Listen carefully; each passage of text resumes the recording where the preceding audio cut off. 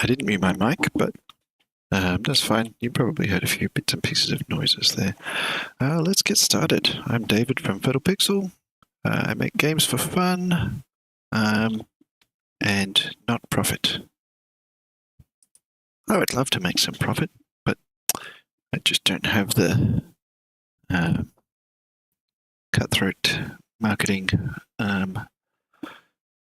approach or time. So I make my money with my day job and I tinker with games. And if one of them takes off and I get rich, then I'll use my riches to spend more time making games, which would be fun. This is a different game.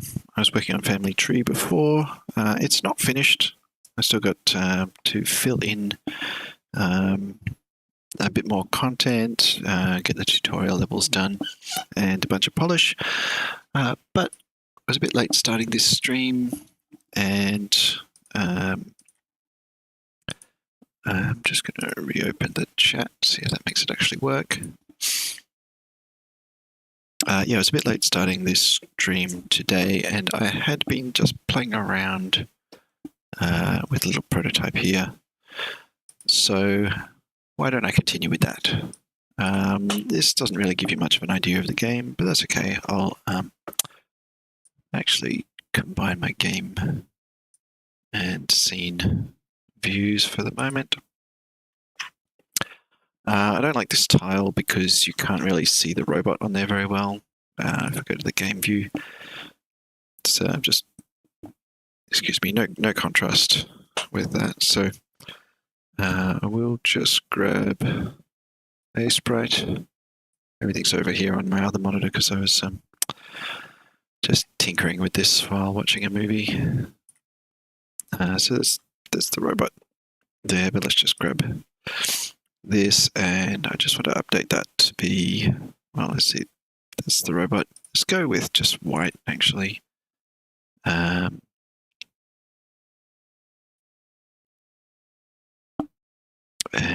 probably want to just get rid of those things. Sort of doesn't matter. This is just to give a really rough idea of the grid for a prototype, and then I'll be able to show what's going on. And let's go with blues, hey? So I'm going to make this look slightly like a raised tile. I know I just said it doesn't matter, but essentially we got, this is like the top surface, so it'll be the brightest, and then we can kind of do, I don't know, sort of two angled away bits. Let's do this top one here as that kind of blue, and this bottom one here is this kind of, let's use a line tool instead and do that there, and then,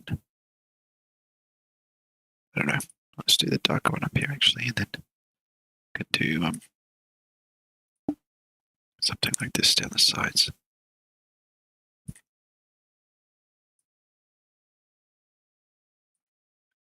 And really dark corners, if I didn't already have those.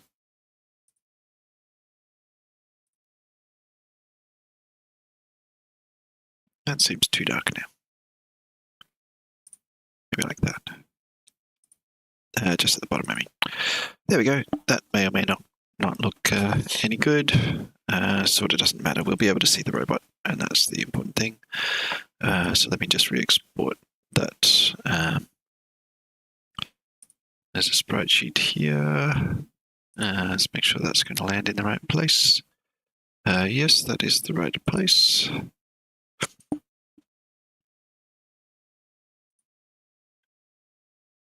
And hopefully that will have Unity. Yeah, okay. That's hurting my eyes. Let's just grab a square of this color here, and with much lower alpha, and just, nope, that did not work.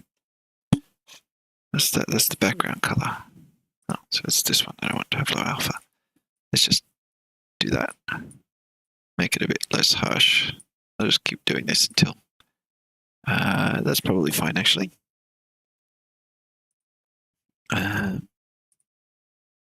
Control E to export a sprite sheet, hey? That's good. Do want that alert, but it would be nice if I didn't have it most of the time. There we go. That's not hurting my eyes so much. This robot is only temporary. I just quickly threw it together.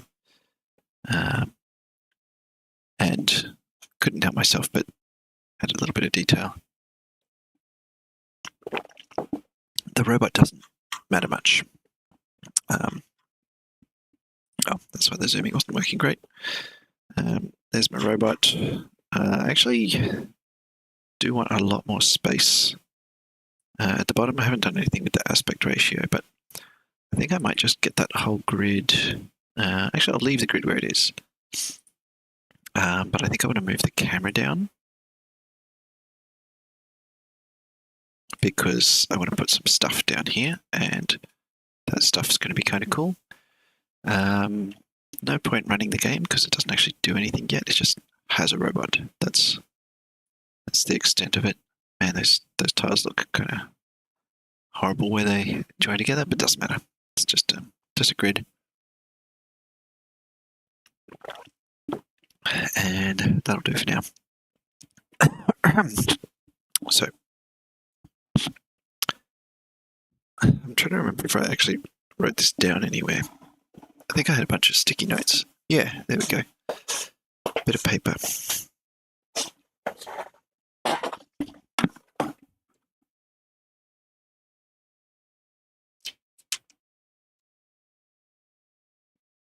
I was a bit aggressive with the blue tack there, but okay. So yes, I'm working on MVP 1.0, which, if you're unaware, stands for minimum viable product or something like that. So basically just making the sort of the bare minimum that would count as this game.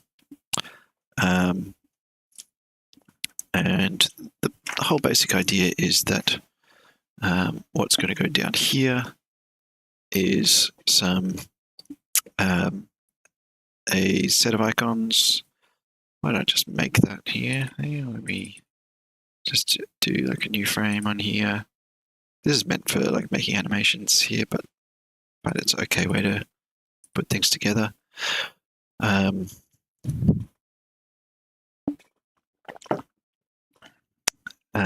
Yeah, so there's probably a better way to do that, but it's all good.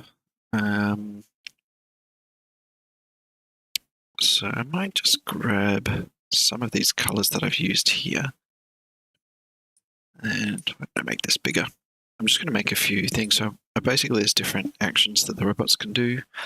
I'm going to have 4 available actions in this prototype. So I basically just want some little icons to do that, and those will go in series along a some kind of a track. So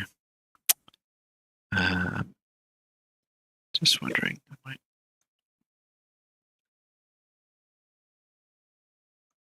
let's just grab this whole thing here, move it over to there for now, and I just want to kind of use these colors. So I can just make a thing like whatever. Just get that started, and then just like make some lines. It's the line tool. Now,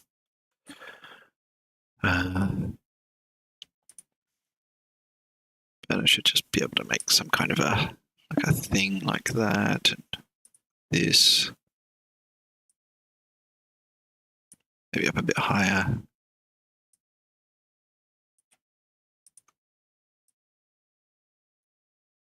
But essentially something like that, that's kind of a bit indented, and maybe like bring that in a bit there so that it looks closer to rounded.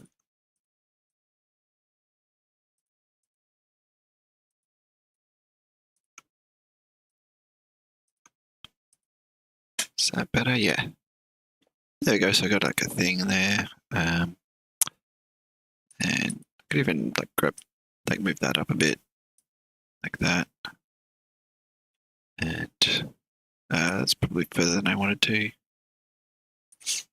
I mean, I could make this as a separate sprite and just do like a 9 slice so I can resize it to whatever I want. But that's too complicated for now. Let's not do that. Yeah.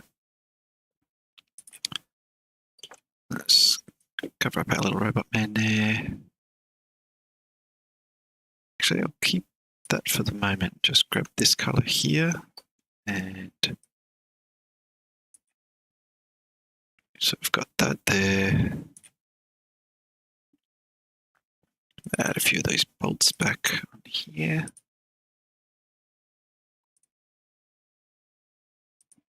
Yeah, looks pretty robot-y. And now it should be okay to just cover that up. And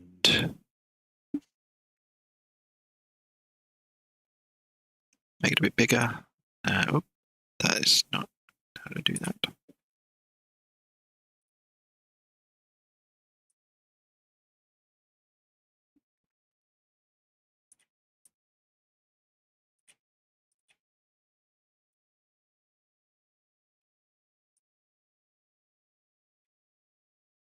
Something like that. And let's just copy and paste this down a few times so we got the rest of it. I know I could just do the button and do a different background, or I probably should do no background actually. Transparent background. Then I can put it in front of whatever background I want. But let's not mess about. Let's just get something that looks amazing. Well, amazing's maybe a bit a stronger word to use there, but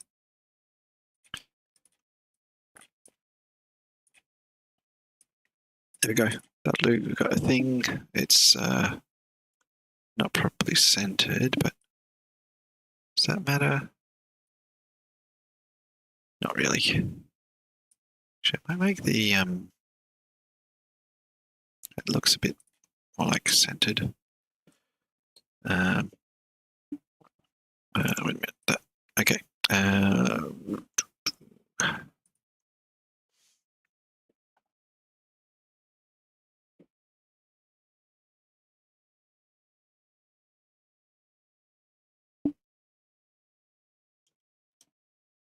What am I pressing here? Oh, the marquee tool. That's why I keep doing that. So how long is that distance there?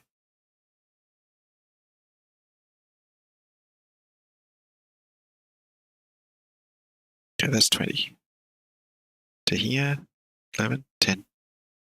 Yeah, so that is 1 pixel down. So what I could do here is just like this.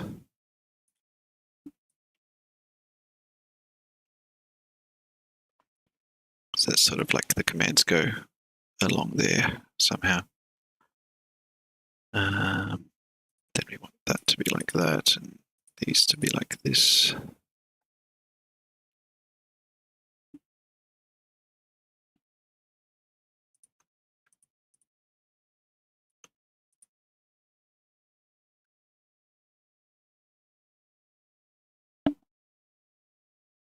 Yep, that seems fine. And I'll probably have these overlapping somewhat. So I'll save that. And now I want to make some icons to go in there. So let's just do a new frame here, same as the last one. And a wizard, please. Let's just get rid of those things. And these things. And in fact, If I erase those bits here and the bolts, no, keep the bolts. I think I just erased a hole in that, but it's hard to tell because of the grey background.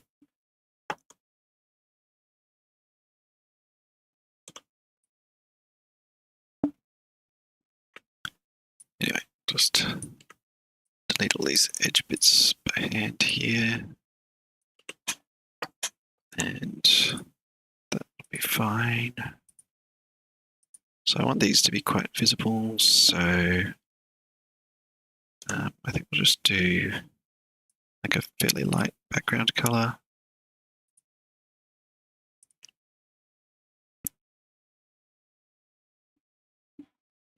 Yep, that'll do for now.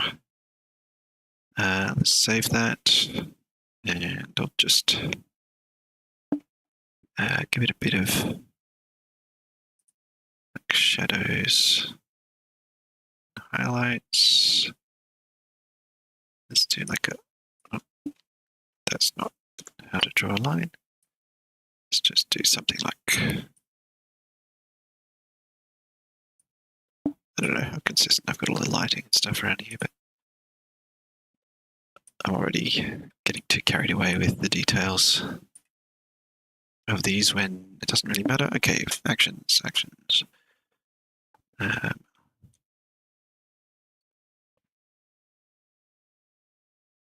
So we have walking forward. So let's just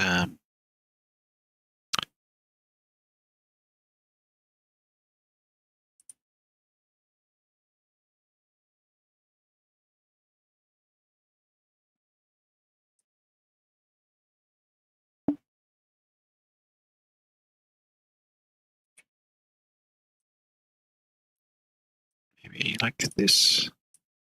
That could be an arrow.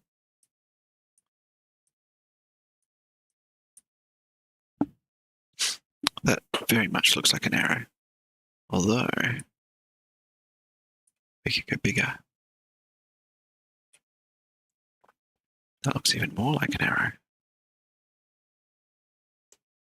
But maybe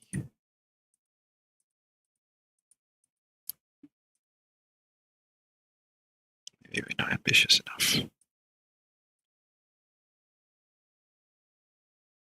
We could have something even supremely more arrowy.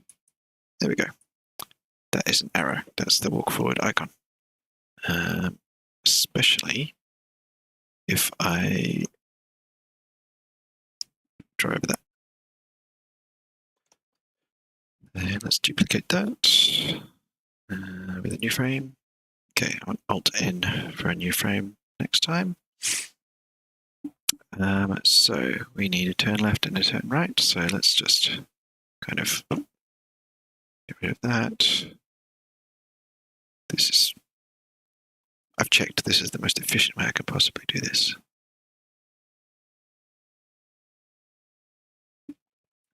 That is, of course, an outright lie. Let's see.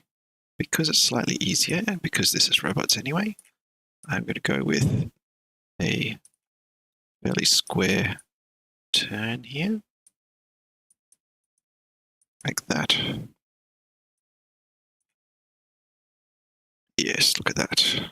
And why don't I just plagiarize my own work and grab this.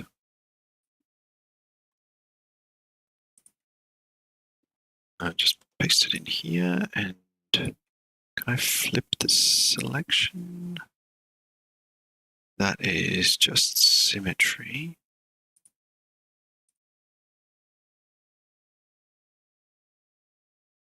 I mean, I think if I just go like this, it would do it, but is there something I can hold down that will make it stick with the right pixel size? Let's say,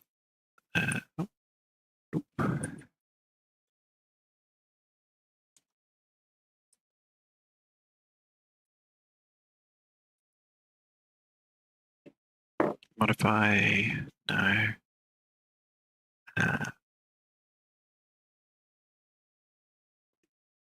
Is there a flip horizontal? There we go. Done. And that gives me an idea for the next one. So, oh yeah, Alt N.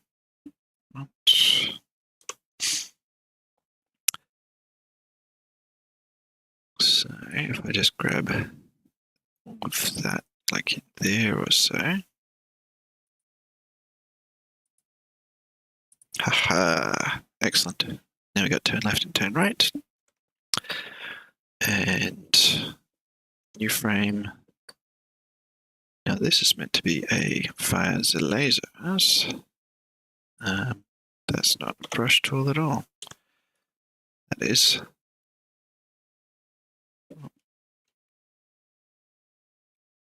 There, done. No, that doesn't quite look right. In fact, it looks almost suspicious.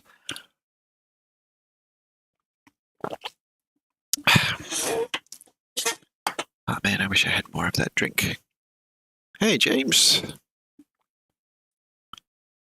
Oh, that confirms messages from YouTube are working. Also, where's my sound? That should have made a noise. Better check that that's outputting sound to the right place. Yeah, that monitor has the sound to doohickey.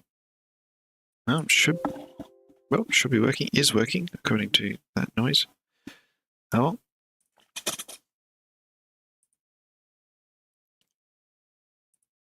Has that worked over here as well?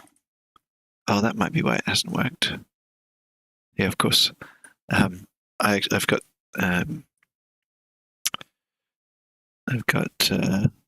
Twitch chat over here. That makes noises when things come in, and apparently this is not configured to make noises. Let's see if I can, because I do want to hear when people send messages, because I otherwise just get pretty focused on what I'm doing. Can't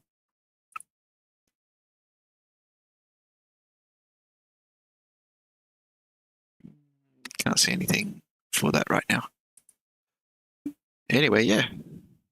Oh yeah, this game. So I've just started putting together a prototype of a little robot game.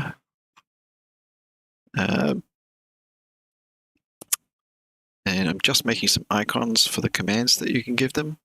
And actually need factories as well, but I don't think I'll have factories to start with. I'll just use a square as the factory. But they'll spawn in the factory, and then I'll go across the battlefield doing whatever commands you've set them up to do. And there'll be factories on the other side making robots that they'll battle against. So you've got to try to give them the right set of commands to help them navigate through to the other side. So that's the basic concept, without going into too much detail and distracting myself. And this is not a good laser gun right now, because it's just literally a turning arrow that has been modified. But let me move that down now, like about there. And then, where'd my... Oh, not on the brush tool. That explains it. Yep. So I think I want basically that looks even worse than before. The sort of laser shape, but I think maybe like with a few bits chunked out of it.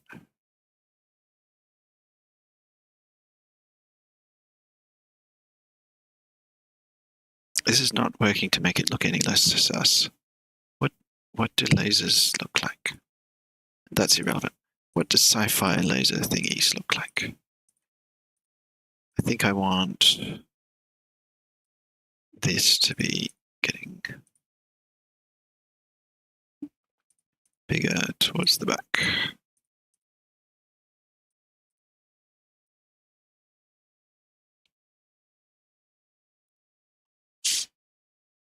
That looks kind of weird. doesn't matter. It just needs to be distinct from the others for the moment.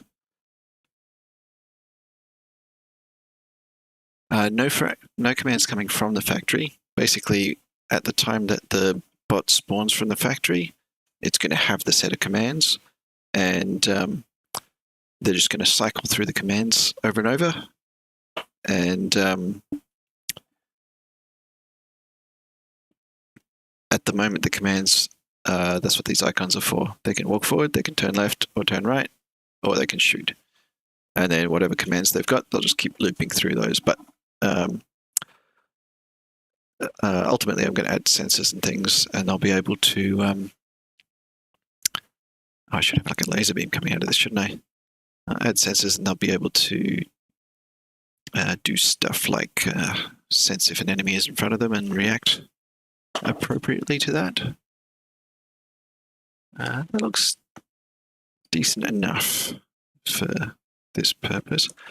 Yes, they'll be able to make decisions like rudimentary decisions, perhaps, but still good enough for whatever they'll need to do.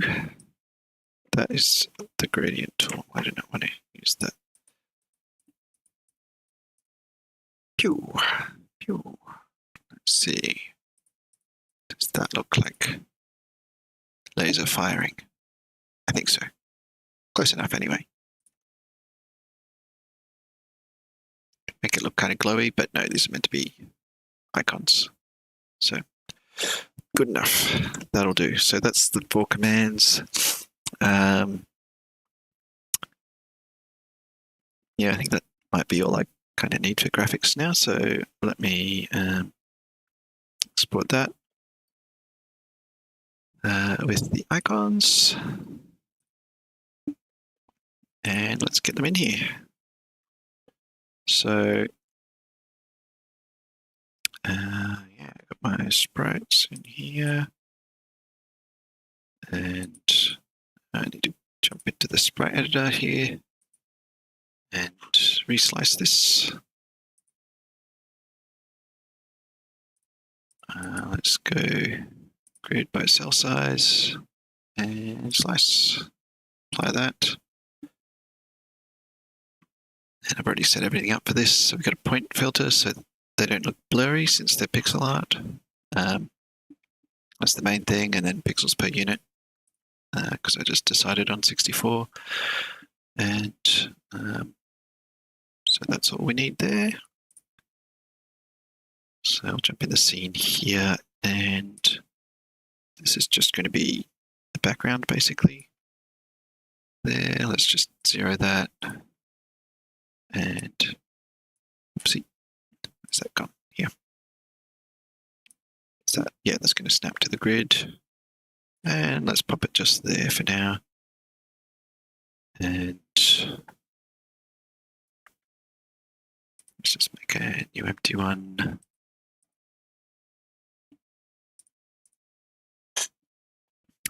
And this is program track. It's just a simple track right now. It will have branching eventually. Oh, James, you're asking, what's the counterplay of someone spamming forward and fire laser? I'm pretty sure, well, that's going to be the default. They'll just be set on step forward, fire laser, step forward, fire laser.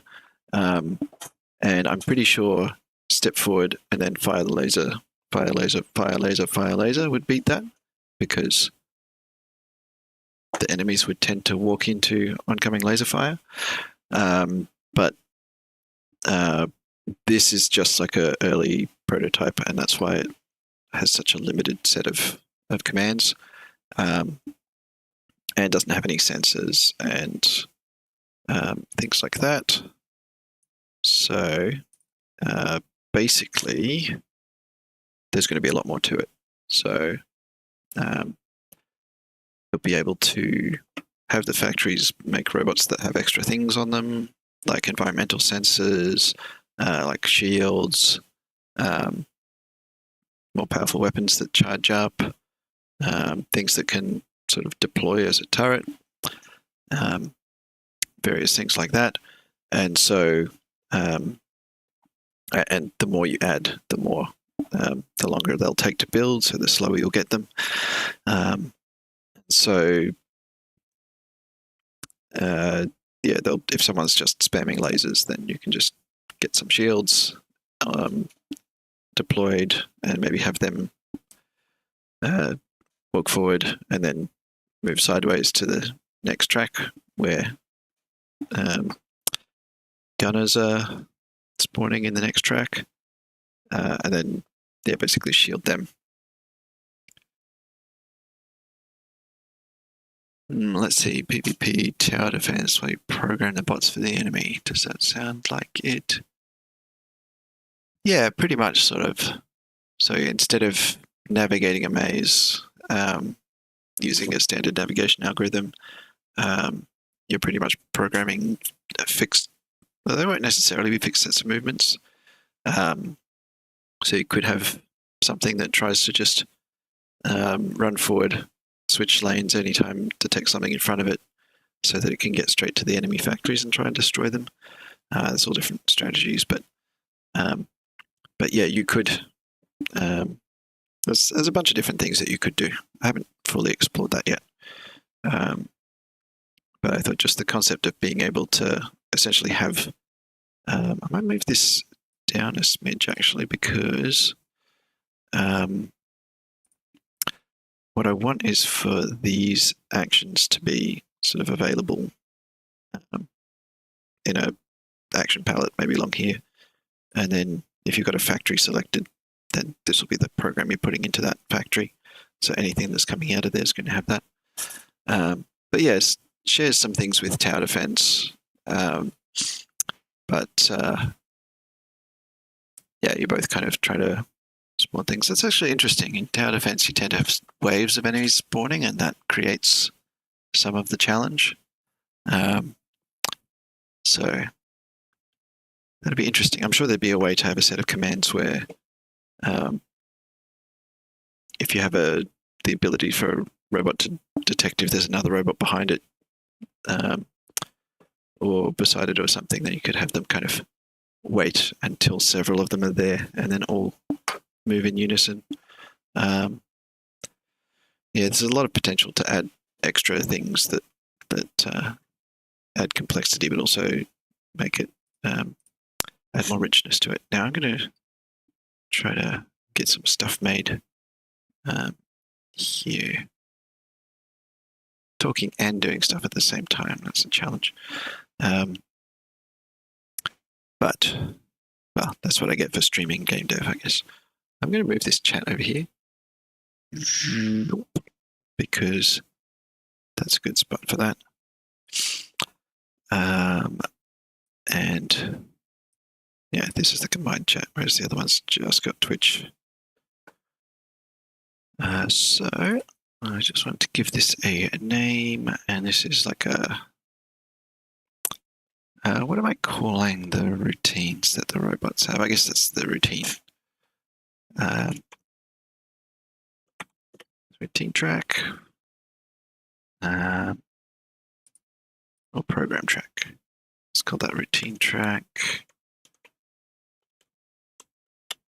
And this will be a routine track step or something like that. I'll just make a quick prefab out of that. Make sure those have sensible numbers. Yes, these are not some weird floating point number thingies. And so let's get a few more of those in there. I'll probably create these programmatically at some point, but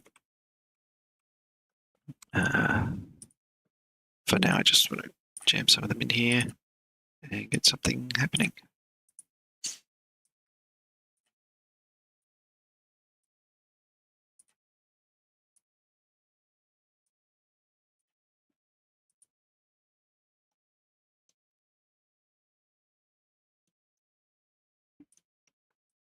That looks like a good number because that is how many will fit right there.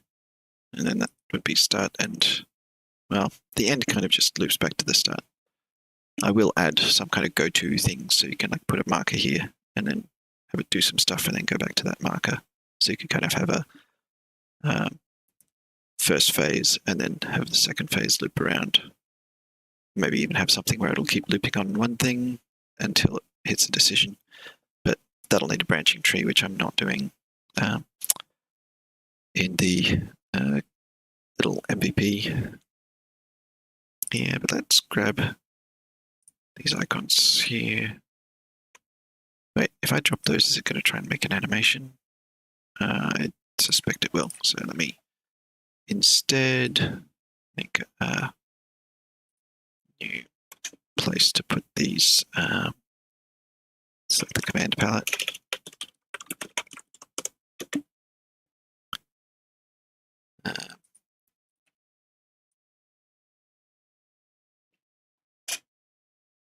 And let's just drop each of those in there.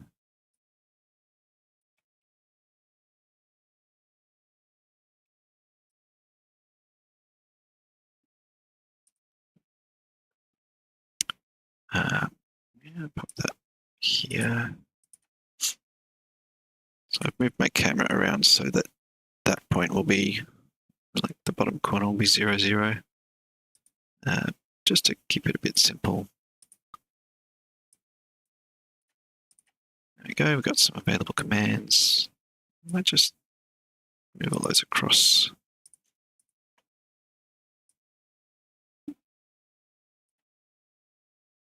So I feel like there'd be some kind of label here. Not that it really matters. What else do I need? I think that's basically all I need because I can use the same icons there. There's going to be some other stuff I need. I'll make a quick and dirty factory kind of thingy. Let's just grab that robot and use the same colors for factory. So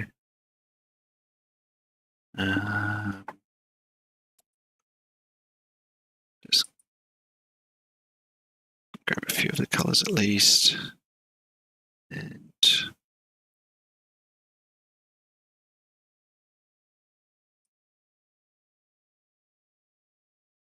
say maybe that ish.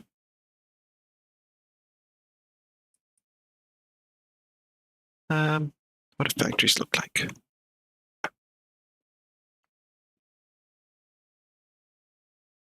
Do like a roof on it. Give it some windows. Real one would obviously be much more designed than this one.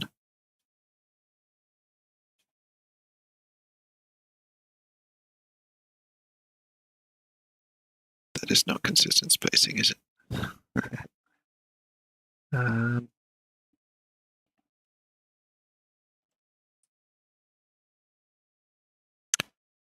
terrible at just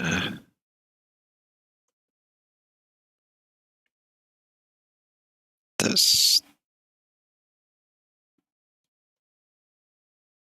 What am I doing here? Oh, wrong thingy. This still does not look consistent. Doesn't matter.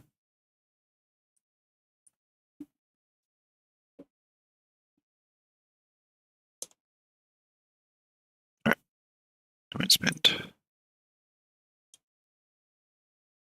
too long on this. I possibly already have, but I won't spend any more too long on this. I think that's looking pretty mediocre, so that's good. Yeah. Got a few things coming up off there. Maybe one with like a cross thingy. Like that. Yeah, it's looking really factory-esque. I'll leave the rest of that. Just realized these should probably extend down further here.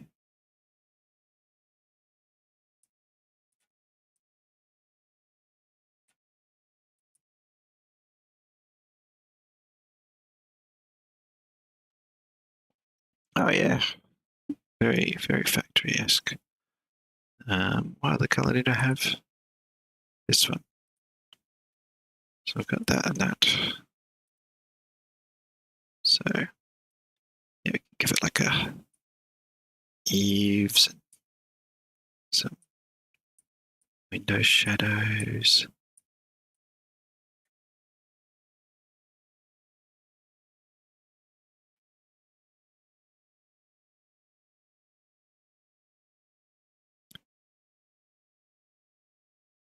Get it done any moment, I swear. What was the deadline for this one again?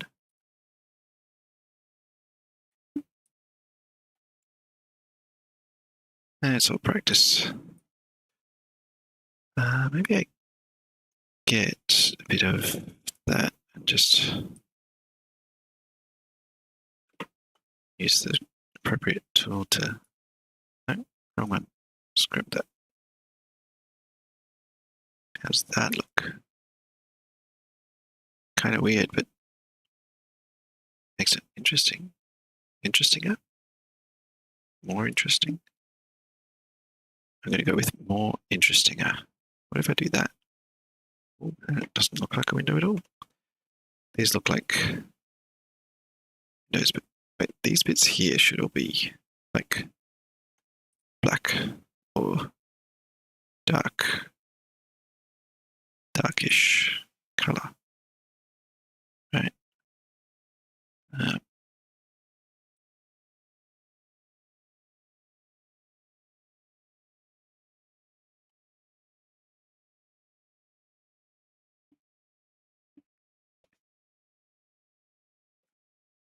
There we go. That's a factory. Completely the wrong kind of thing for that robot to come out of, but who cares? We will export that. And now we have a new sprite. We need to slice this again. It'd be nice if you could just say, like, just keep slicing it. Like if I add a new one, just keep following that that sprite thingy. Wait, I thought I wanted the pivot on these to be the bottom left. Oh, that's fine for now. I may have just accidentally shifted everything a smidge. But as long as they're consistent between everything, all it means is I have to move the camera if I've put things in the wrong place. Anyway, that's done. So now I can pop some factories. This robot is not a prefab yet. So let's make sure that we get a robot prefab. Got a prefab for that thing. Hello, Gorilla Mod. I'm doing well. I'm noticing chat messages even though there's no noises for them. I need to figure out how to get the YouTube chat messages to make some noise, at least for now. Not going to get too distracted by some people saying hello. And I'd rather get distracted than miss someone saying hello. That is a cool gorilla picture on there.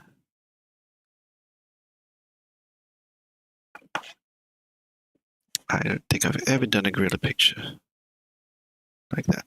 I am indeed trying to make a game. And it is a game with factories, which I've just made. So let me get the factories in there.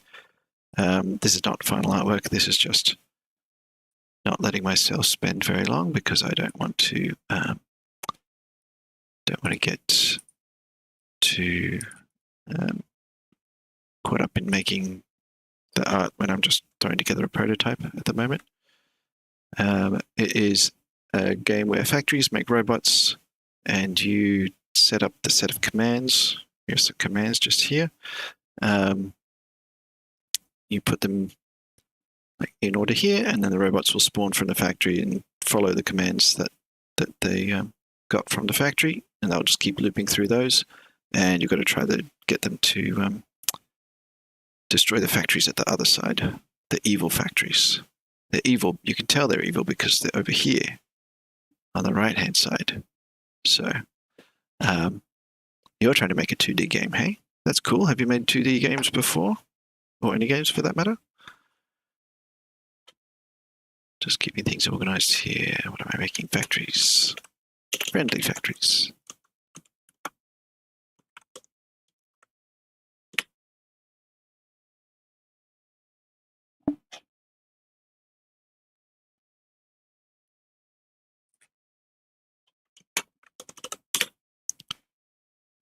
Factory. And oh, need to reset that transform. Keep everything on the grid. And let me make that straight into a prefab so that I can work with that. Okay, let's pop that there. Pop it up here.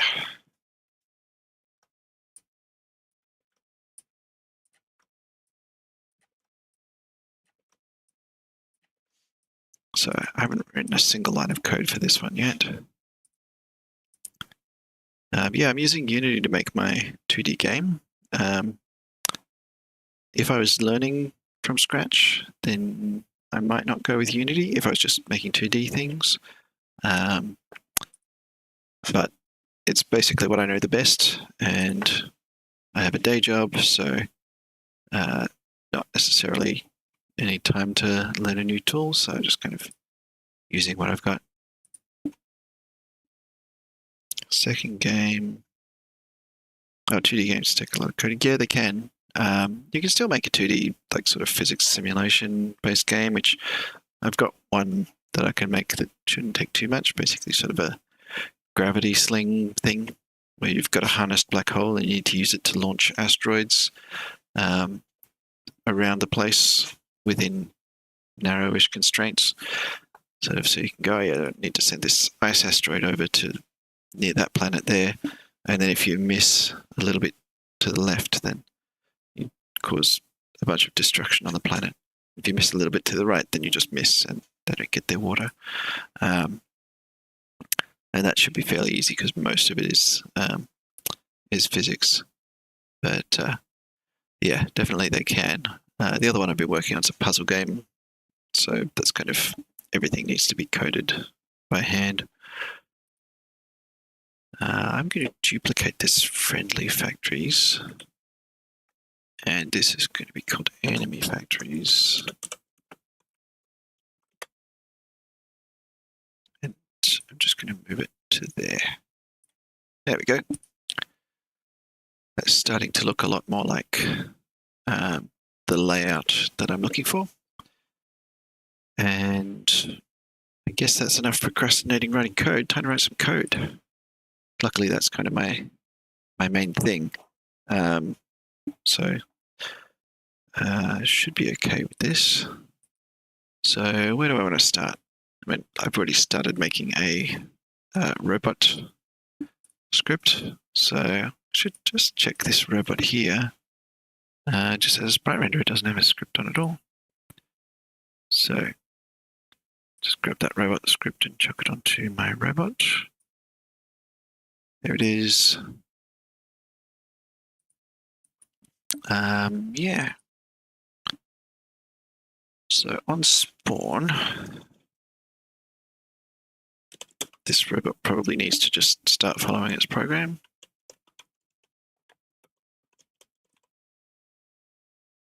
I guess first of all, it needs to walk out of the factory. Then it needs to start following the program. And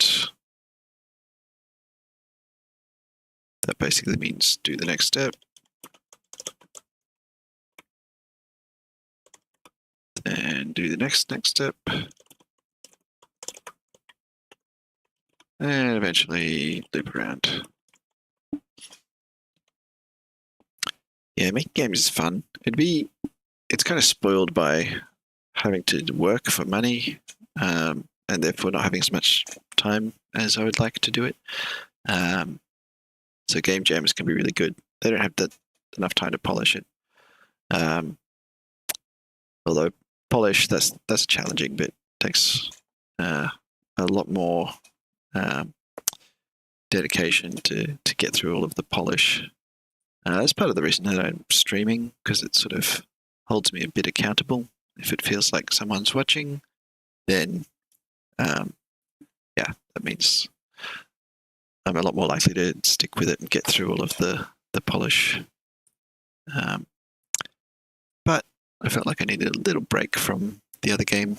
I got all of the systems put in for the other game, Family Tree Puzzle, and so yeah, it's kind of a going into the filling in content phase. But yeah, I was just kind of playing around with this, and I was a bit late to start this stream, so I thought, yeah, I'll just stick with this, prototyping this for the moment. All right, so how am I going to do this? There's a few different ways. I could basically, in the update loop, I could just check the state, and yeah, I think that's a good way to do it.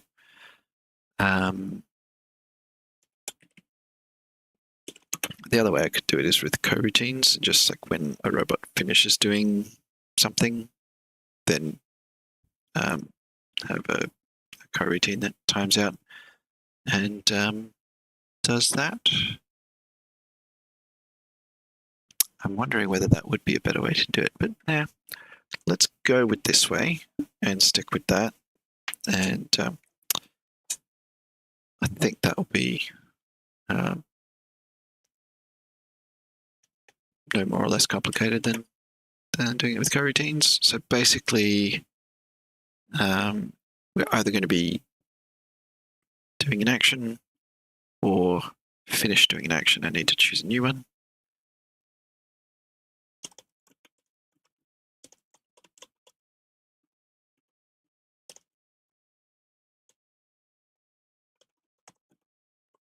In which case it'll need to choose you're taking a break, like just a short break while you watch some streaming, or like a longer break, like a holiday from it.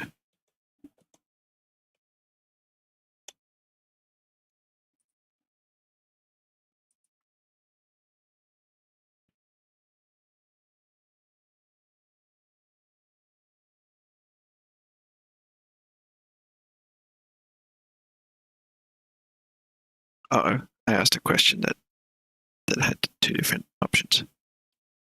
Maybe the first thing I said, like a holiday, cool.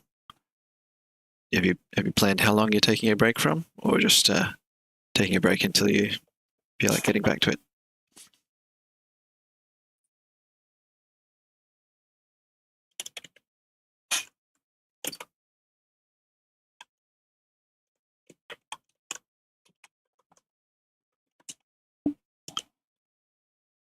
Let's see.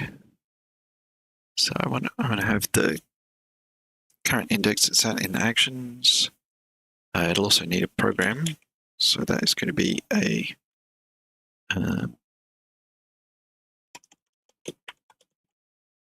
array of robot actions. Let's call that a routine. That's the routine is going to follow, and that'll be set by the factory.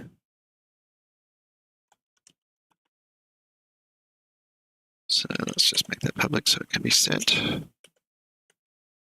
Only I'm working on this code, so I don't need to worry too much about exposing too much and having people do the wrong thing with it.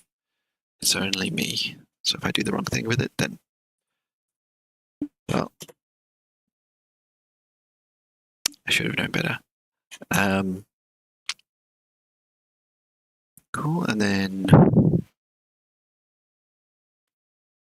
I guess each action will probably be associated with an animation, and can probably set up some animations and have the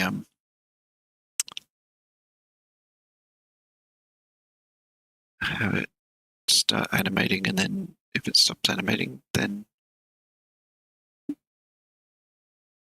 that is the state that would tell me that it needs to choose another action. So why don't I grab the old Unity manual here? There's some stuff I was looking up last time. Oh, not last time, no. I was looking up grid snapping. So that's cool. But is that what I've got? I've got 2023.1 or 2023.2.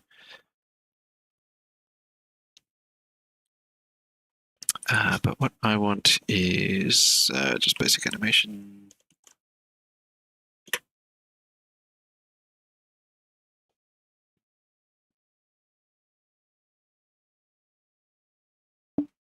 Actually, I'm just going to try first.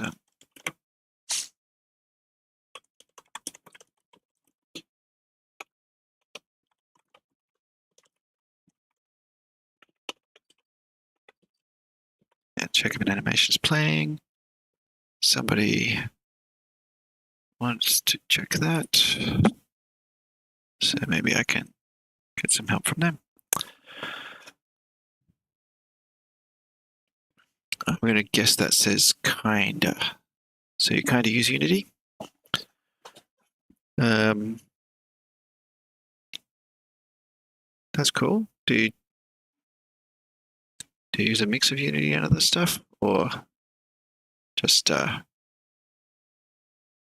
played around with it a little bit? I guess that might mean. Yeah, I haven't played around with like Godot or Unreal. If I had a bit more free time, I probably would.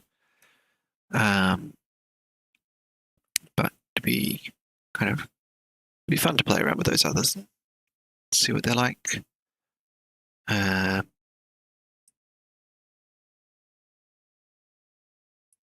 yeah.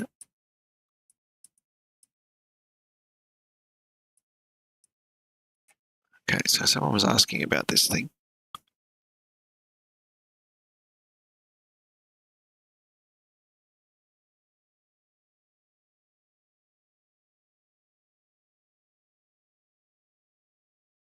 Oh man, back hurts. That's no fun. If you use the animator mechanism, then I think you should do something like that. This dot animator get current animator state info 0 dot is name. That.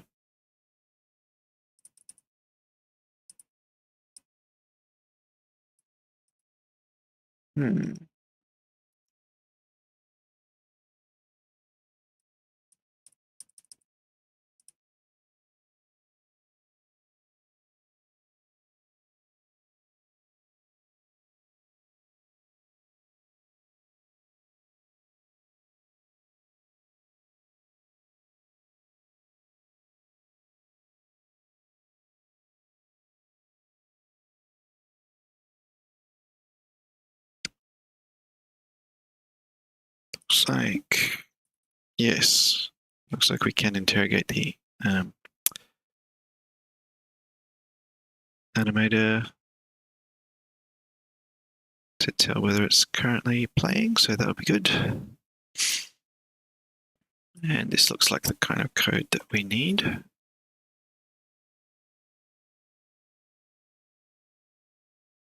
Let's use that as a starting point here.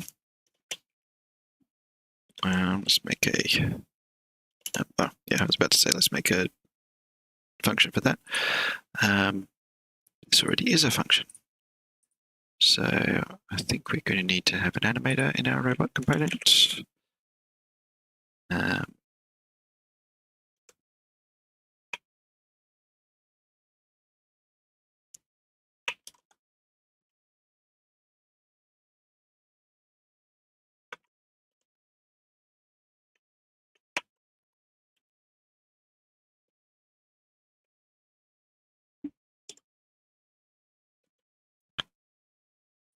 Animator Get current animation state for 0.length. Okay, normalize time.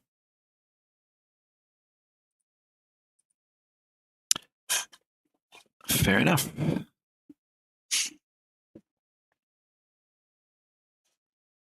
Gorilla Mod, what do you mean you spilt on your char? It could mean chair. It could mean you fell out of it. But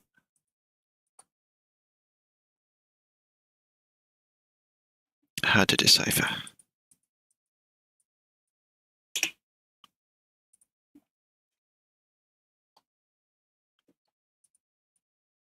And tell me about your game. What kind of game is it? And have you got anything up somewhere? Like I thought it might have been meant chair. Yeah, have you got any screenshots up or playable demo or something? Or we're not quite there yet. This one isn't up yet, but I tend to just push everything up to itch as soon as I've got anything that's even vaguely playable. That kind of helps to be able to try it out. Yeah, monkey game, if I'm reading that right. So basically here, if the animator is playing,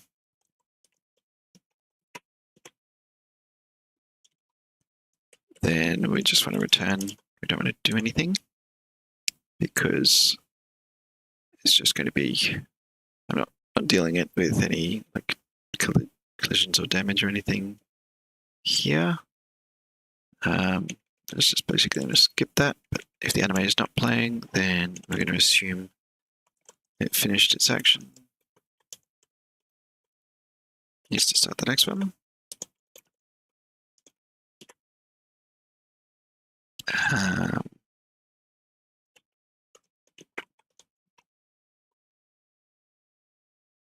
Let's just say, let's just update that.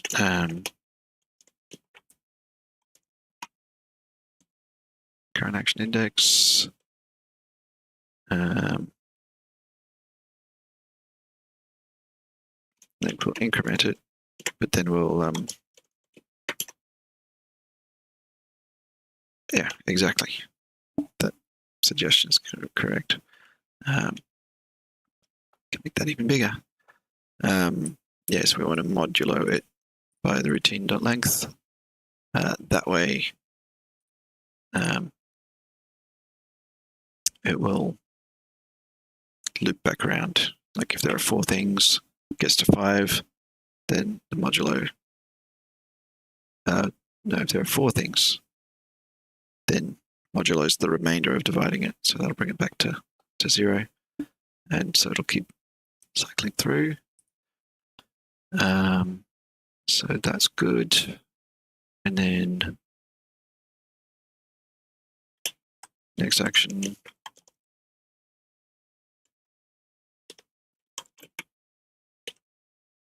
Is going to be just that routine current action index. I've got much in this, so all of the suggestions are pretty much the only thing you can do. Saving your brother. That sounds good. So is it like Mario? Someone's kidnapped your brother and holding him in a castle?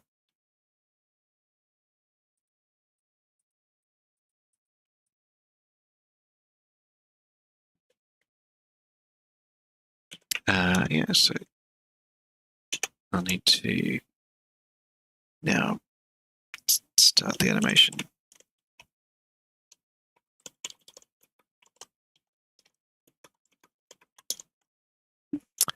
I haven't really thought much about how I'm going to make those work, but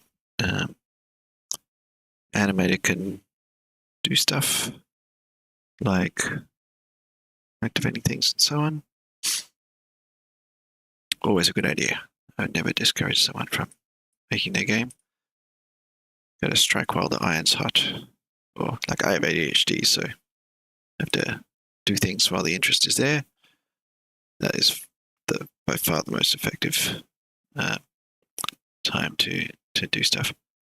Right, so I think the robot needs an animator. And also I probably need to apply all these overrides to the prefab so it gets the script. And let's add an animator.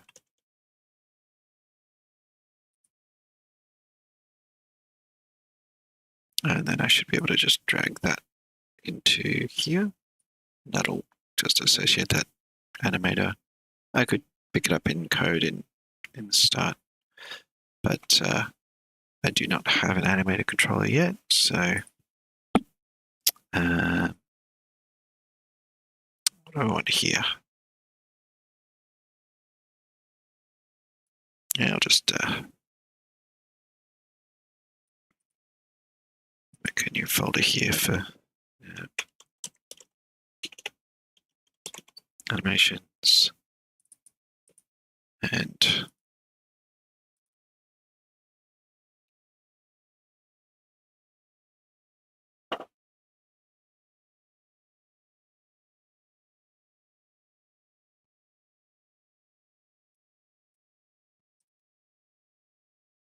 yeah, I think I just create animator controller.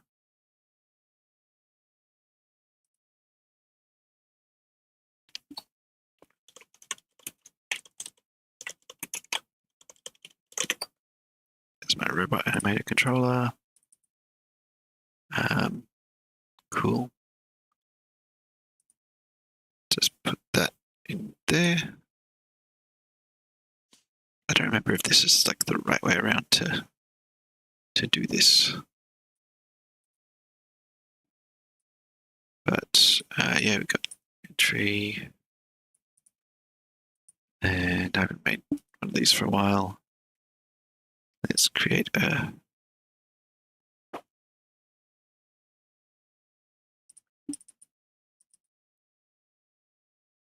thing.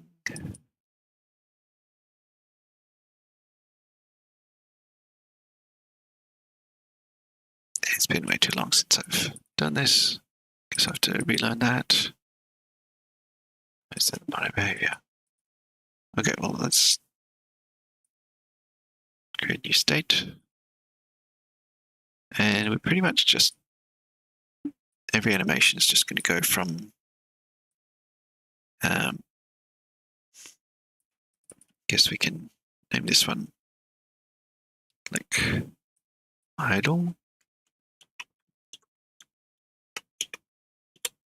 So we'll kind of go in and we'll be in the idle state. And anytime it's in idle state, that means it's going to want to choose a new one. So now we can create another state here. And that can be like walk forward. Let's give these names like that.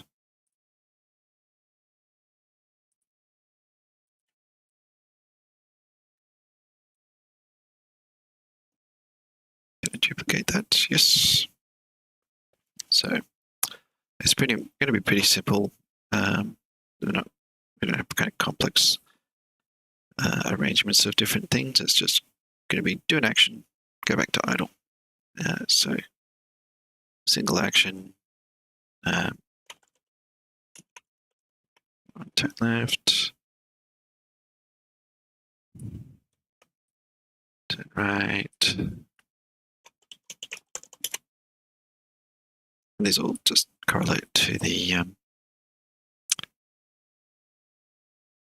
whatever, these guys.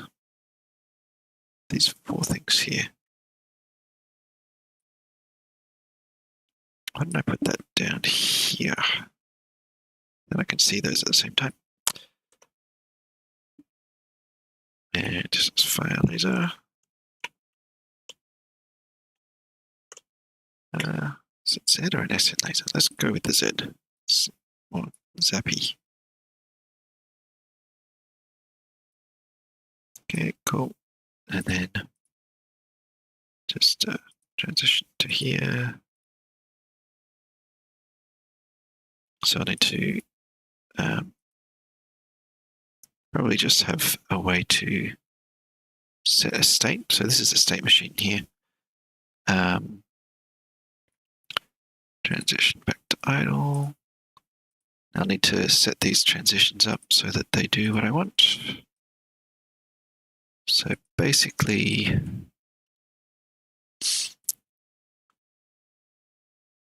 walk forward. I don't know about these motion assets,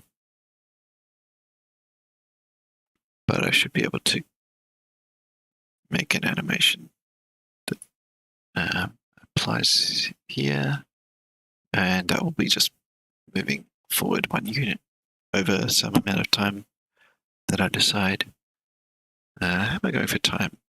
I'm getting low on time, but hopefully I can just have like a default robot that's got a robot action. So why don't I make this also a serialized field? Because then I can actually like go into this robot here and set the routine in it manually here before I've even got the factory programmed to spawn robots. And then this robot can go through its routine. Here's the routine. Just, yeah, walk forward seems good.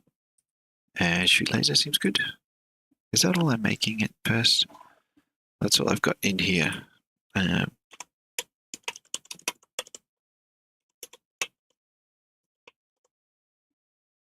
let's add those two. But I won't implement those two for now. I'll start with these two and get that working. I guess I should even just do walk forward. And just confirm that can work.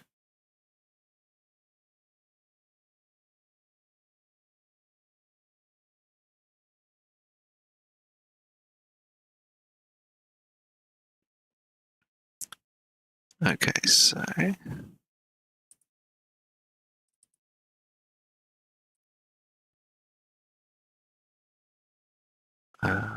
trying to remember how to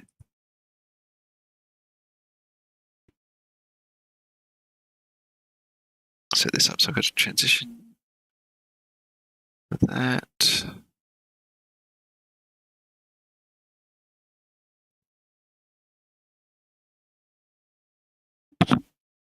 But I want to know how we're transitioning to that.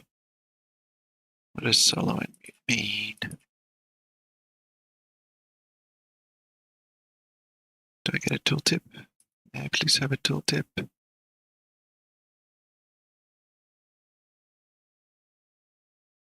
This is exit time.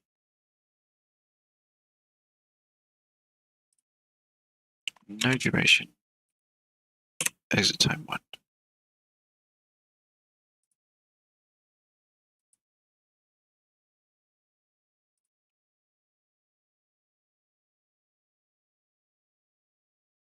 Conditions. List is empty.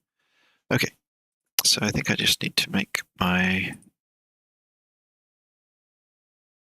animation. So I've made my animator controller. So I think I'm going to make it animation.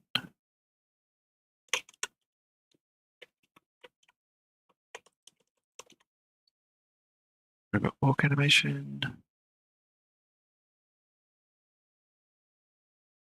Now, can I take that?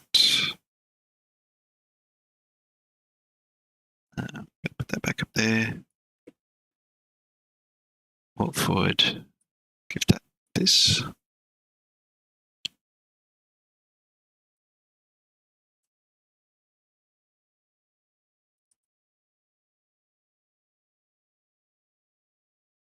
sure there's a way that I can like open that controller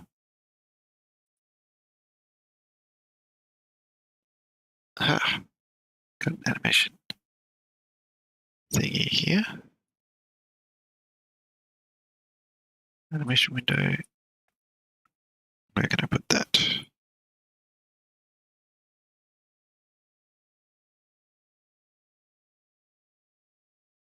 I basically just want to put my transform dot position.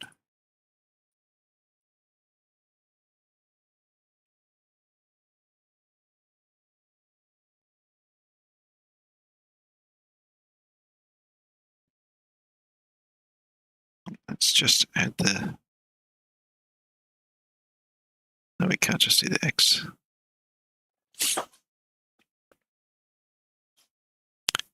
I have totally forgotten how to get the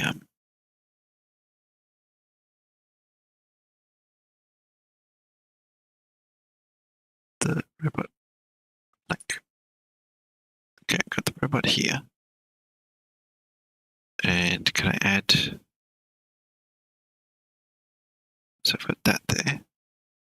And I just want it to be here.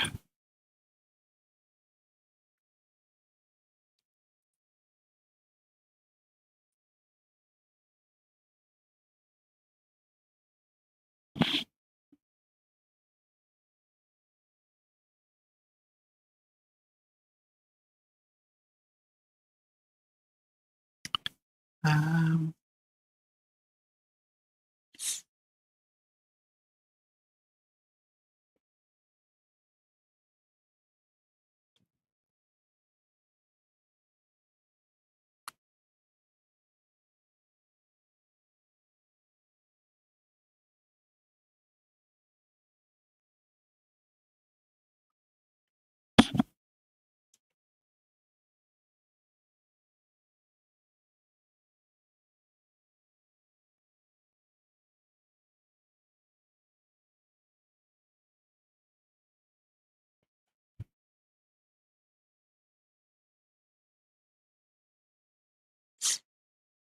oh yes, record.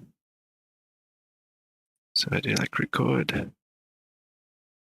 And then click there and put that here.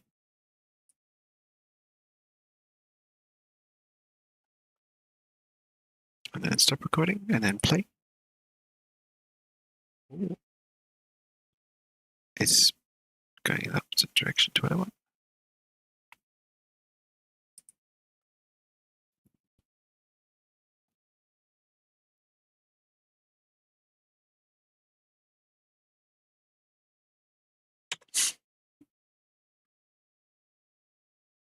What do we got here? I didn't want a keyframe there.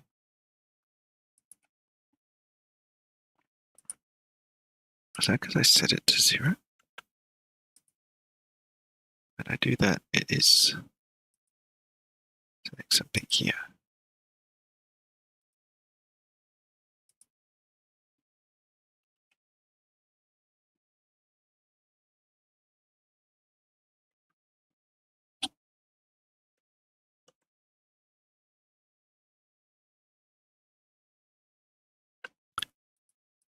I really need to revise this before I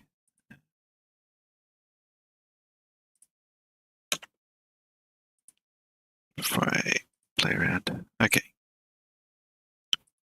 So that seems like it's where I want it. Now let's do record.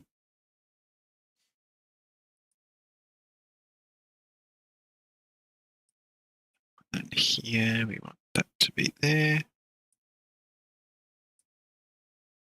There. And then go to next keyframe. And there. And that's it. Stop recording. Try playing that. Yeah, it looks right.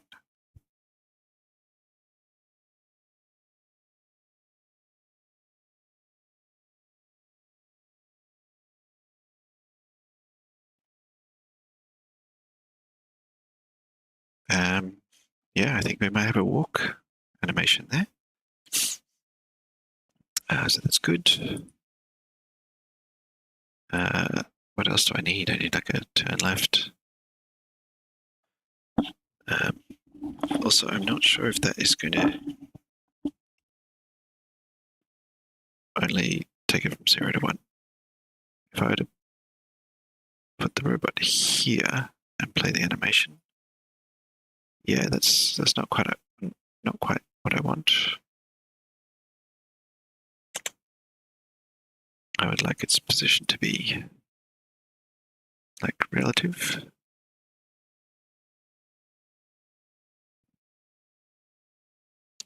Don't know why, but it wants to give me my add property way over there somewhere, the other monitor. So let's bring that here. Let's see if that helps. So transform.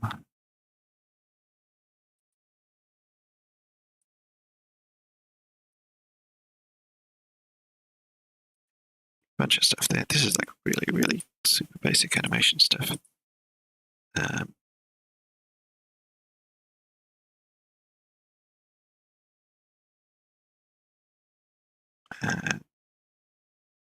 Oops. That wasn't what I wanted to do.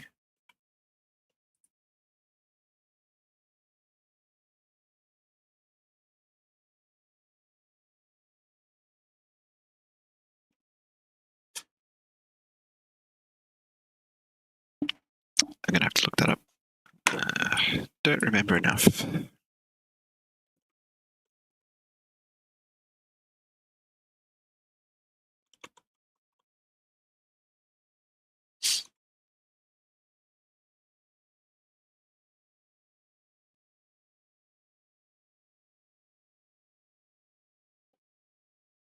Yeah, let's try these little questions. They'll probably clue me in, since I haven't done an animators for a while.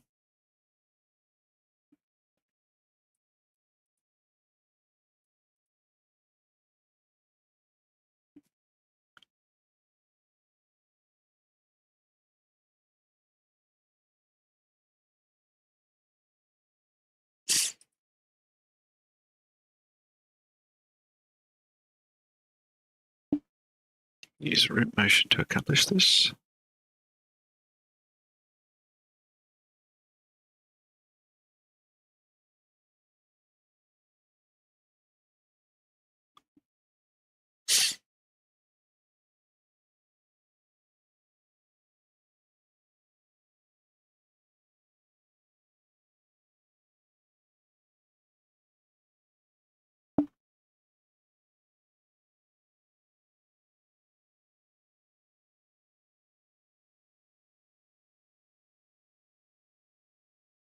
Okay.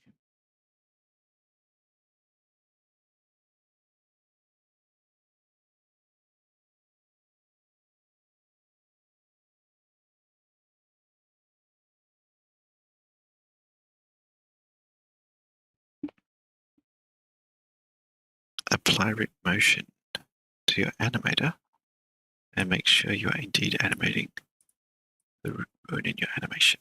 Well, mine doesn't have any bones.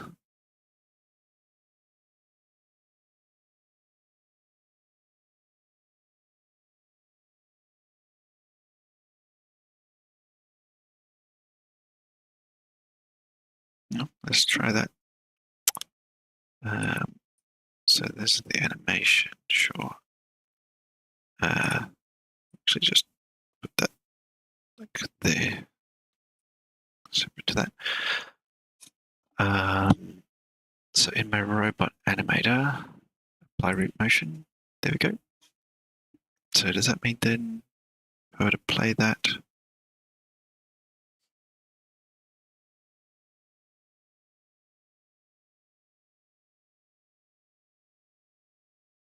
put it up here and do it? Oh, that's good.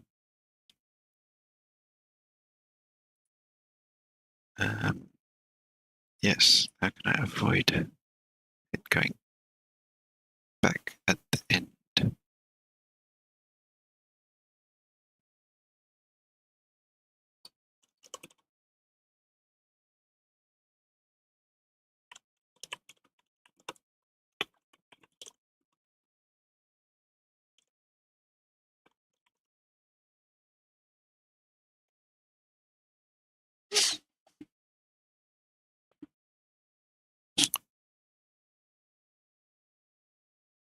wrap mode, clamp forever.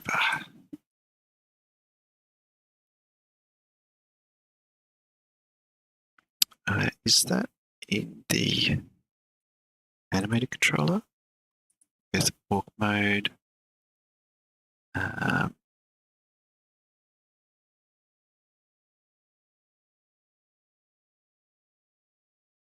Looking for something called wrap mode.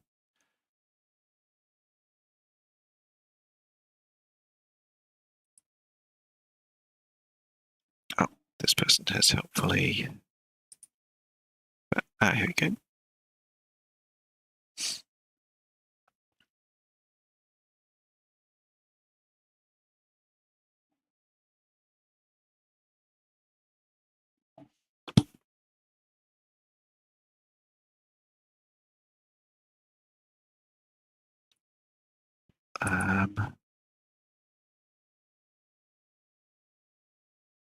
Switch the inspector to debug mode, hey? That does not appear to be working here.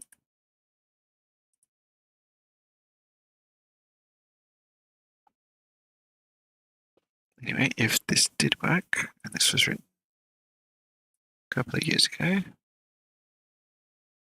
it'd be switching to debug mode and wrap mode, select clamp forever.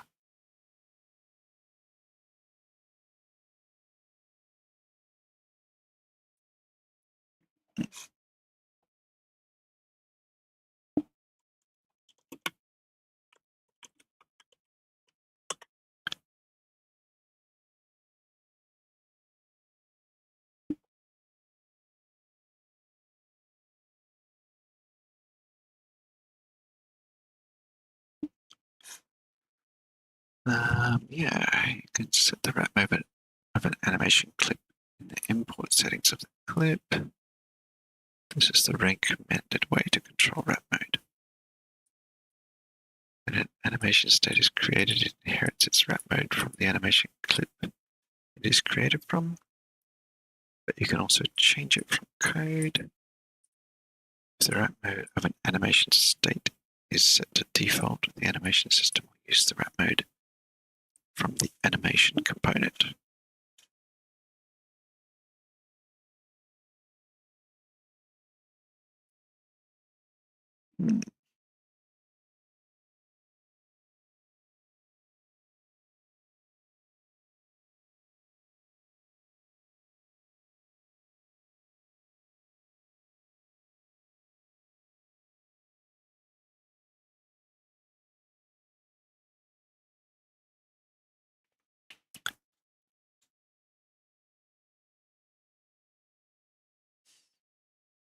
Do not want any blending in this.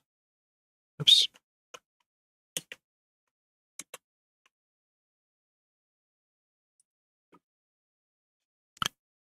Anyway, that's not showing me anything in here.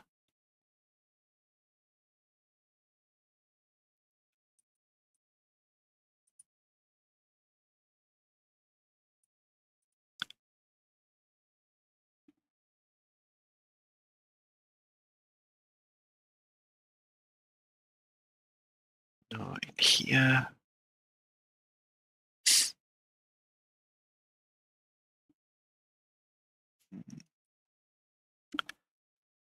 Yeah, so let's have a look here. Close the animation. When it reaches its end, it will keep playing the last frame and never stop playing. Okay.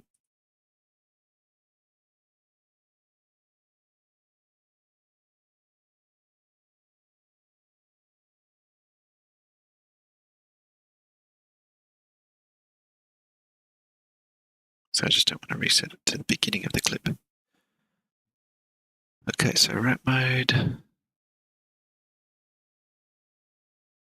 So you can set the wrap mode of an animation clip in the import settings of the clip. So what is an animation clip?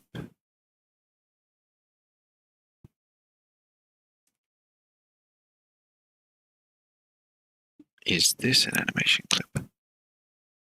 Yes, it is.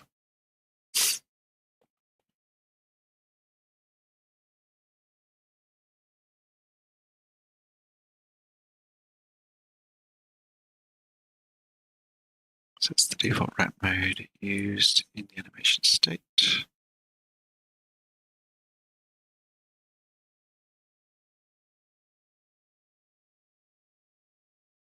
Okay, so this is this.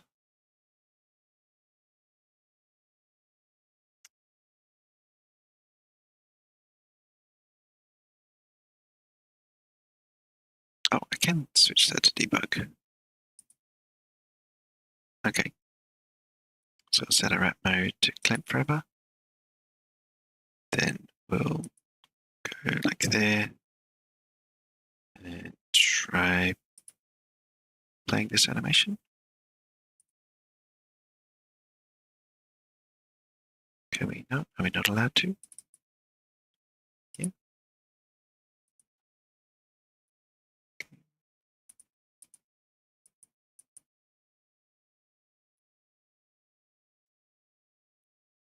Choose a robot, play its animation to walk forward.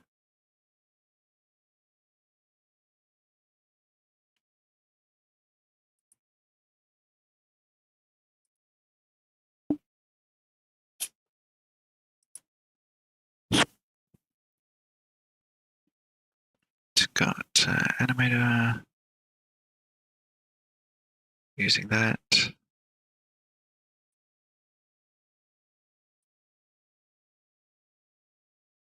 Apply root motion, yes.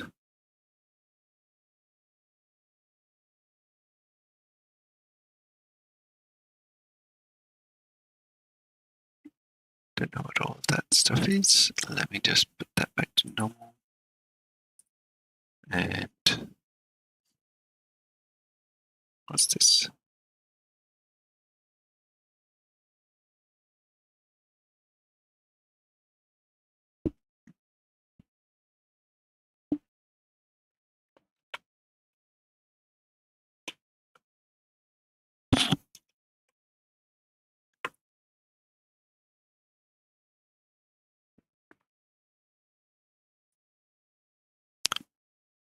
Well, let's just see if we can do just the walking.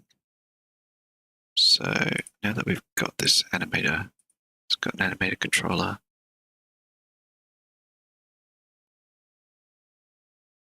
And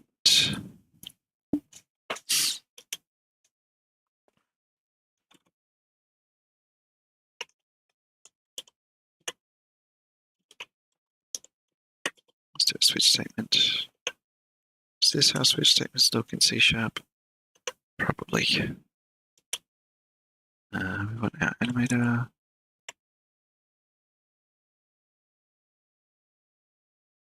What do we want to actually do? We want to transition to walk.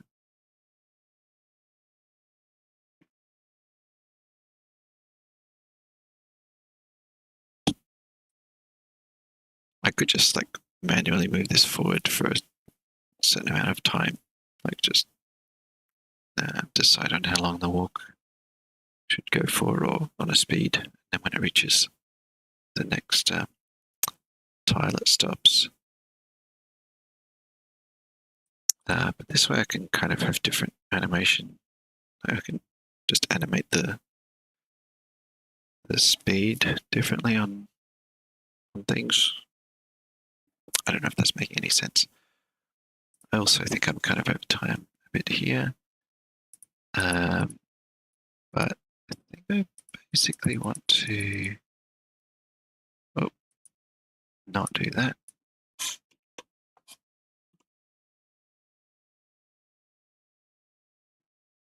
I probably want to, I want to transition to a state.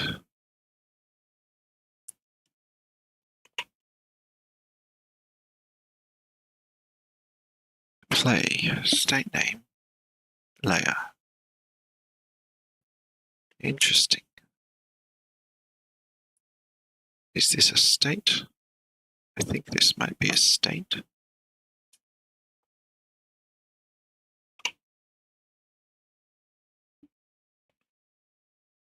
Take an int from a state name hash. It's interesting. We could get a string for the state name.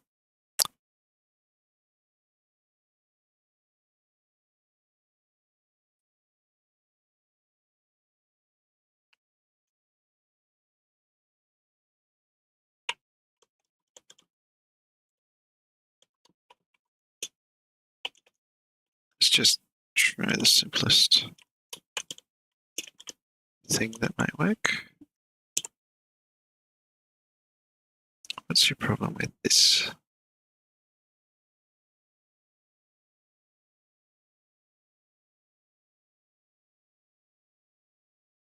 Can't. So if I just say break, are we all good? Yeah.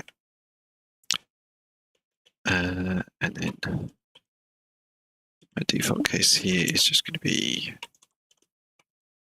debug.log. Yeah, to do implement something.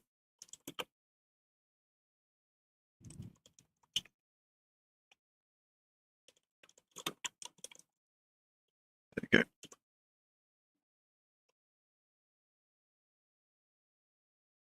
And final break from that too.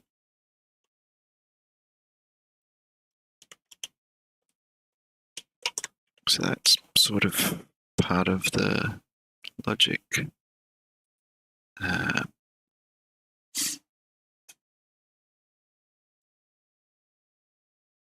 Basically just using this bit here.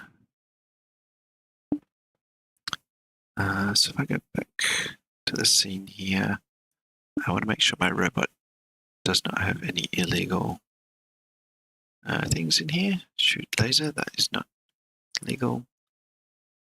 And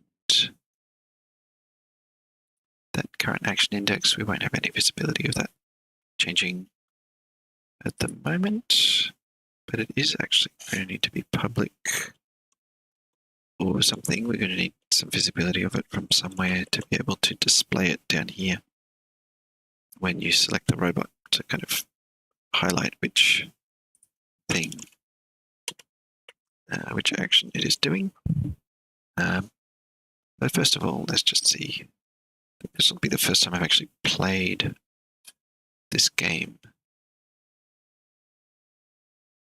Like, before that, I've just been laying out stuff in the scene. There's been no reason to press play. So here it goes. Moment of truth. Is this the real life? Or is this just fantasy? Are we logging anything to the console? Nope.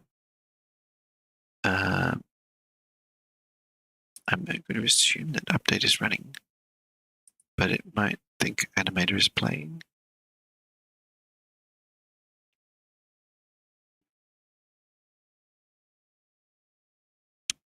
Oh, maybe if I grab this animator here. For some reason, it keeps deciding to turn left. It's just, I don't know why it's doing that. This transition here. Idle to turn left. Exit time, duration. What's this? Idle to turn left.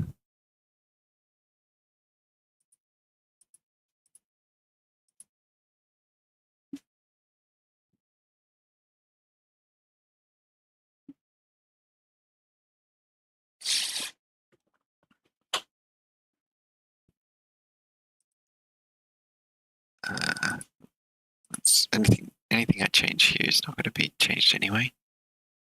But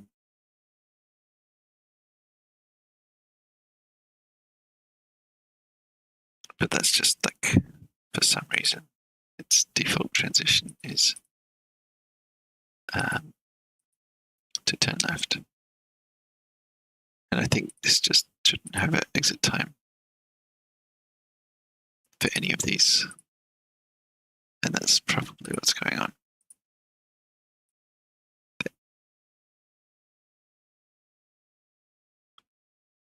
So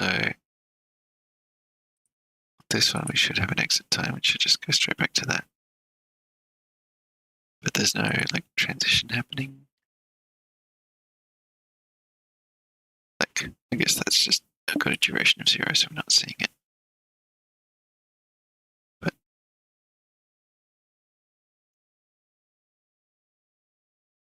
yeah, that was just when I tried to add a blank parameter. Yeah, so let's go back to here. Make sure these transitions all don't have exit time. Well, that seemed to stick there, so that's good. Do I even need a transition for those? Or do they just run once and then transition back to idle? Let's try just removing the transitions. See if we still work.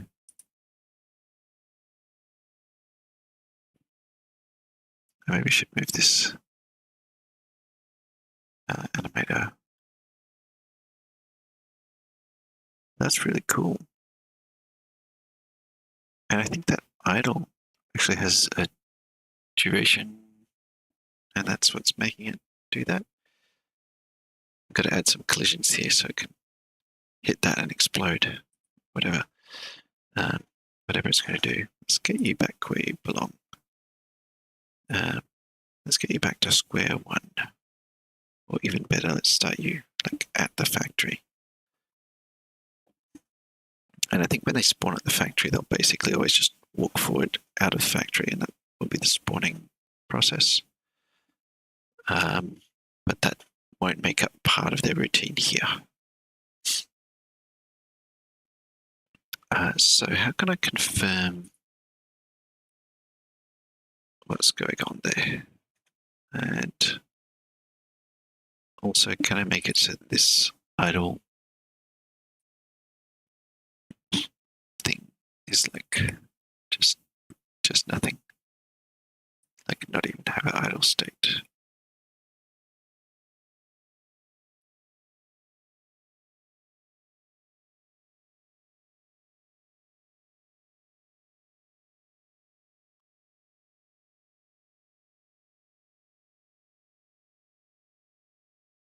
Forward, left, right. Pew pew pew. Oh.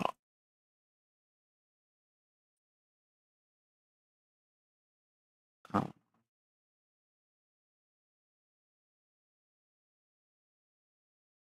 Maybe we shouldn't be transitioning to idle. Maybe we should transition straight to exit instead.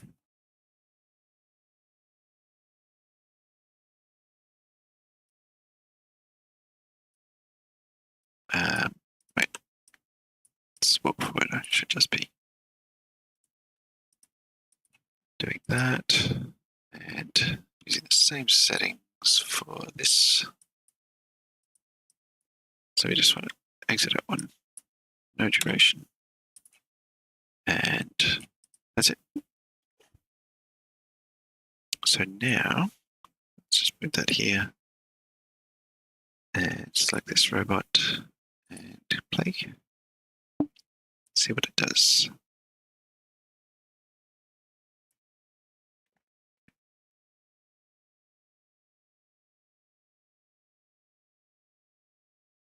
So exit does go back to idle. And are we, I guess, we're like, where was that thing where someone was saying how to figure out which animation is running?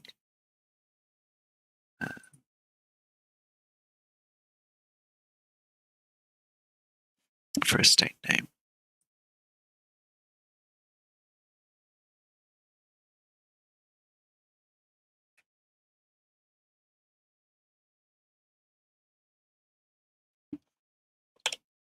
So why don't I just add some debug in here?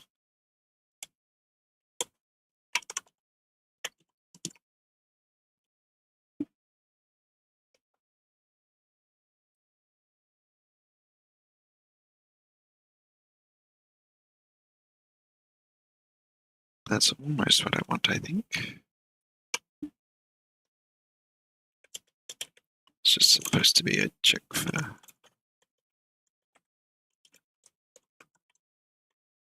this name here, like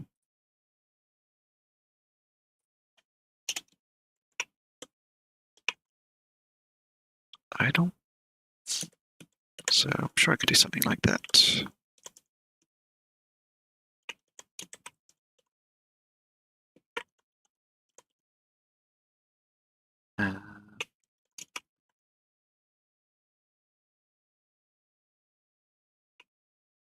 Layer. Oh, that's what those indices are. Maybe just the name.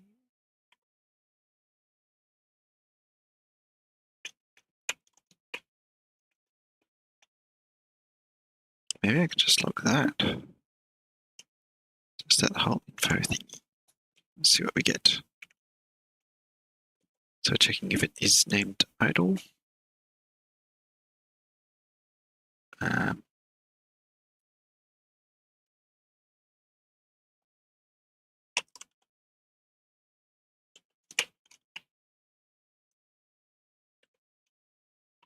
That as well.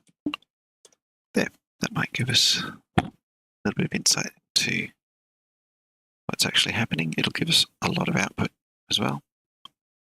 But that's fine for a moment.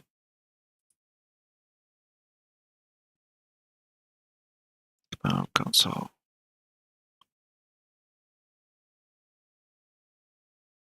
All right. So we're getting an animator state info, and we're getting true, false, true, false, true. Okay, so that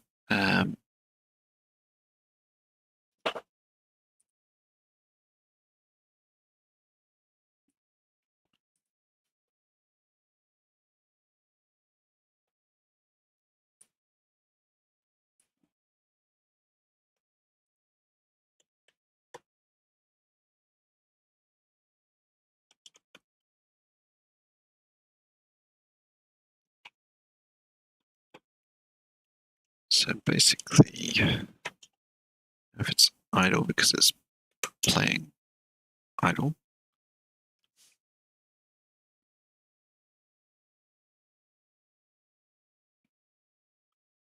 and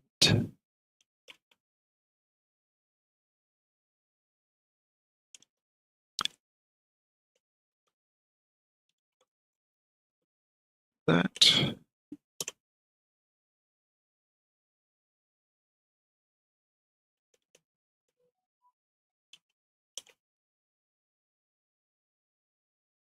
Can I just string it? I'm sure that's already happening in this debug log.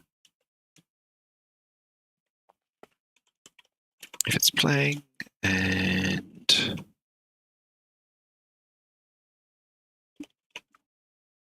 it's not idle, then return. That I think will basically get it to go like walk, walk, walk. So I could have it an animation where it sort of accelerates and decelerates so that it's like a single step, step, step, just to make those moves distinct. It is kind of decelerating there a bit, isn't it?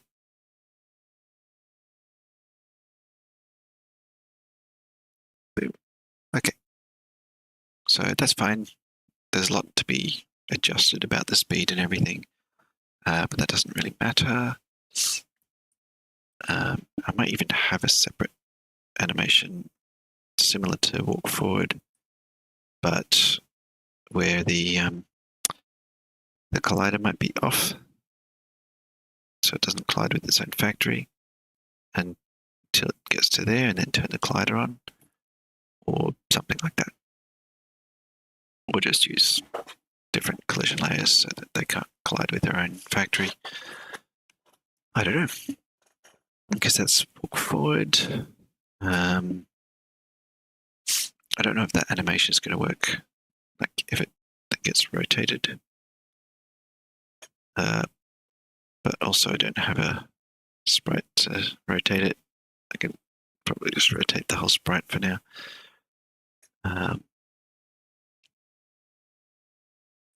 That'd be easier than adding lasers, probably. Let's get a turn left going. Get rid of that transition there, and we'll just get turn left and just make sure it exits at an appropriate time of 1 unit of time without a duration. Cool. Well, there's that. And this needs a motion, which we don't yet have. And it'd be nice if I could just say make a new one there. That's what I'd make. New one here. Create a animation.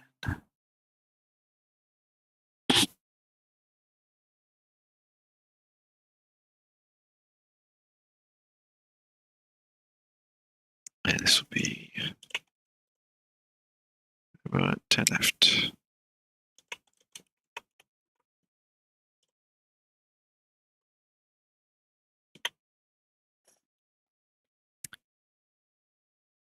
And I believe I can drop like the robot into there. No, that is not how that works. Can I drop it in here somewhere? No, can I just select the robot and say that is the...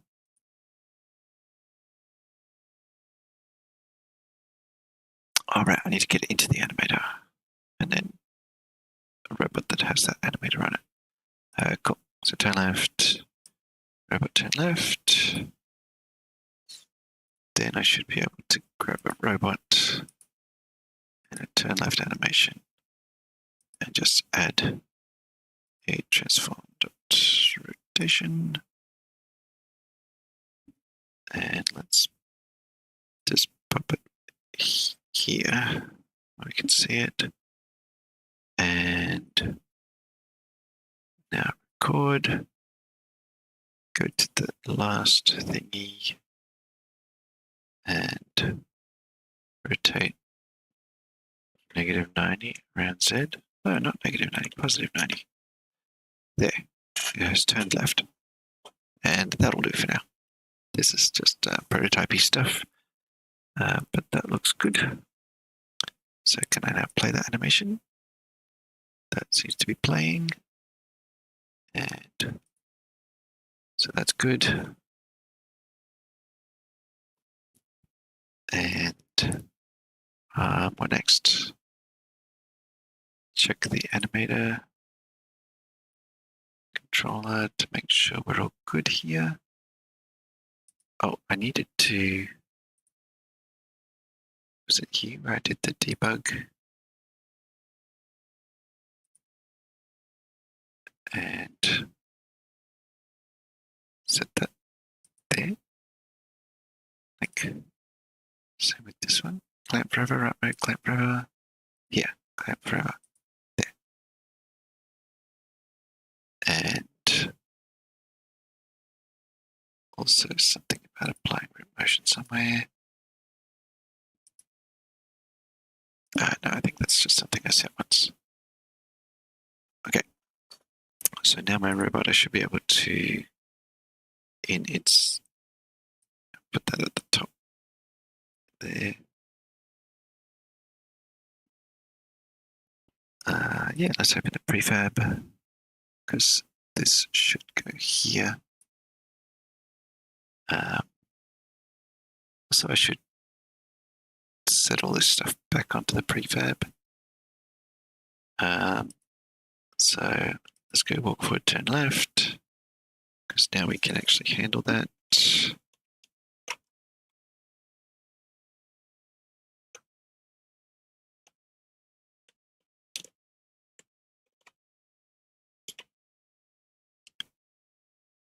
This is basically going to be the same thing here.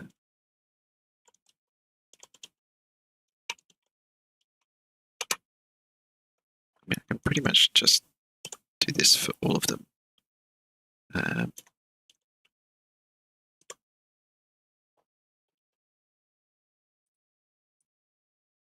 For the moment, because there's no special behavior. So I can just change that one to right. Right, no, right. And shoot laser. There we go. Because it's kind of fire laser. You're not aiming at the laser and shooting it. We are firing that laser, but yeah.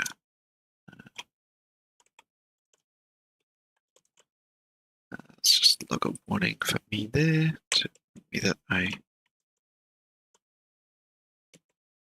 must have done something wrong for it to hit that.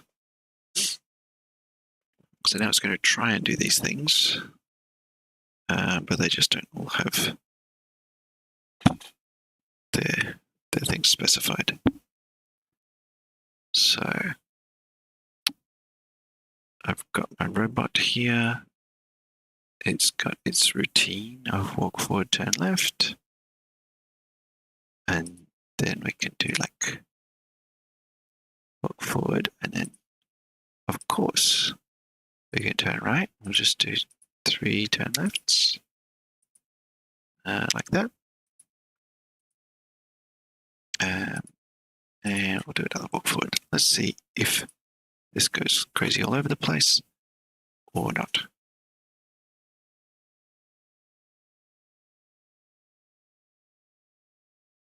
Oh my gosh.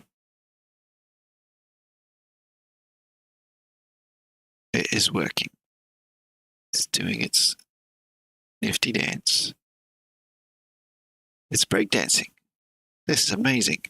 This is the best thing that I've ever made, ever. Wow.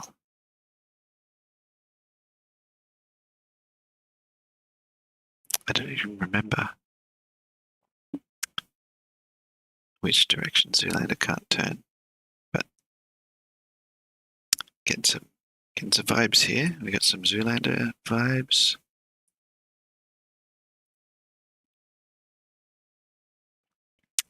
It has not been programmed to turn right so far. Nope, off it goes. Wait, are you supposed to walk forward first? Oh, yeah, I know what's happening. To begin with, it's on 0, but it will increment that. So what we want is for it to start on 0 and call this next action index. And like specify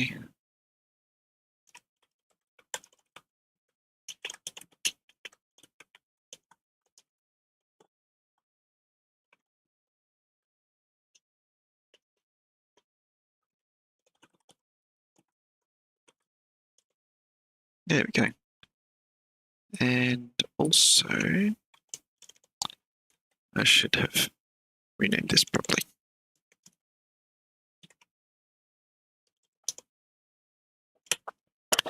There we go. So now it makes sense to basically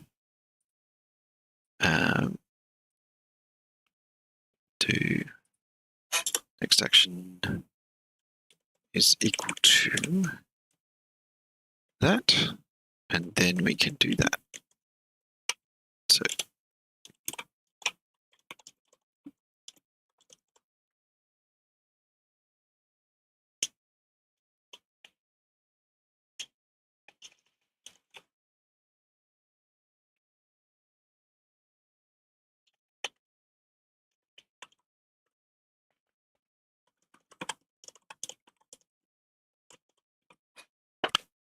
we go.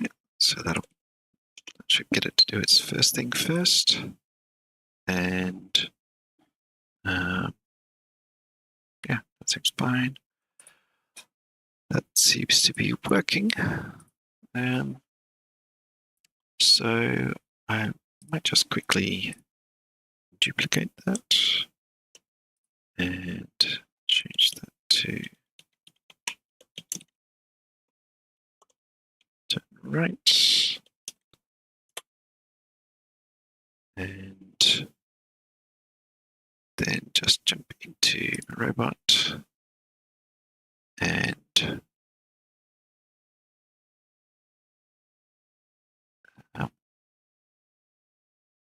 just turn right and put that in there. And then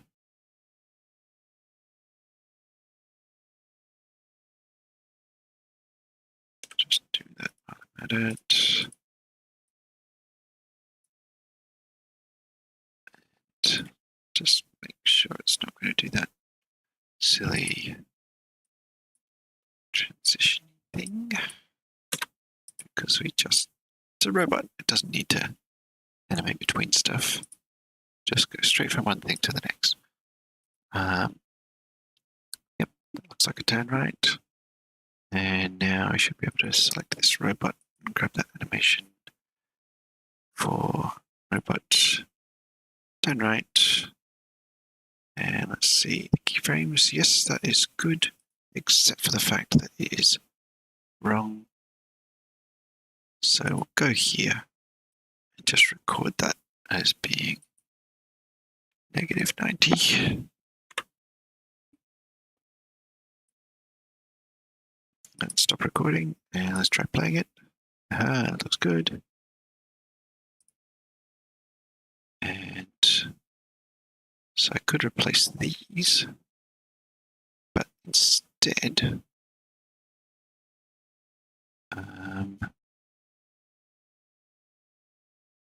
let's do that. Yeah, actually.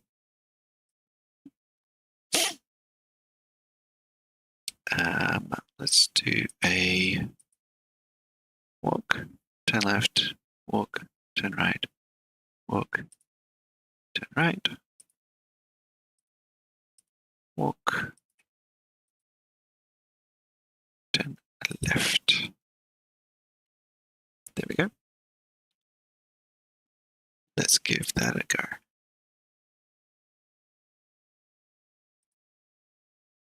So the only thing I don't have then is laser, and I guess I probably need some kind of pew pew laser blast. Yep, it's zigzagging. It's doing the best zigging and zagging it can. Good little robot. So it's still not controlled from dragging these icons down here, but that shouldn't be too complicated. I hope. Maybe just clicking on these and clicking where they should be set. But we definitely have a robot that can follow a routine once it has been set up, except for the laser shooting. So we need a new frame, and it needs to not have any of that stuff.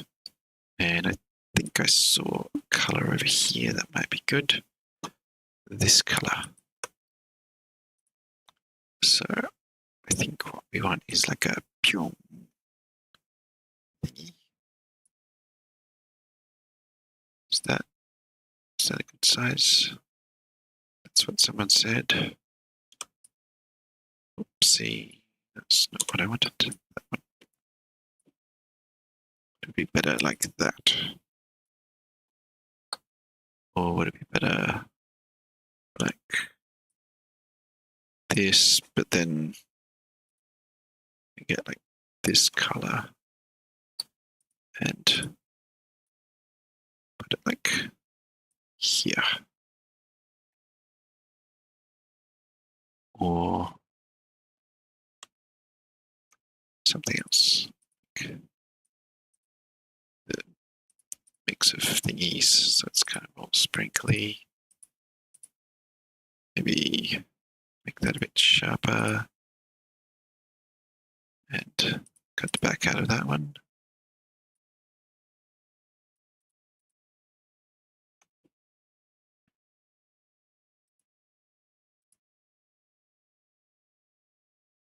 Yeah, I'm just going to scatter some more of these pixels on here until it starts to make sense.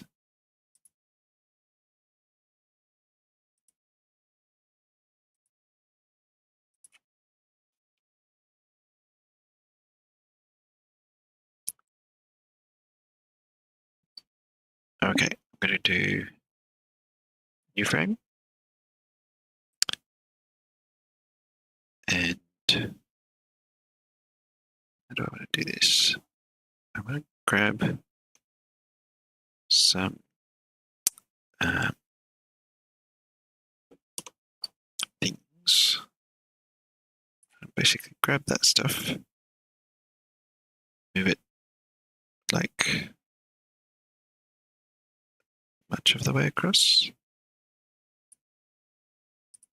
And then I want to grab like some of it there and some of it here.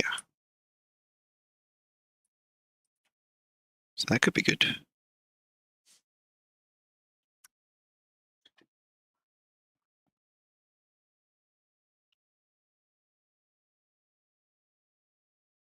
Is that enough? Maybe I put like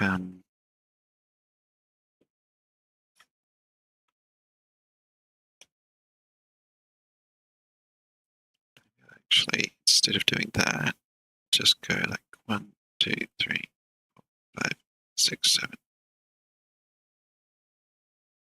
8. 8 seems like a good number. 8's a very friendly number. A friend to us all. There we go. So I'll chop 8 off the back and put the rest here. Do a few frames for this. Same deal. This tells me how many things I've got here. 8 by 2.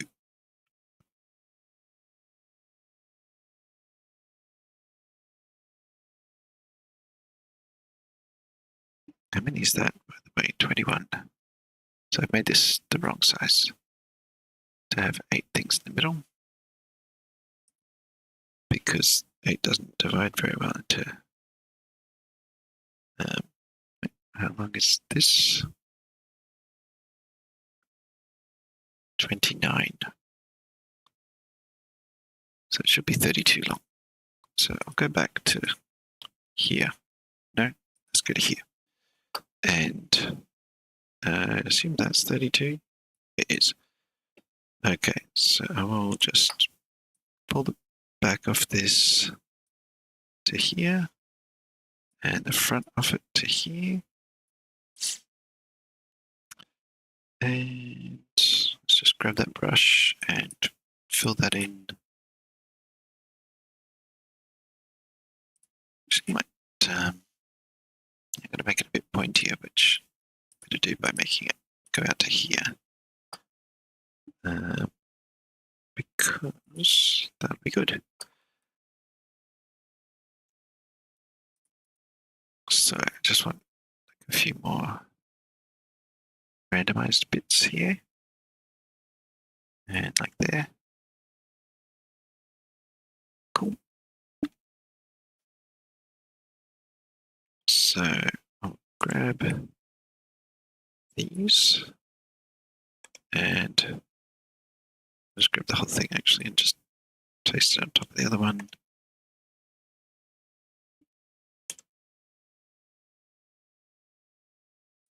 And that one for now. So we're starting with that configuration. And now in this one, yeah, we can grab, that's 8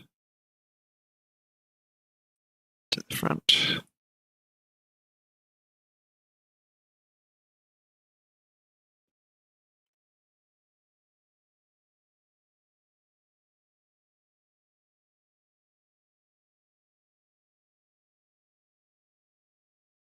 like so. And I'll just paste that over here. So I'm starting from the same place, although I could have just grabbed 16. That's 8.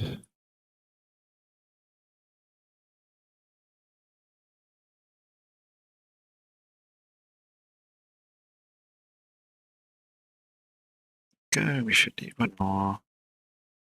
New frame. Grab 8. Is that 8? Yes. Put that there. And now we got like a 4-frame laser animation that, who knows whether it'll look any good, but I've made it, and that's the important thing. So let's export that. Got our laser beams, and I don't have any kind of explosion, but that's okay. There's nothing for them to shoot yet. So there we are. And oh, hey, welcome back, Gorilla Mod. You're lucky. I kind of lost track of time and have gone over time. So getting somewhere. Check this out. Are you ready? Make sure you're sitting down because this is a bit exciting. I basically got my robot with some commands that I've hard-coded into it, and I've been just getting some basic animations of things working. And so this is coming from this routine, which is just a set of these enum values for robot actions. Yeah, it's just following its routine, which is at the moment just walk forward, turn left, walk forward, turn right, walk forward. Wait. Turn right again, walk forward, turn left. So it's just zigzagging its way across. I did just add into the sprite sheet. I've got to go in the sprite editor and reslice that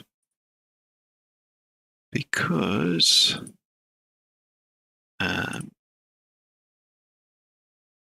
oops, count, I want by size 64 square slice. I got some little set of animations for a laser beam, and I'll need to spawn one of those, and I'll have to have a forward velocity of some sort. I wonder, should I just have a disabled laser beam as a child to the robot? No, I don't think so. I think I'll just apply that, and I'll just make a new thing here. That will be the laser. So let's just grab that scene, and I think if I just grab this set of things and put them here, then it kind of automatically makes an animation for them. So this is just a laser. Pretty sure it's supposed to have a Z, but it doesn't matter. Let's put that into animations. And it's just a laser being a laser. It's not like the robot firing the laser, so let's just call that laser. And that should just be a keyframe animation. Yep. Just doing its thing there. So that's good. We've already got that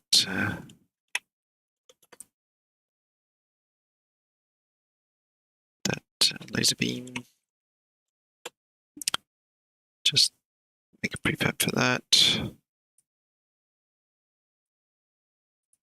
And I'll make it so that it goes forward. You're tired, hey? So I'm guessing you might be somewhere not in a US or European time zone, but somewhere more around the Pacific area. What do I want to do? I want a new script. Let me just save it. Leave that robot script. I want script my laser beam that will make it. What is it actually created there? So I've got an animator. I've got an animated controller called Sprites 8. So let's just name that to laser.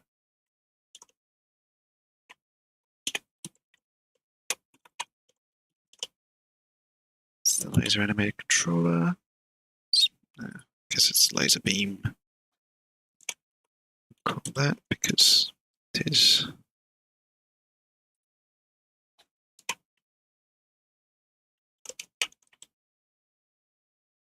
I keep wanting to use an S, so why don't I just lean into that and just do that? Doesn't matter if it's wrong. It's my code. I can spell however I like.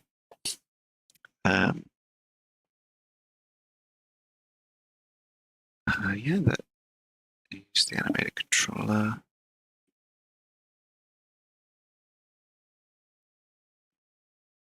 And here it is. We just have this laser state by default, and that's fine. Should just do that forever. And just play this laser beam animation, which is there. And so that should be fine. Doesn't need to do anything other than change the sprite. Actually, I can make this move forward as well. So I can just add a transform position and at here. First of all, I should reset that. So it's at 0, 0. Is it at 0, 0? Why is it not at 0, 0? That's at 0, 0. This is something else. Let's record that. And that, just reset that while recording to 0, 0. And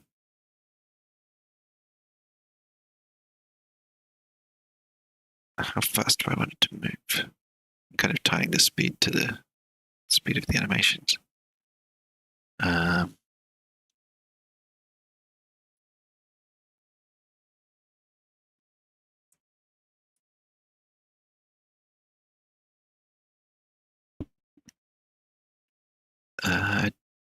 don't want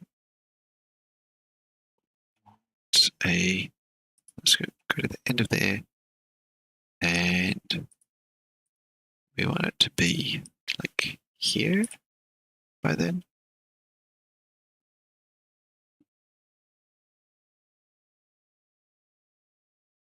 And in this case, we kind of want it to be looping around the frames, but we don't want the position to be changing. Do I even want to use that?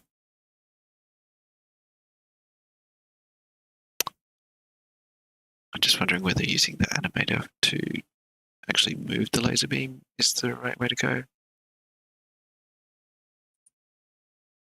Especially given that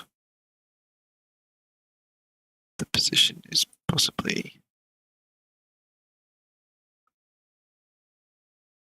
like, I just want this animation to be endlessly looping, but not like that. So I wonder if that will be affected if I grab my laser beam animator and apply root motion and then do that, see if that makes it go do do do. But I think I need to do that other thing where I affect the wrap mode. Oh no, that's actually working. But it is going boom, boom, boom, boom, which is really weird. And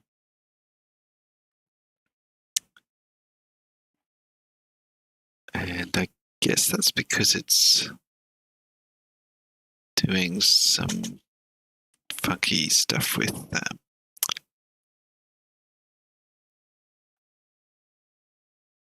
interpolating things.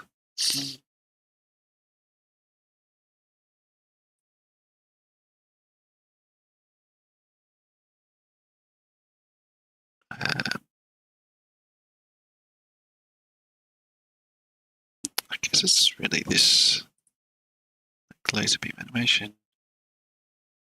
It's like it's easing the position and I don't want it to. So yeah, I think I'm better off just not doing position in here. Just having the sprite animated. And let's just give this thing a rigid body 2D so that it can do collisions. And do we have any like default material here? No. Got prefabs in here. Got my laser beam prefab. I wonder, do I want to?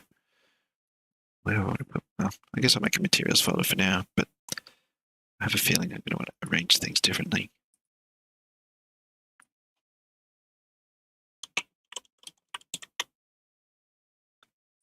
Let's just make a new material. This can be my laser material. I might end up using the same material for everything.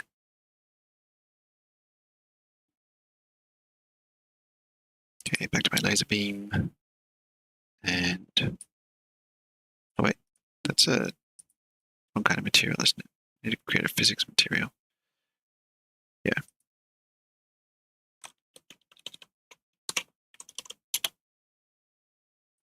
Let's get rid of that one.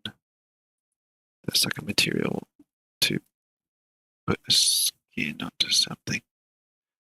Cool. Okay, back to my laser beam. I'm just going to move that over there so I can see it better without this here.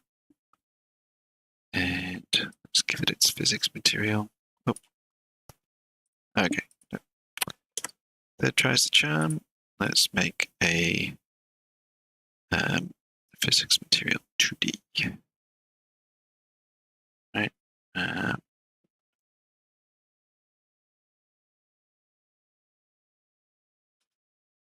2D.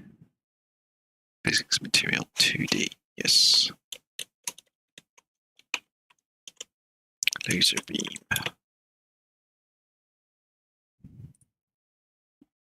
Laser beam makes me think of talking with friends. That sounds fun. There we go. Got a physics material. There we go. Body type. It is not static.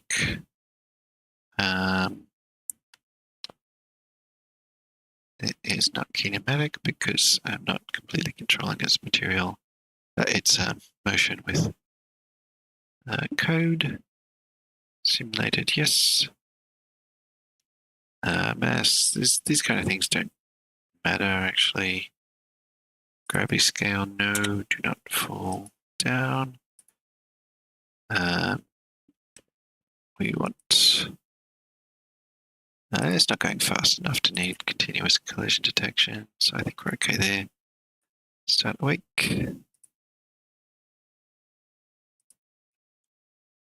Okay. We want to freeze the rotation, yes. Now these things could fire sideways, so can't really choose X or Y. Although this depends whether this is the local position.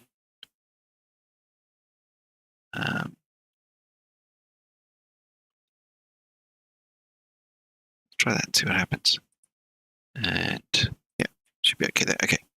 So now it's got a rigid body, so now we need to add a collider 2D of some kind. Could go for a capsule. But let's go for a box collider. That'd be nice. Use our physics material on that. And size. Let me just drag that down to about the right size. Drag this one down. And I could compute the right size if I wanted just by knowing that one unit is 64 pixels and so on, but 0.09. 8, 7. That looks close enough that nobody would notice. It's also going to be moving kind of fast.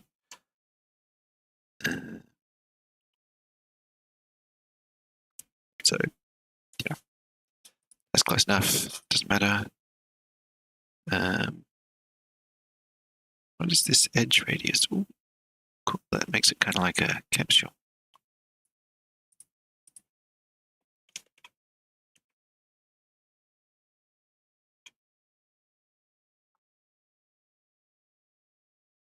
That's interesting.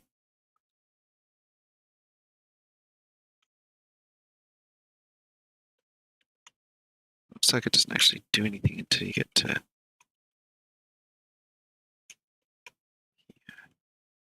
Anyway, we don't need an edge radius. It's just more processing. We shouldn't need. So we've got a collider, and do you want that to be a trigger collider? Probably, maybe. Not sure.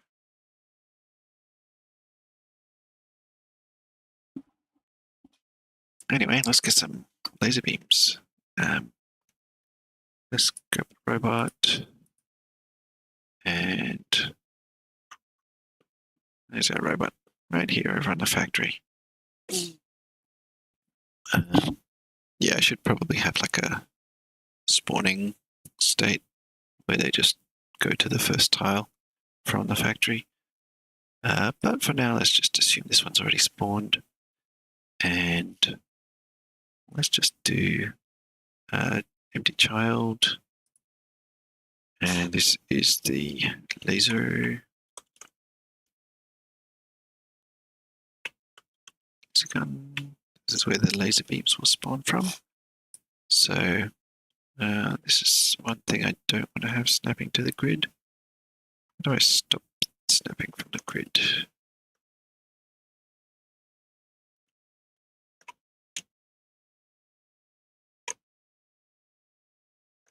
Well, none of those inputs seem to work.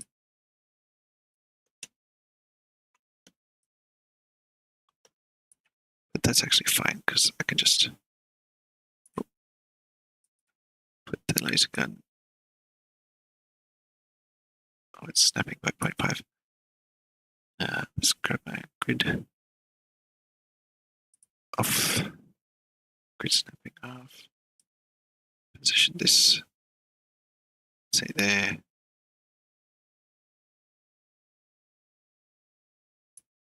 You know what? Why don't we get the laser beam and position it somewhere where the collider's not touching the robot? Right there. That's where we want it. So maybe I will copy that position. Maybe I'll copy the whole component and then pop it in this. Just paste those values. Paste component values. Boom. So that puts it in the correct position. So that's basically the spawn point for lasers. So I might be putting a bit too much in these robots, but that's okay for now. Let's grab a transform for that laser spawn point.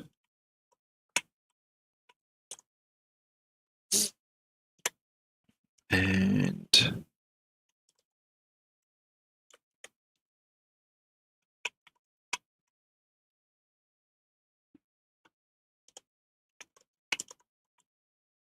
get a laser prefab.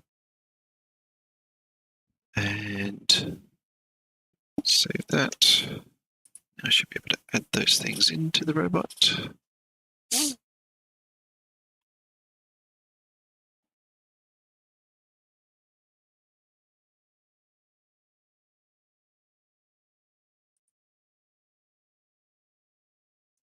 so we should have here. So laser spawn point is right there. And laser prefab is in prefabs. That laser beam.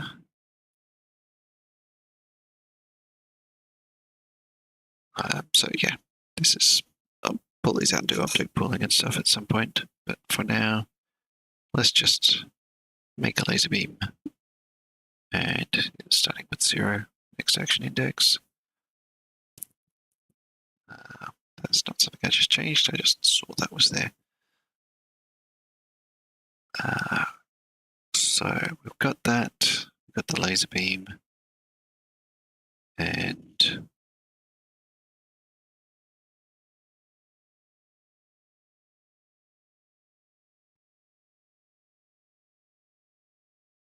can I have that laser beam start out with a velocity? No, that seems to be something that needs to happen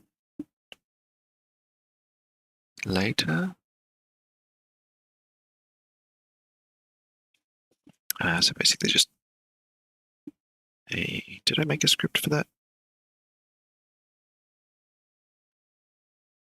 And where's this null reference exception coming from? Unity editor graphs edge wake up. Weird one. Yeah. So I was going to create a script for laser beam. Or any projectile actually can have this.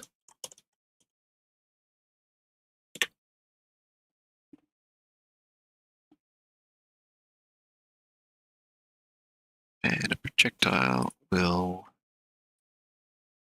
I guess we might have some collision related stuff, but essentially we're going to grab our transform, grab our rigid body,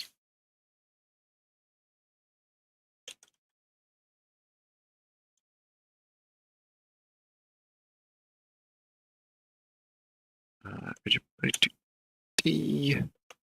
So we'll grab our rigid body component that we'll assume we have. If the rigid body is equal to null, then I want to debug log error.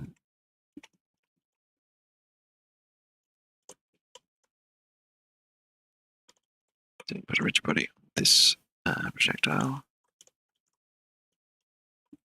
Boom, tell the developer they screwed up in a way that they can fix. So we can't do anything here, so this is a guard clause as well. So now we know we have a rigid body. So I'll just do a set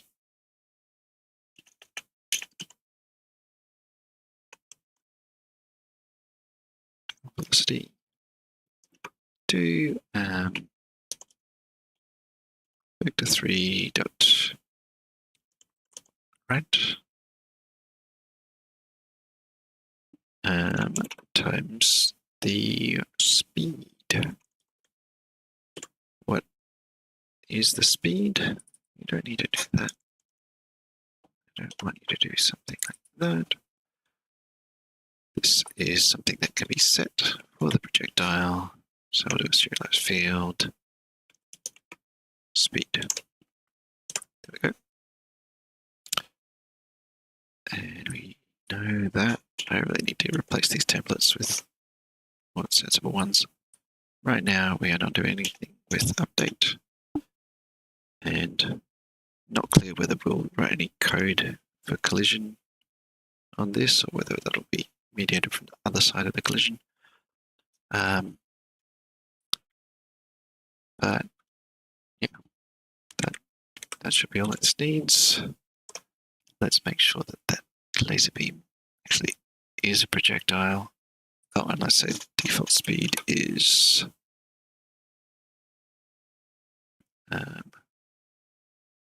4.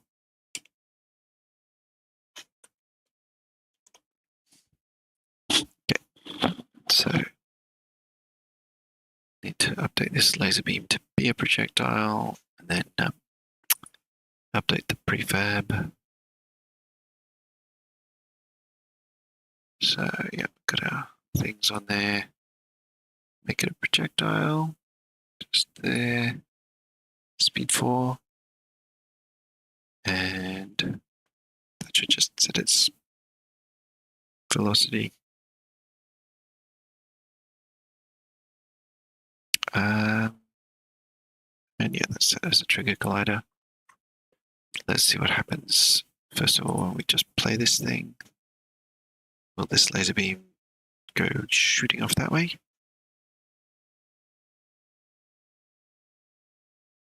Doesn't seem to be doing much of that.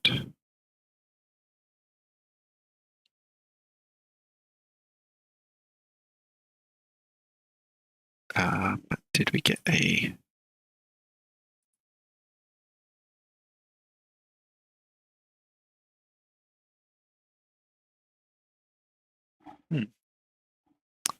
Something about the animation graph, maybe? Might be a problem with this. Not sure. So, seems like possibly this code is not even running.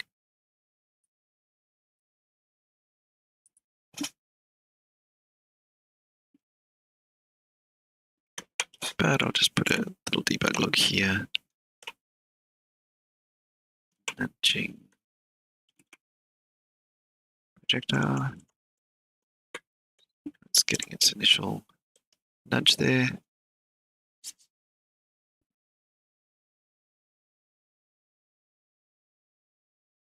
So we've got a source and destination node.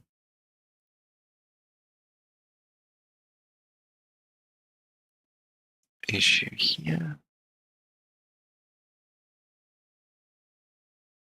Okay, got a laser beam here. Looks like it's related to this. Something very wrong with that.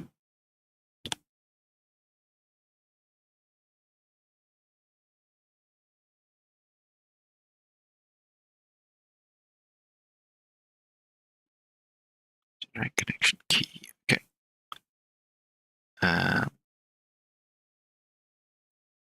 Let's get into these.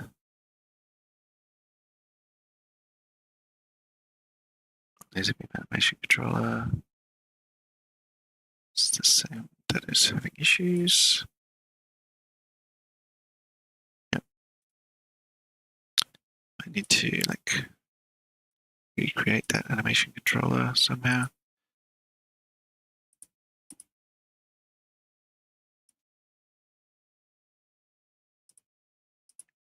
Might quickly Google that as well, just see what the deal is. Has anyone else got it?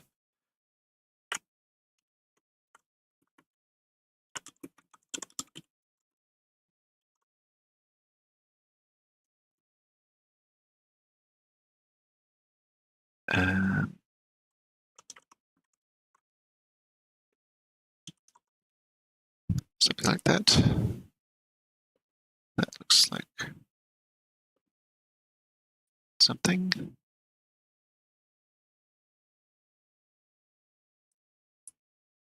This looks a bit like maybe different.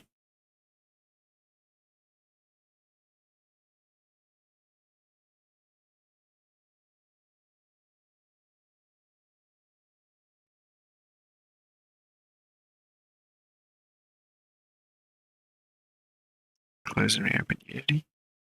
But that takes so long. It's a bug. Restart editor.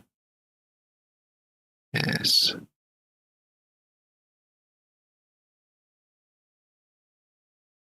Had to restart Unity. I hate restarting Unity.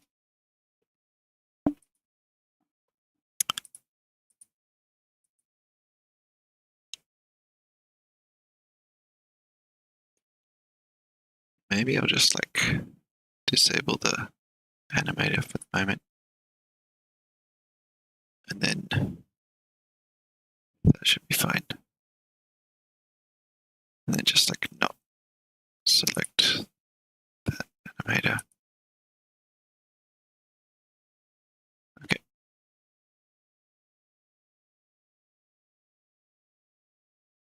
We'll let go that way. Oh, there we go. That's the laser getting fired. It's off. It's gone away somewhere. I think I'll need to make some kind of projectile catcher to stop it going too far. But that looks fine.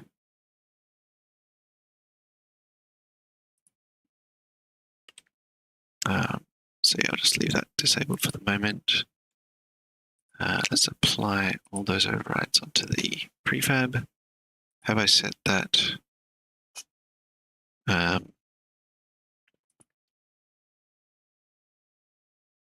My robots animator as well. Wait, what if I just like close that tab? Because that's where it's coming from, right? So then if I just look at animator,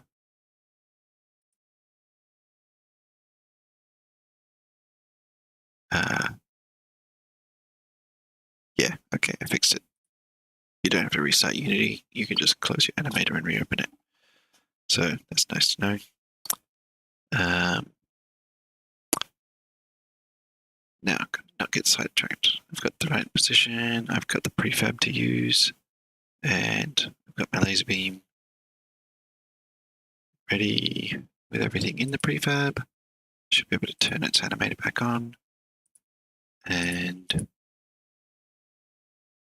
then apply that to the prefab.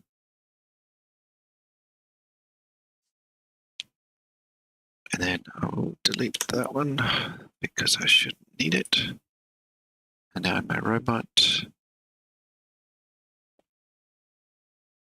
it'll play that.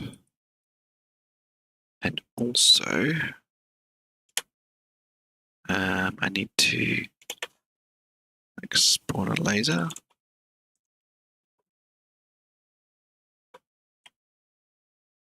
So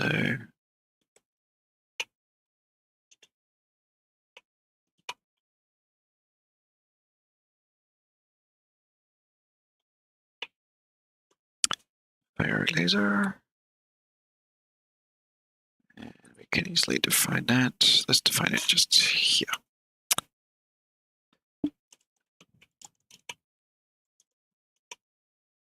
Okay, so basically what we're going to do is grab that. First, we're going to define this properly. And we just want to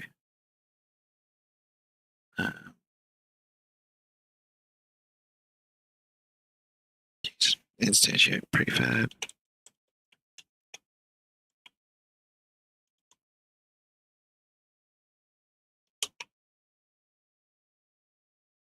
Laser prefab.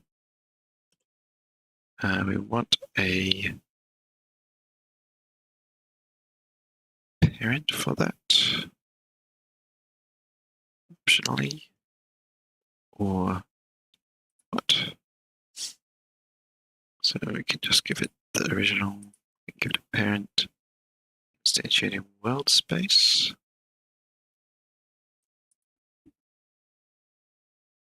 This one, position and rotation, probably good.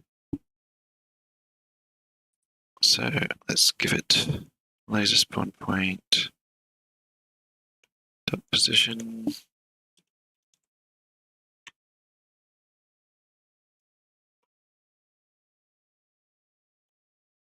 And the rotation, that should possibly make it fire the laser in the correct direction.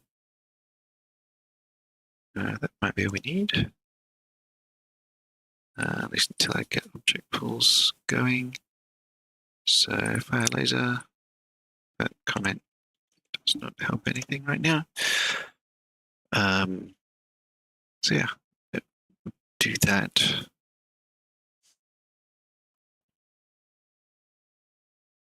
I'm wondering, can I have this fire laser?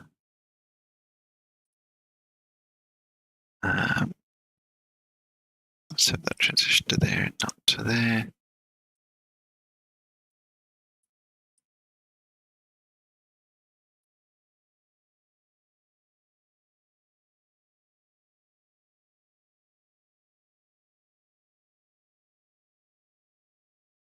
So fire laser.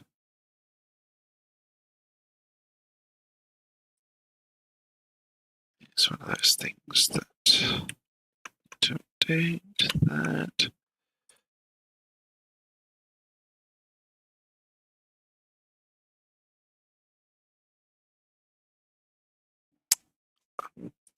I'm sure I could like spawn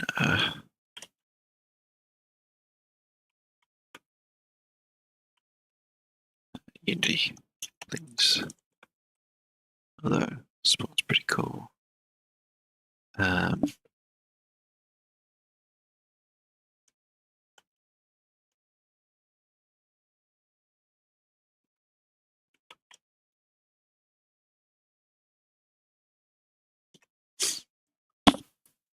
Spawn shooting animated bullets. That looks like the kind of thing.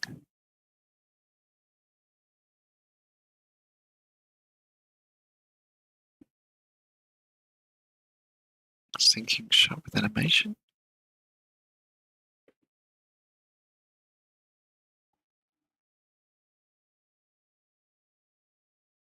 Yeah, something like this. If it can be driven by the animation, then I can have it happen at an easily adjustable time in the animation. So this person's talking about sinking a shot with an animation.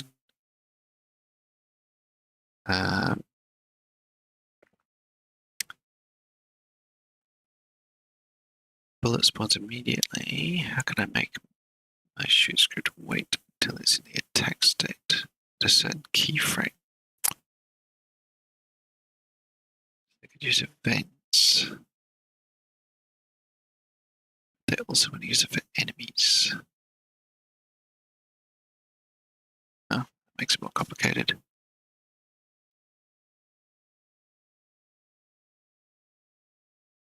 Okay.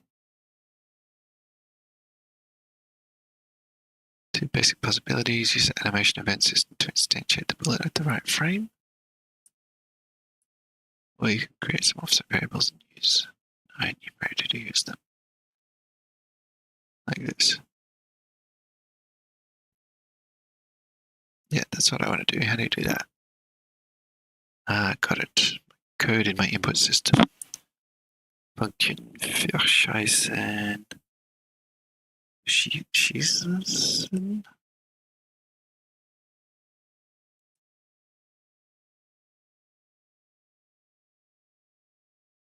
Okay. Here. Show animation already.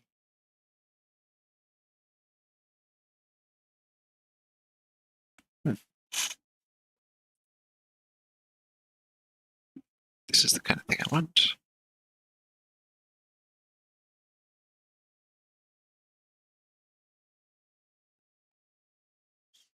It's an animation clip and you're playing it with the old animation system. You can just start a coroutine.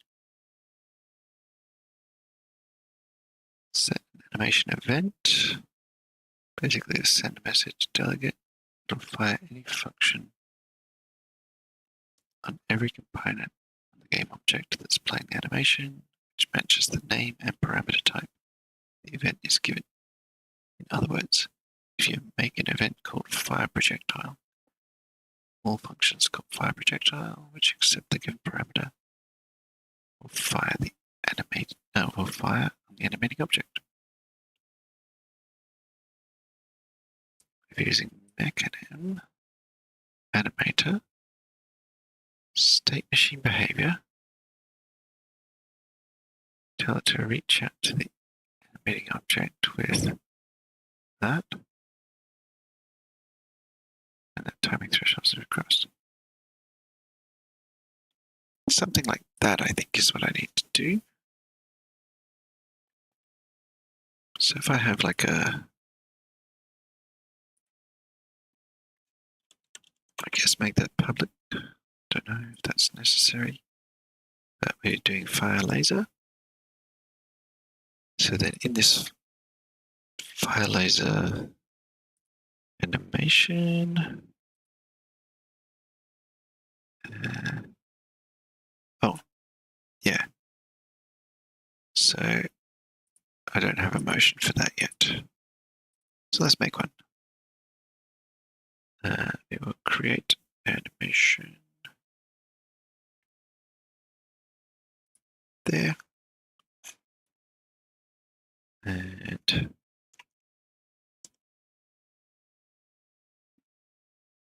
let's call that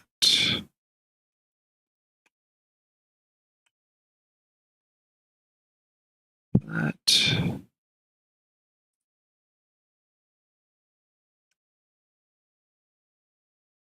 This one actually doesn't really matter because it's not, I mean, I guess there could be an animation here at some point. Right now there is not, but do fire laser there. And now if I select this robot, I should have here fire laser, and I want to add a event, maybe like halfway through.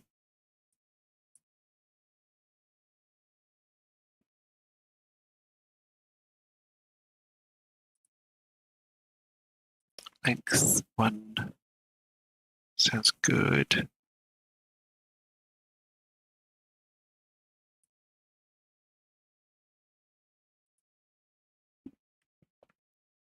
And I want to go to like frame 30, halfway, add an event,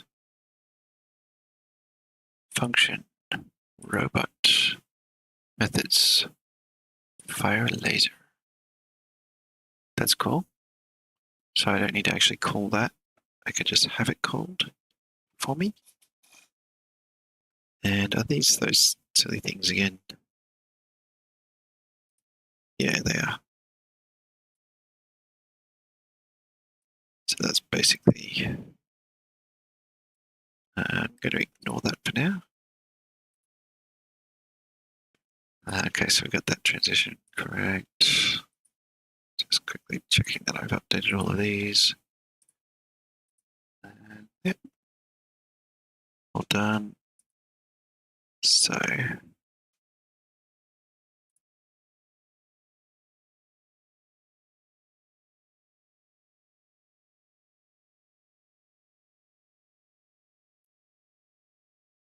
yeah, this idle is here just to exist as the layer default state so that none of these become the default,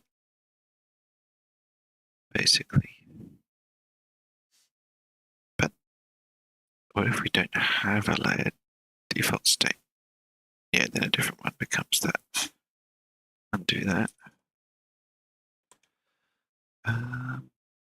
Should be okay for firing the laser now. Let's program this robot to fire its laser. Walk forward, shoot laser, walk forward. Shoot laser, turn right, shoot laser, turn left. There. Actually, let's do that one as left and then right, just because we get to see a bit more of that laser, assuming that the laser actually instantiates. I really need like a pew sound as well.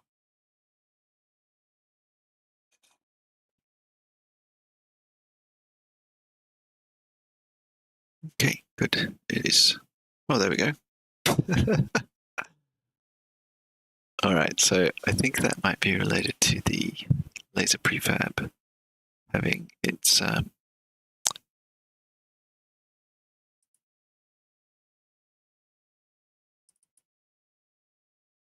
rotation position. Y position locked? Maybe?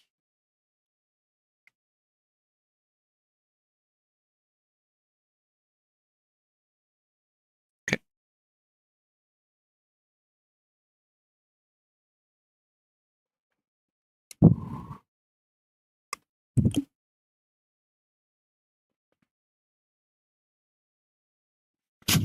This is so ridiculous.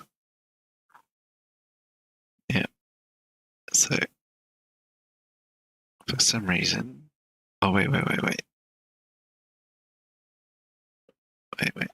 Let's go here. go that way instead. Okay, no. I thought they might be firing off in the z-axis somewhere. That's a bit of a weird one. So when it's sideways, they'll go firing off in that direction.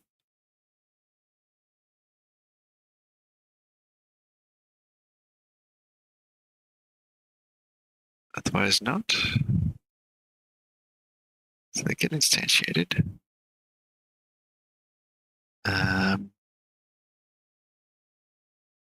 And they have their projectile script that should say nudging projectile.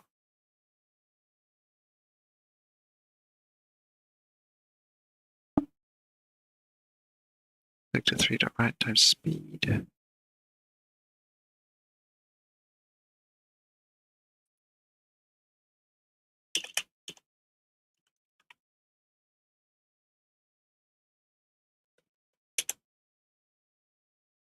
What? That's weird.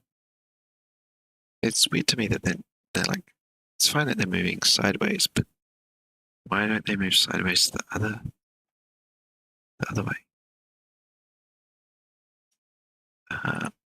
Anyway, I made that adjustment, did I, on the laser beams?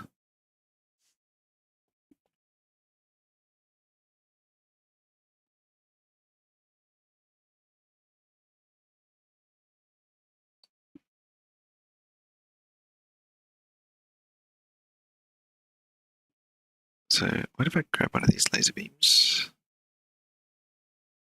Which one? That one there. And X is that way. Oh, wait. If we're talking about a first person controller, no, it should still be right.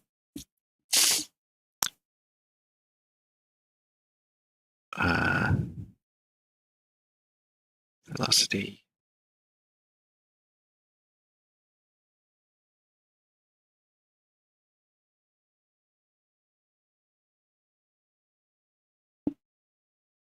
Really weird.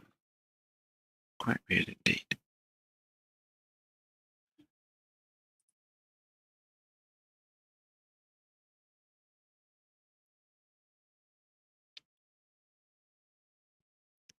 Let's see. This will have a position and rotation.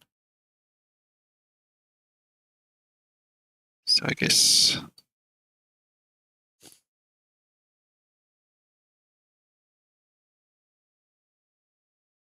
do I need to like rotate it somehow?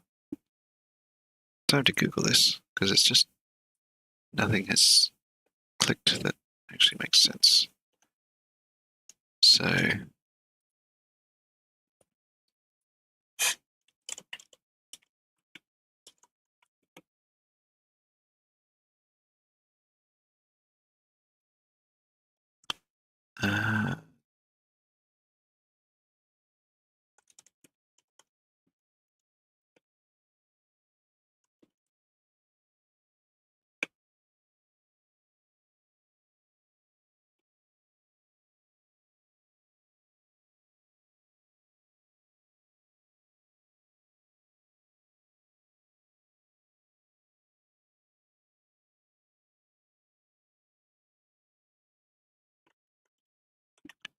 why would that happen?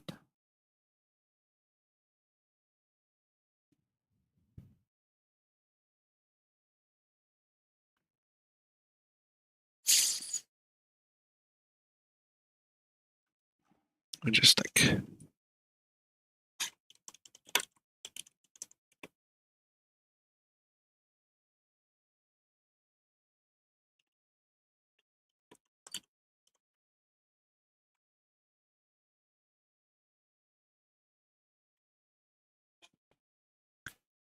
so we've got instantiates at speed.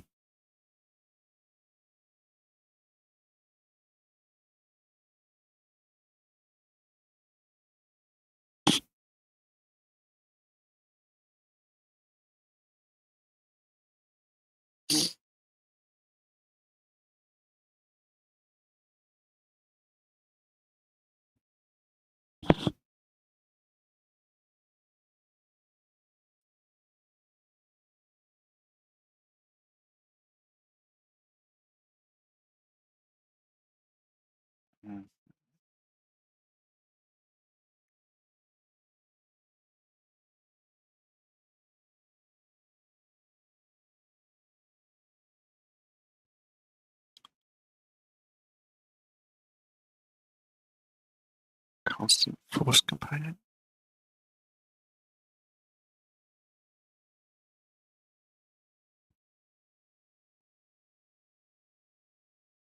This is from 2016.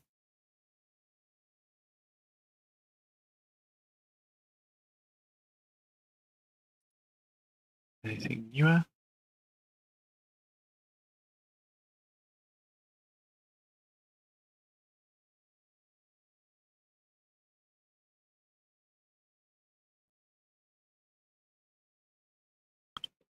Specified initial nozzle velocity.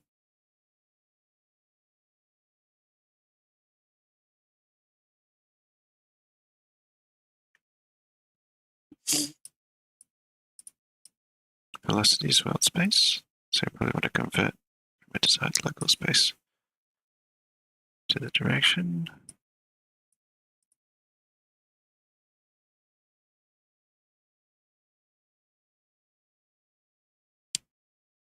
Yeah, so basically I don't necessarily want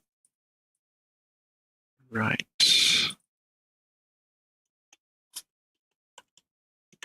Vector 3 forward, but I want that in world.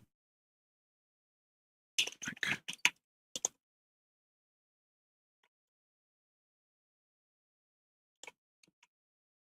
how do you convert from world to local?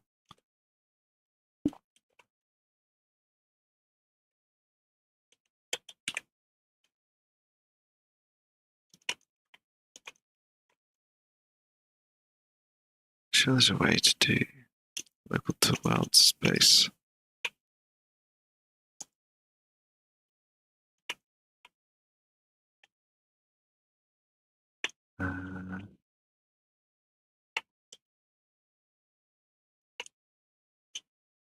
Where is that? Unity.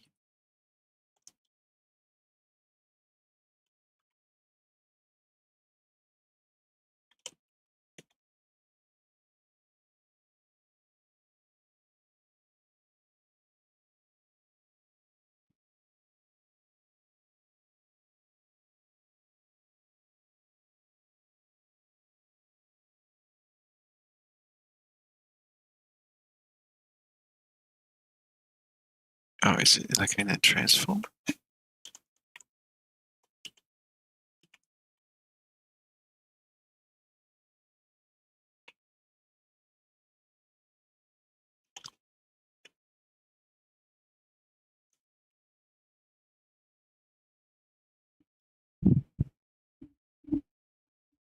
I got this matrix that I could use.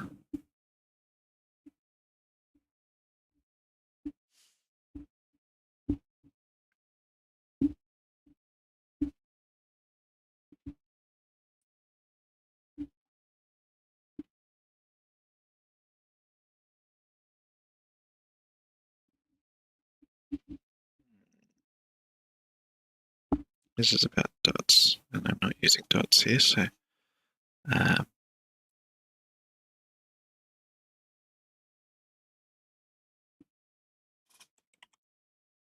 sure I used to use local to world space all the time.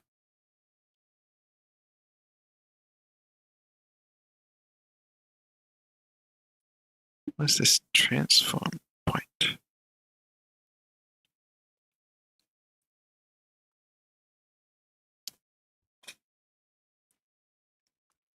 It's been renamed, has it? Looks like it.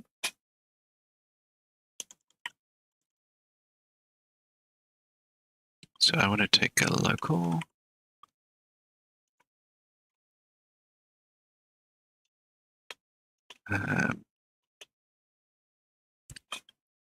Transform position from local to world space. Yeah.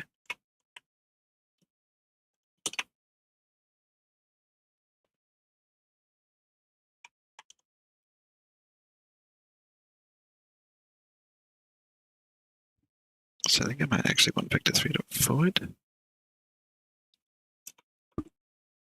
And I think that's what I want here.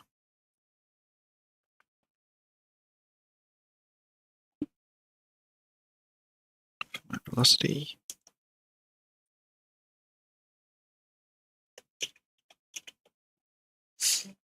Still doesn't explain some stuff, but let's give that a try. Come on, Unity, you can do it. Oh, Yumito. Thank you for the thumbs up. That possibly correlated to something I said.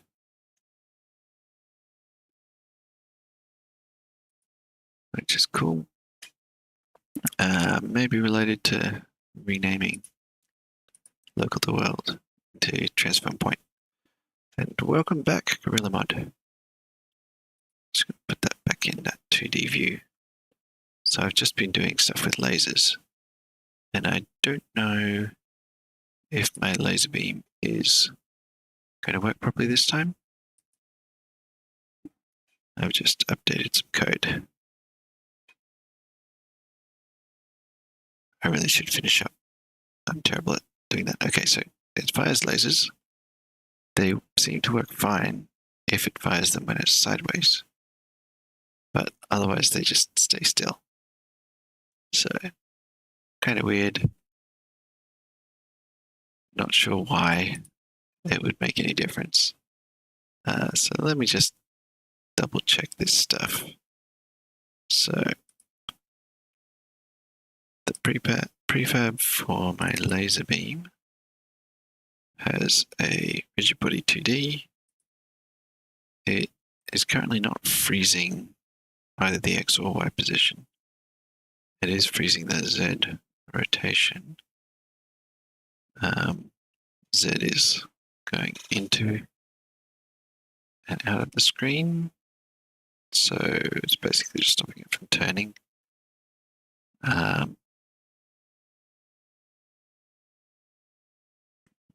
Not that it really matters. I'll turn that off in case that's what's messing it up. But essentially it is just spawning and having its velocity set on start. So it just finds its rigid body, logs an error if there isn't one, and gives it a nudge. Not by applying a force, just by setting the velocity. And for some reason, that is not doing what it's meant to. It seems really strange. I might just log out this point. So I'll just move this thing to a local, and we'll name that direction, and log that out.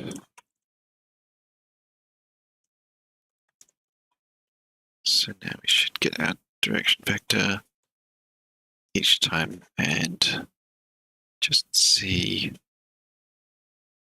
what that is.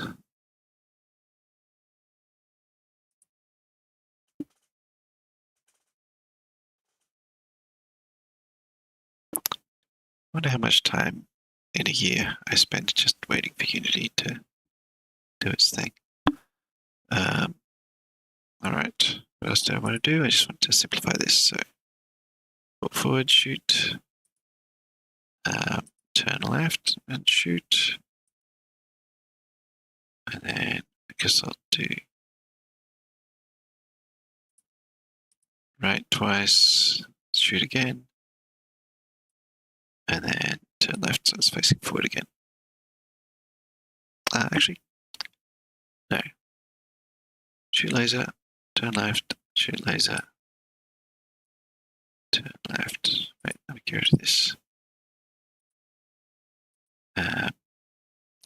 left, laser, left, laser, left, laser, left, laser. There we go. So that should try all directions. And let's see what happens. Make sure I got my console open here so I can see.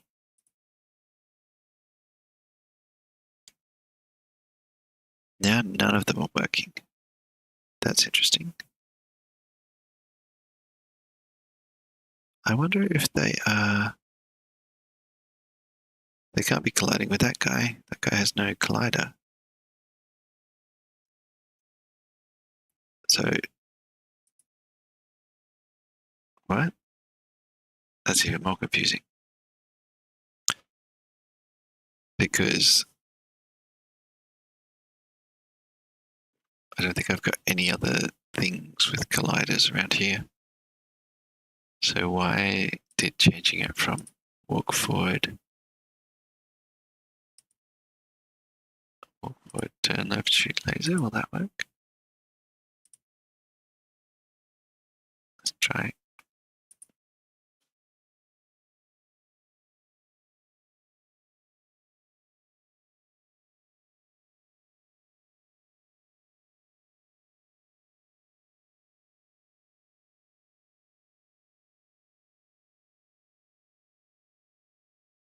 Okay, so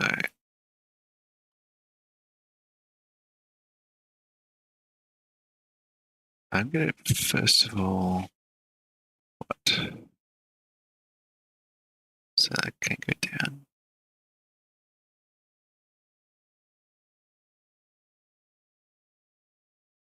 This is so weird.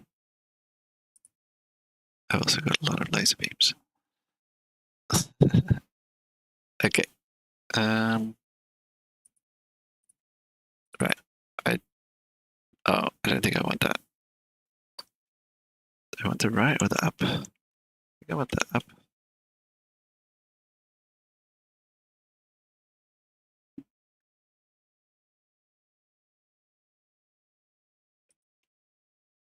It could just be that I've got the wrong thing. So what kind of directions am I getting here? Getting a 0.44 in the X, negative 0.44 in the right, negative 0.44 X, negative 0.56.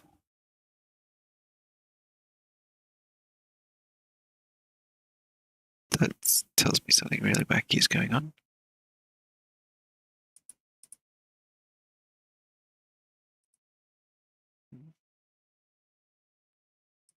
These numbers are really inconsistent. So I think possibly my transform point. Local space to world space.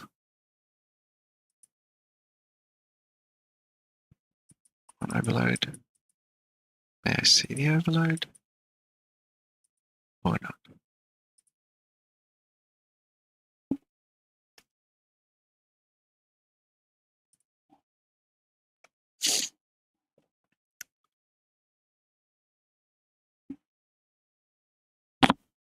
X, Y. It should just be like not rotated. But yeah, maybe it's the rotation I'm supporting it with. Though, no, that seems correct because it's pointing the same direction as the robot.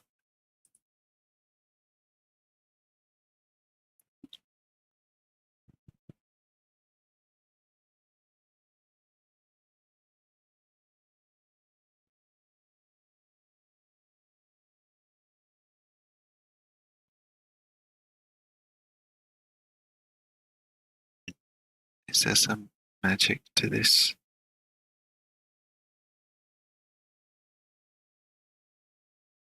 Is there something about the position?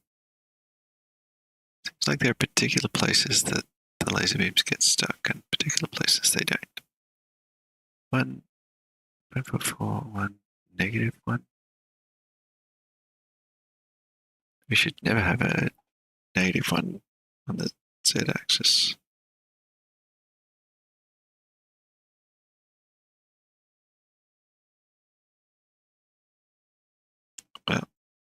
That's super odd.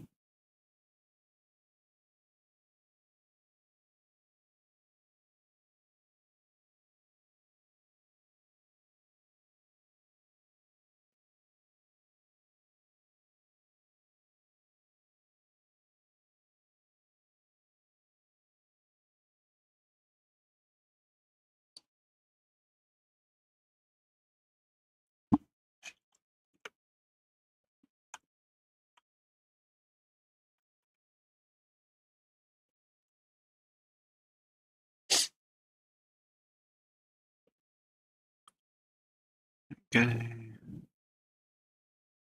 Is this someone attempting to get their bullets going the right way? I've got a prefab transform.forward. Oh yeah, the forward of the transform. That transform.rotation. Interesting. Transform.forward is just like a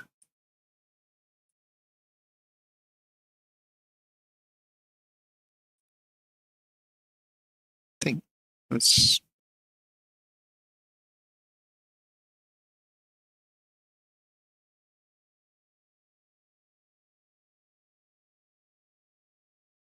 initial position.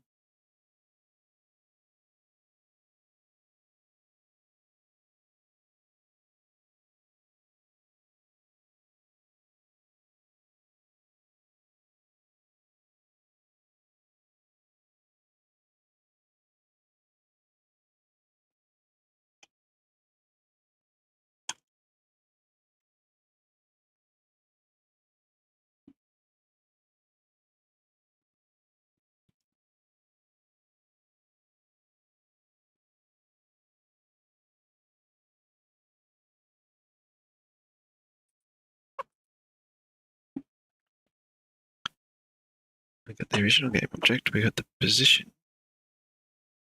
but that's just a vector.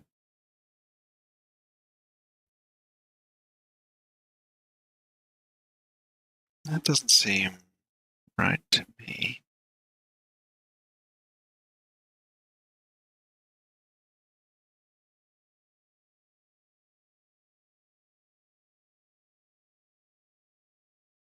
Where's the forward vector?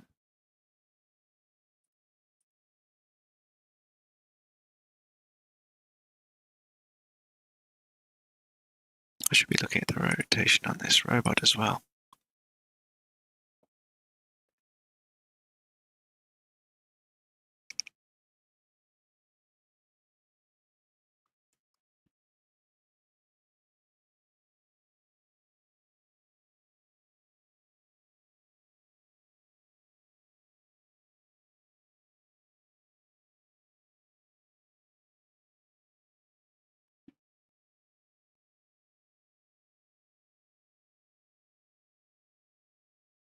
I should actually try just dropping in one of these prefabs.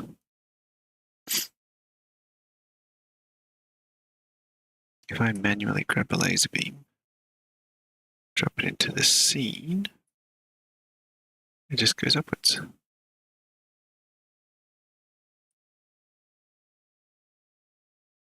Just wants to go up. Whoosh. So that's clearly a problem with this projectile script.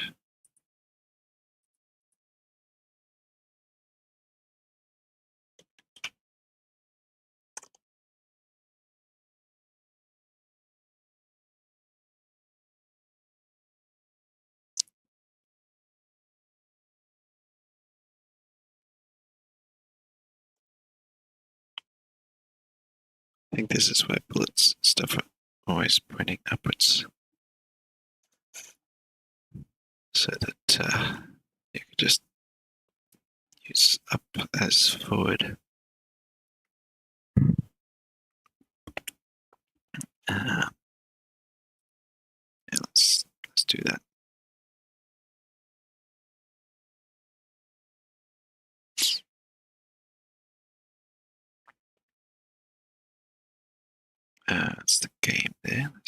the scene. Drop a laser beam in.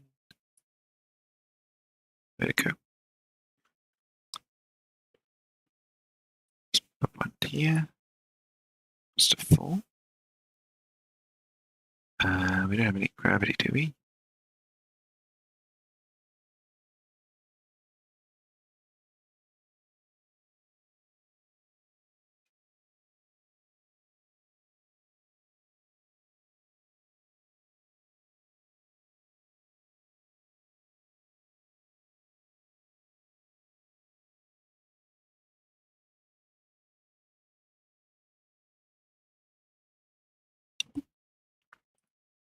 Super confused. That's probably a good place to leave it.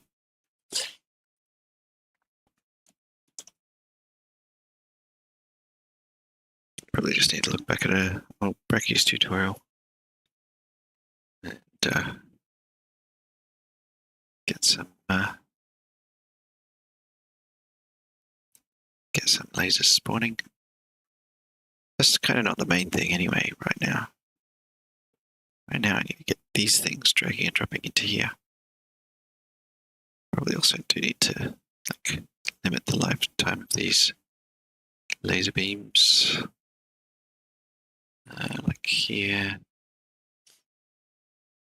Probably just destroy after a certain amount of time.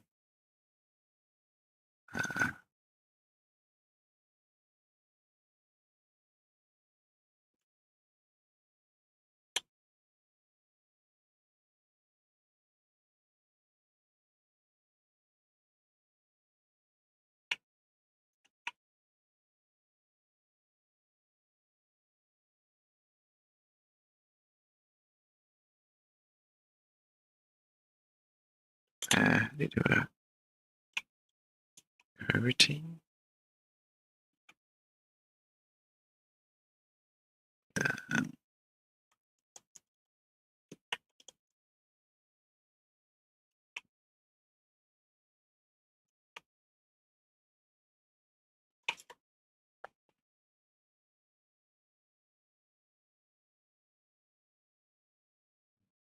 Um, uh,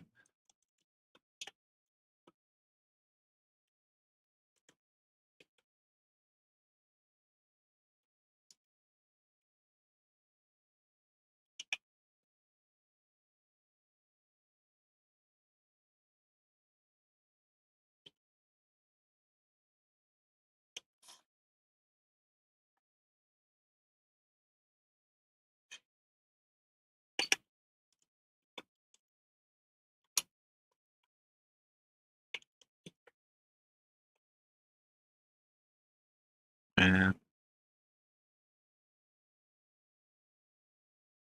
Probably 3 seconds is enough. Let's give it an extra one. Wait 4 seconds. What about wait?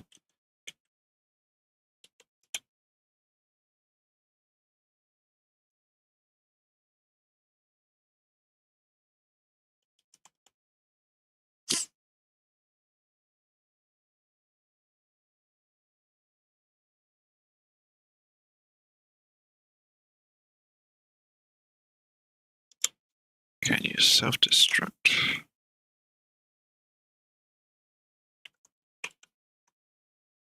There we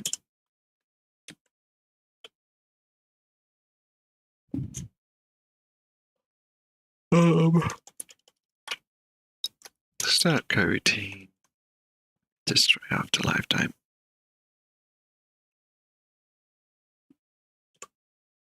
There. So that should make them destroy themselves. I think I need all of these using directives.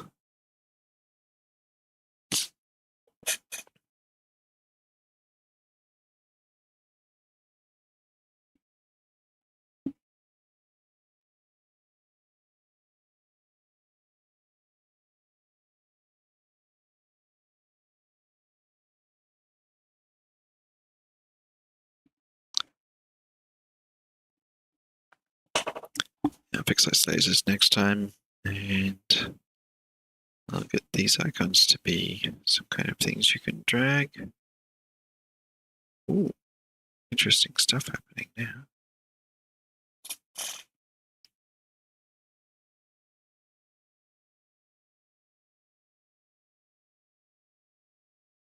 It's creating new ones, but they're just like flashing. Flashing's not expected. Is there a reason that we're flashing?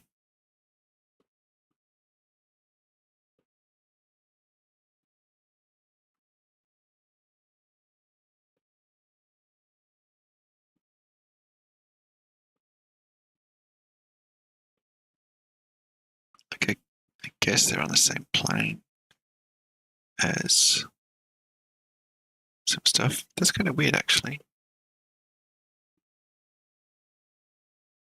I guess it sort of makes sense. I'm going to get my robot, put it back. Let's just move it back over here. But first, let's just get that grid snapping back on. Just over here somewhere. And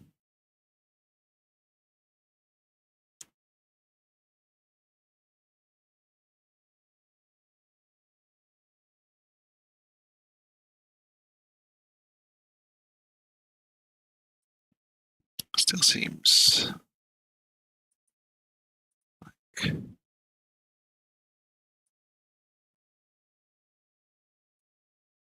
that bit just seems wrong.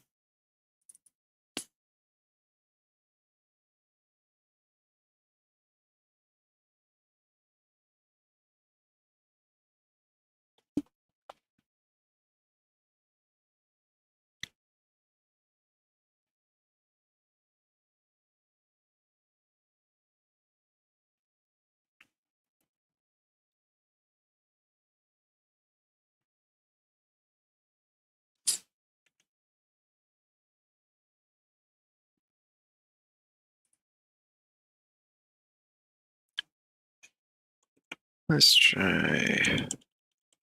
I probably should just try sleeping because I'm tired.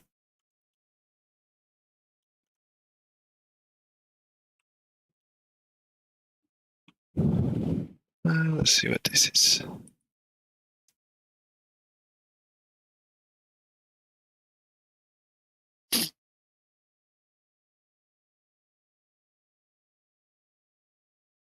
Okay, that's basically what I've got.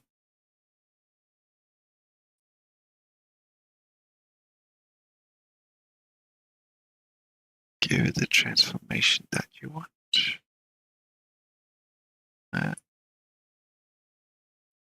Instantiate, position, rotation.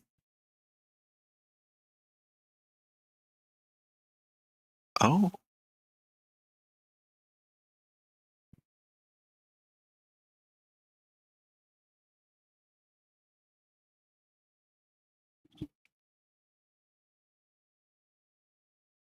No, doesn't look right.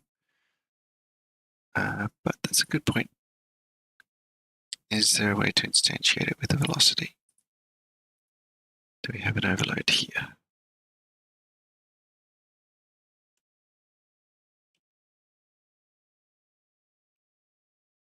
There's an overload, but there's a parent.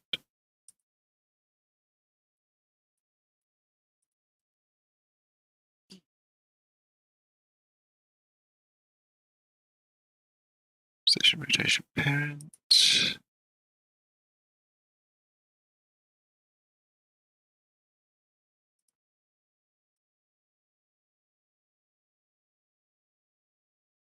Instantiating world space.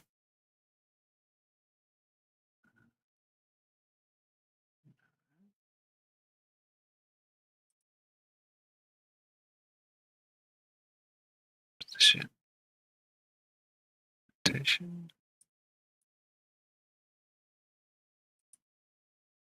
So I've been giving it a parent, but I don't think I need to. Well positioned states. I don't know.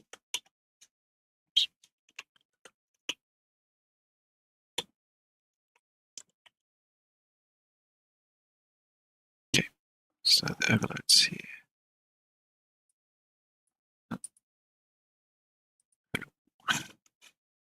Tell me, what are my options here? Okay, so I could just do the original.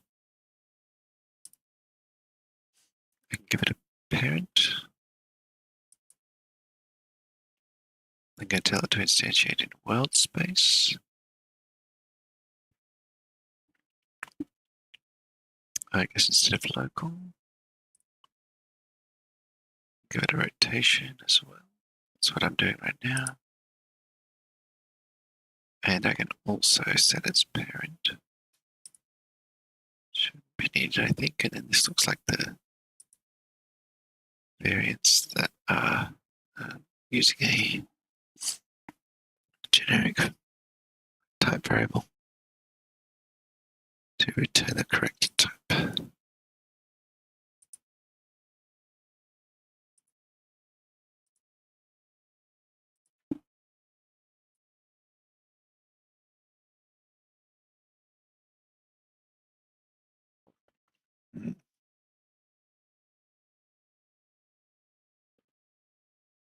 Let's see what Reddit has to say.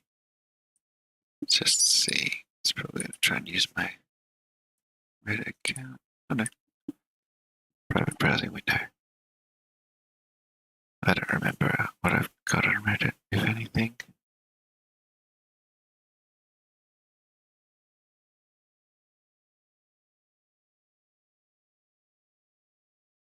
Give that prefab rigid body.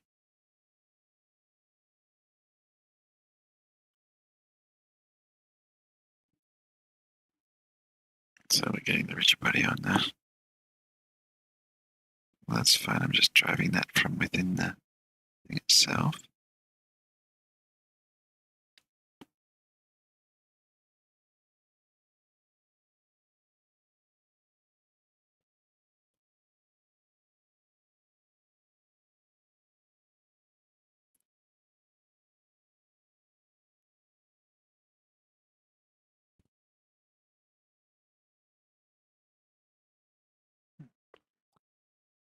Yeah, not helping. Yeah, that one didn't have enough stuff in it to help.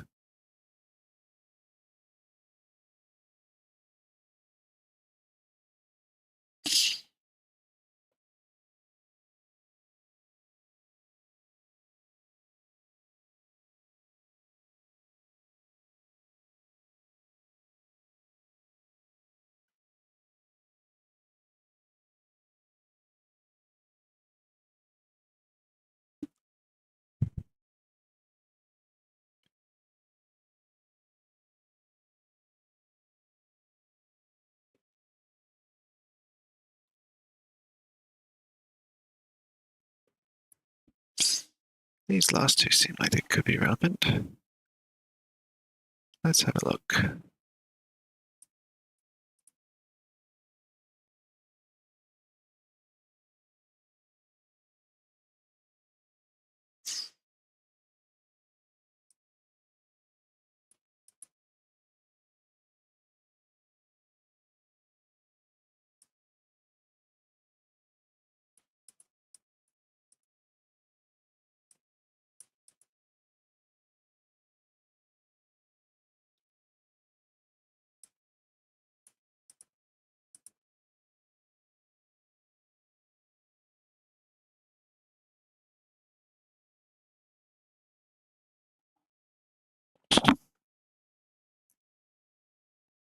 Okay, we got a rigid body.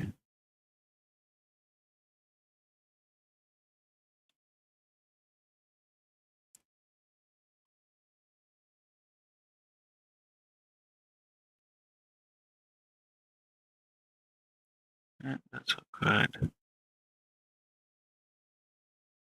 But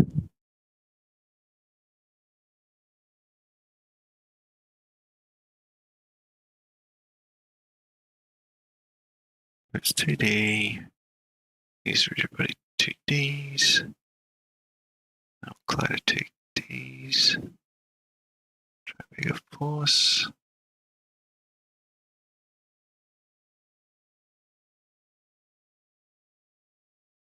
Forward vector is the depth axis. I don't want that. Yeah. Yeah, no. All of that doesn't seem useful.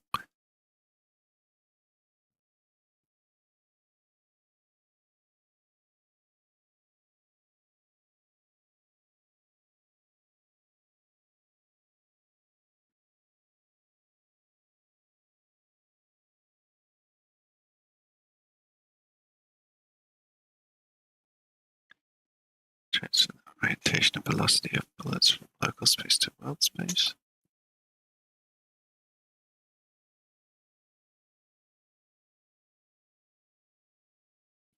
Maybe I'm doing transform point wrong.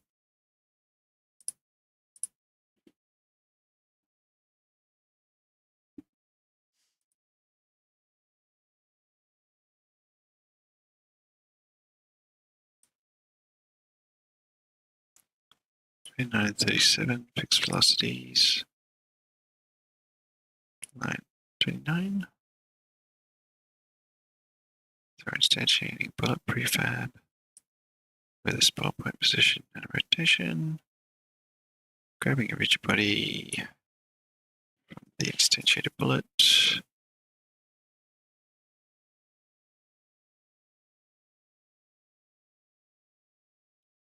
Setting the velocity of it.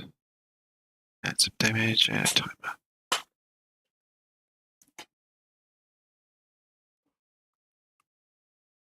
Oh. So that's setting the velocity.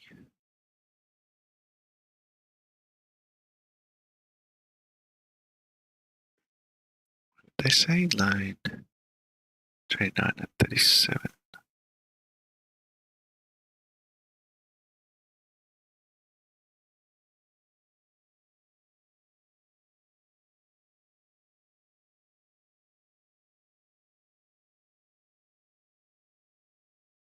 These vector 2s.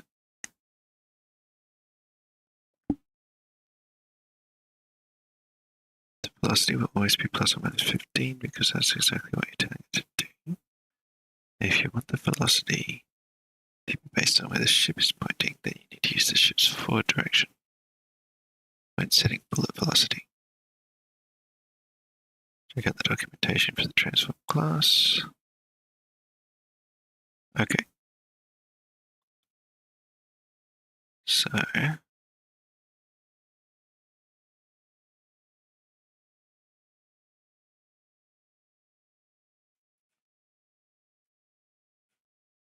basically 100 vector, that's just x.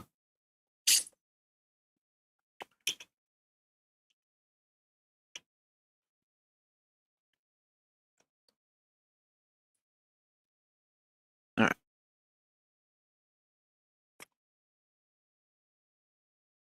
I might be wrong about where these vector 3s are.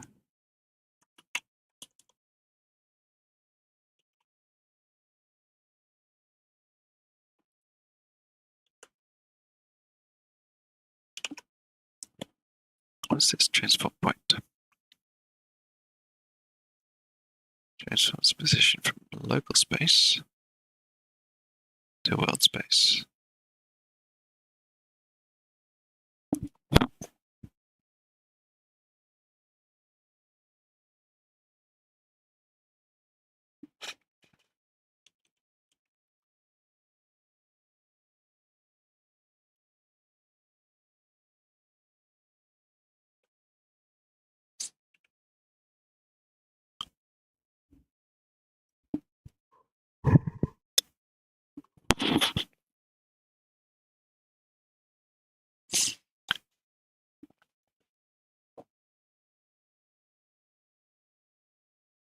Yeah, so basically saying whatever is that way in local space, I want that to be that way. I want it to be transformed into world space. So if I'm that way, I want that way in world space. So let's see how that works.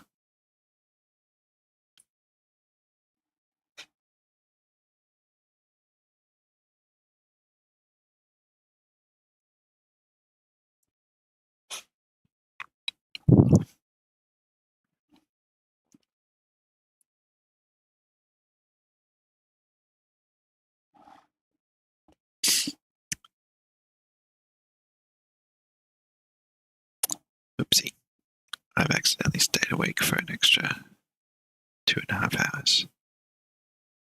Oh well, it happens. I presume it happens anyway. Who am I to say whether it shouldn't? Yeah, these bugs from the animator are annoying. Alright. Now they're all ending up over here.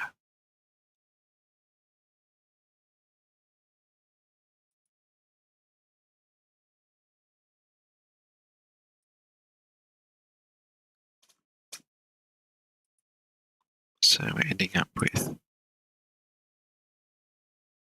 XYZ 0, 1, 1, 0, 1, 1, negative 1, 0, 1, 0, negative 1, 0,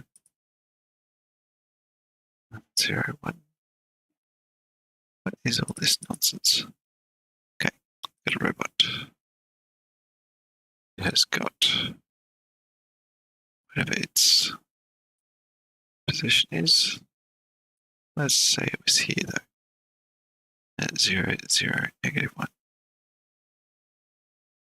I definitely don't want Z to go to negative 1. So now we've got the laser gun, which is positioned in front of the robot. But that's all. It's like that far in front. See, it's not different on the Z index. This is just the position that is.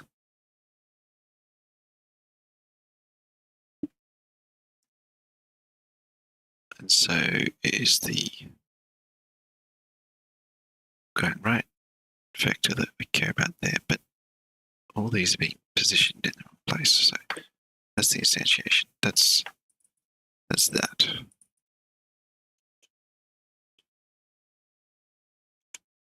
So that's that position. Maybe it's this rotation.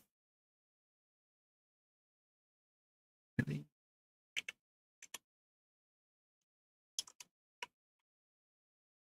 I want to log this.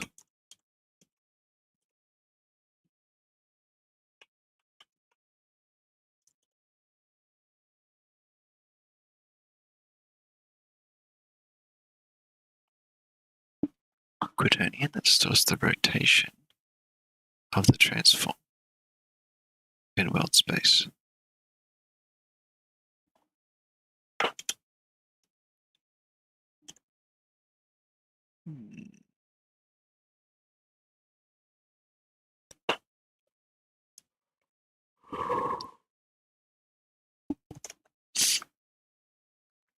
Okay, so we should have that low rotation.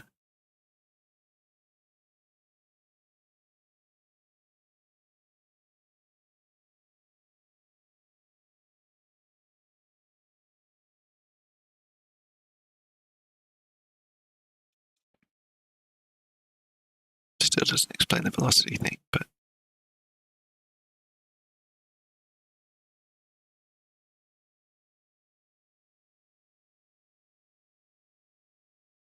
okay. Sometimes they get stuck.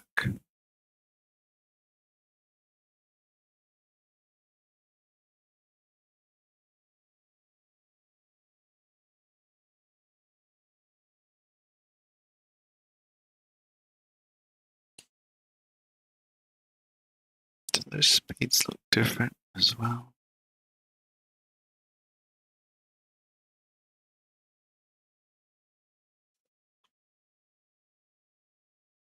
Yeah, those rotations are going really wacky.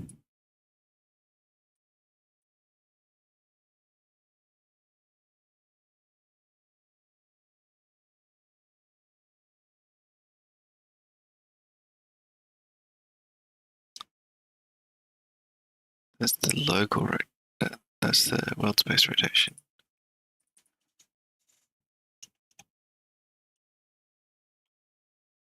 What if I just try that? Is that just going to give me no rotation?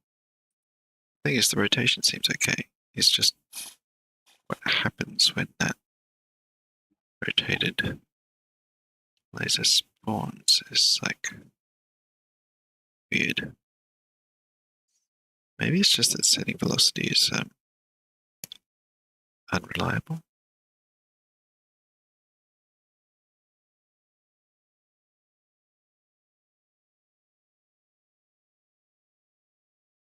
So that's just, yeah, not doing the rotation at all. But we probably don't even need the spawn points rotation, right? It's probably the robot rotation.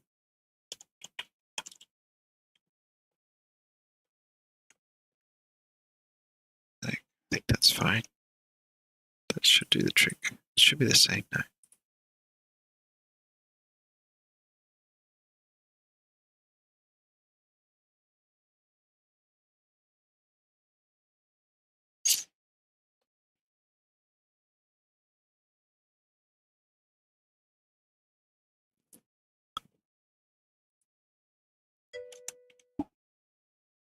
Hey, message comes in from Twitch.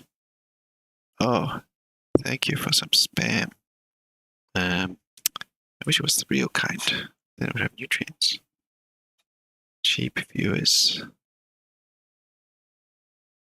Is that like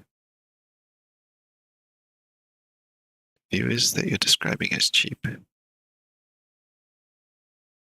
That's not a very kind way to refer to the viewers. What I want to do here is just have the have it just try different velocities. Let's set our speed by default to be, say, 0.5. And then let's say not do that right now. That's related. And then actually in the destroy script, just have it do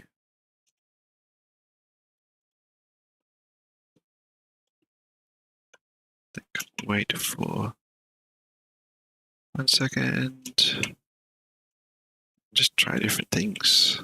Like, right, where's your body? I need to catch that rigid body.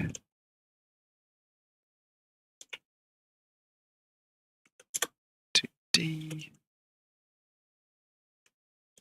Just not shadow that.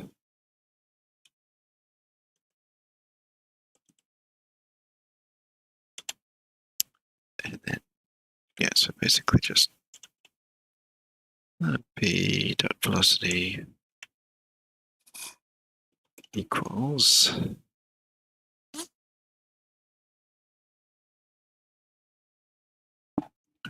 just try various things.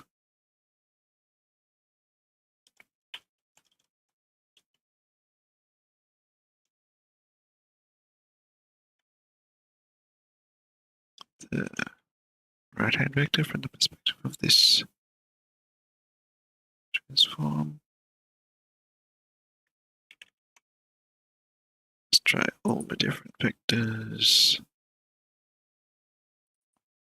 All right, up.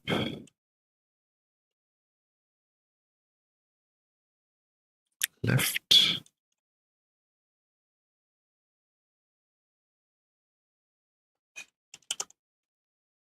Right, up. Negative, right. Down. No such thing. That's just going up, backwards. And then just for fun, let's try forward. And the other thing, of course, negative forward. Backwards. No such thing. So that's the different directions it can try and move just based on its transform.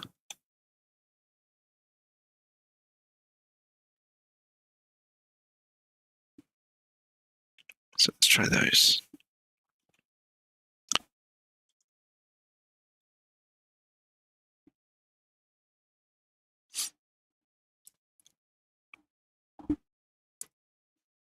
Ooh. Welcome to the Tiredness Stream, where I be tired and don't go to bed because I'm trying to make a bullet go. Okay.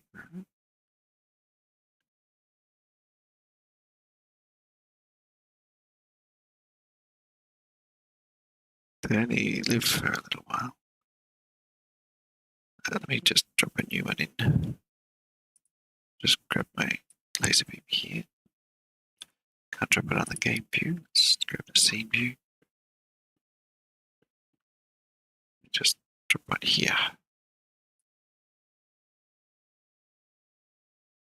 So it goes up, down. Nothing, nothing. Disappears.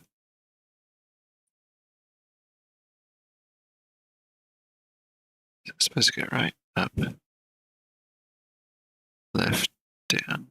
That's what the code tries to do.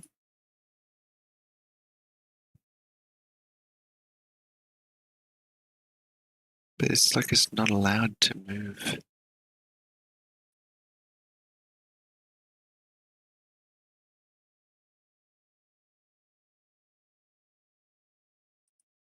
This thing, like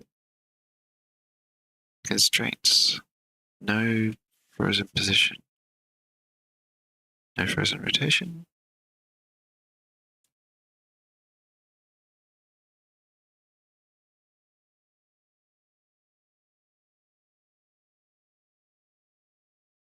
Anything in here? Got the size of a collider. And that's all.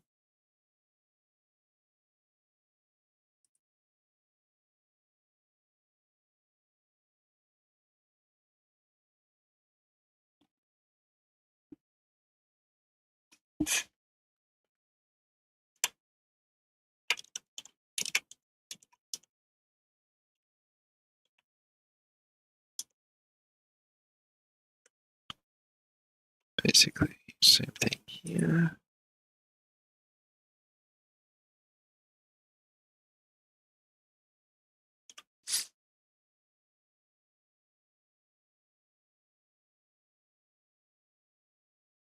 Up one here. Use the same for negative up.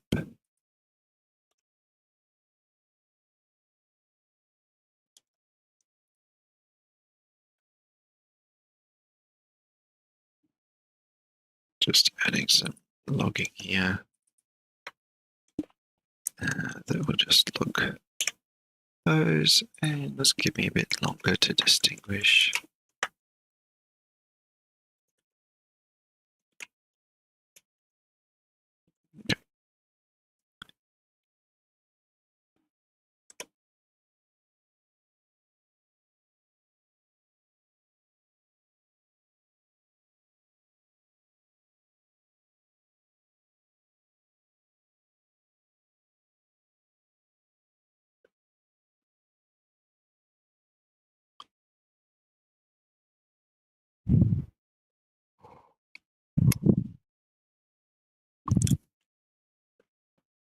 Okay, so that guy's going to be getting some lasers fired. Let's get back to here. Don't replace, please. Let's grab this here. Look at the console. I gotta stop this robot. Hey, robot. Your routine is getting smaller.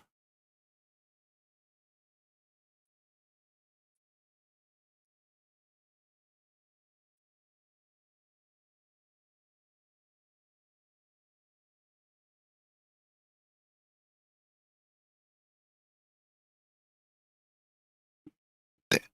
just tell it to walk in circles. I could have just told it walk forward, turn left.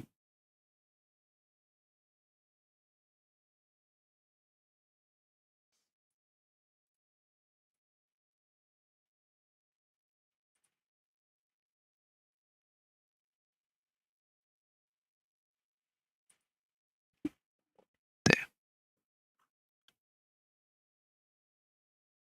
You have fun there, robot. And just grab this laser beam, drop it in here, see what happens.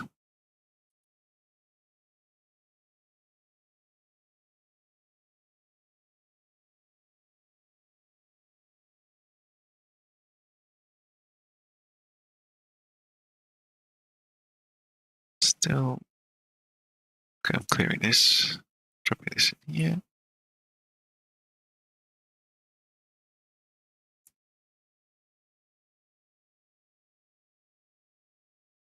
It's only when it has a Y velocity that it's actually working.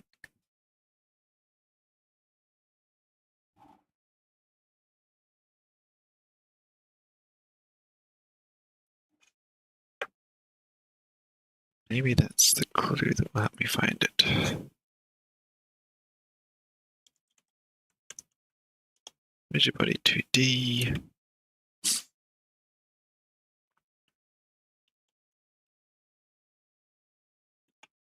Oh, I've just realized that I think this might be something I've seen before.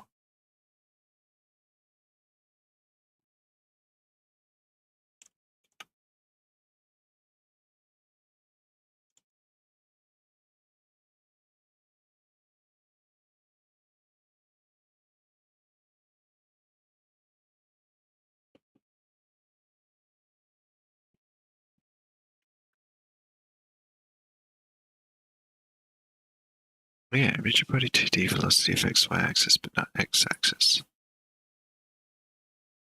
That is something I'm starting to have a feeling I've seen this before.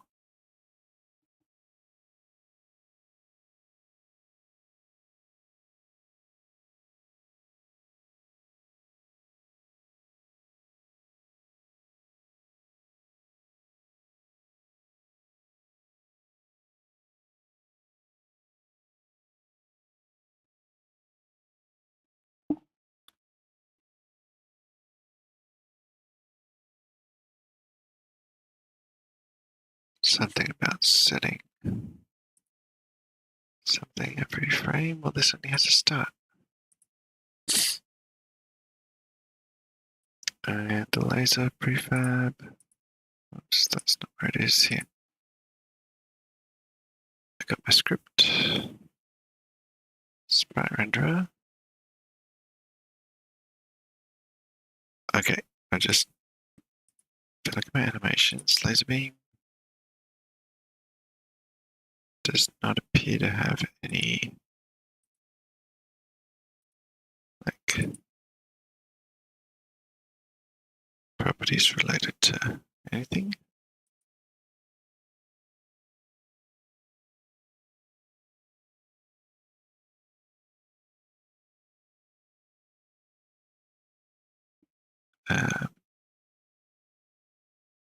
Laser beam prefab, animator, laser beam. We got this sprite here, and that's all we have. Right, like we don't have any other properties.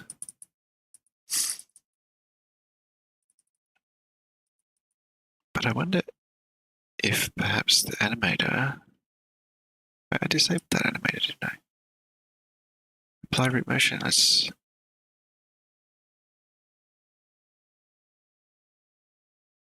Huh?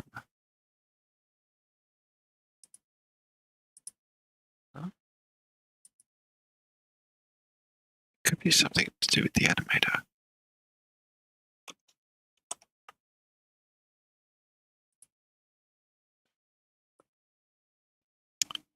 Like, but I had turned off the animator, but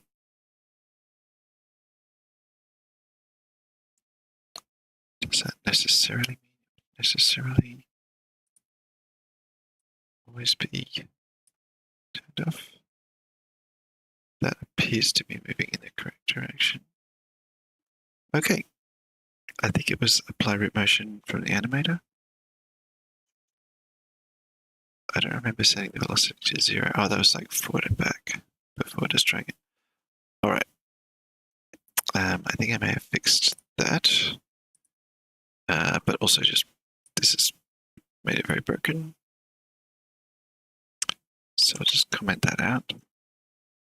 And it actually, I think, just works completely as expected if I didn't have that animator thingy.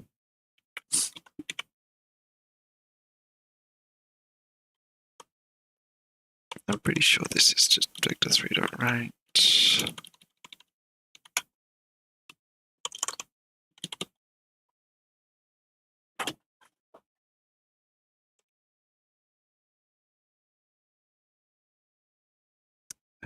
Yeah.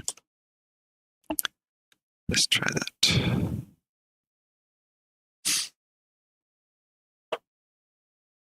I could have this computed from the speed, because I know like how big the game area is and how them only live a certain amount of time. That is computed based on the speed of the projectile, so that like a very slow projectile would last long enough for it to get out of the screen. Now these are related to the animator, aren't they? Okay.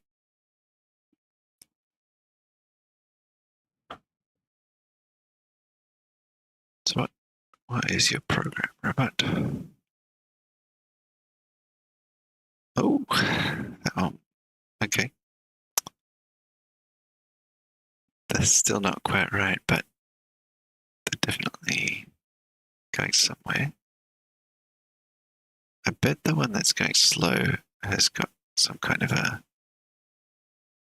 z component to its velocity based on the fact that we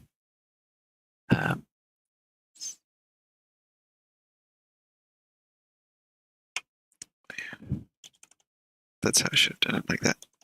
Not however I did it. That transform point is, for some reason, giving different results from what I would expect. Like, I think all the directions on an unrotated thing should be the same as world directions, but apparently not.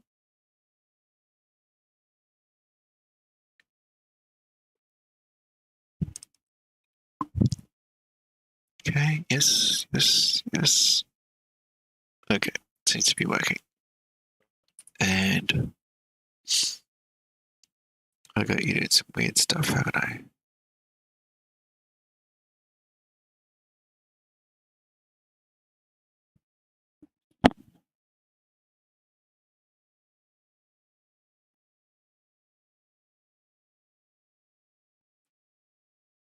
Pew, pew, pew. What?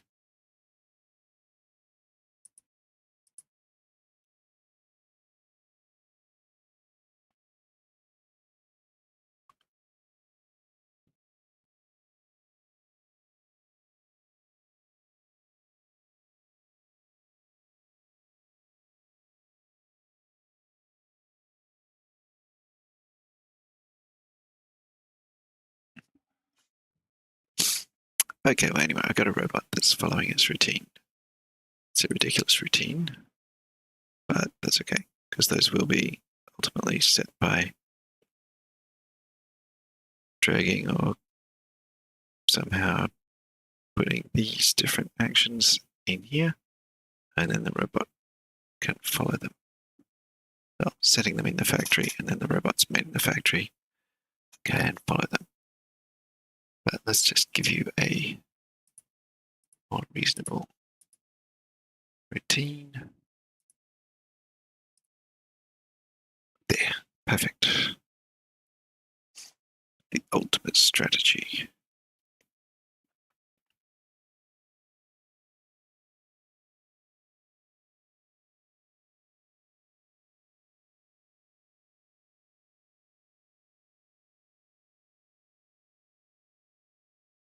Okay, I think I'm getting 3 laser beams shot at once, which is not what I'm trying to do. It should be, oh, right. Playing shoot laser and firing a laser. And what I should be doing is just that.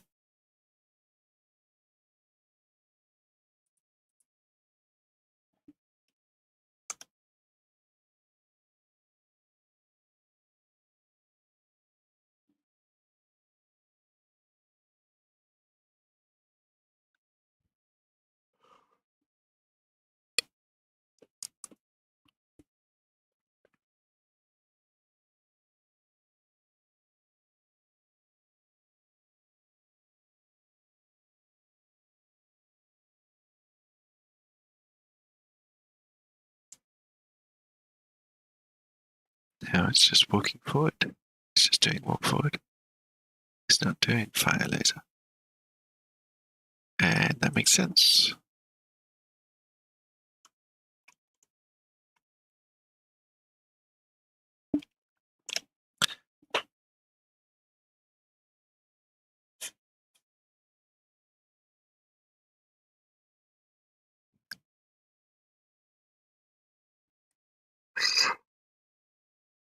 Um,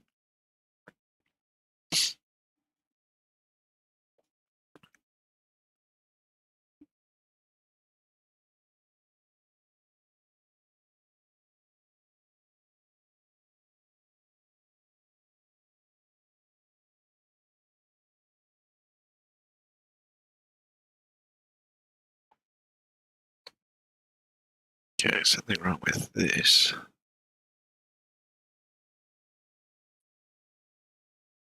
That should be fine. Robot fire laser though.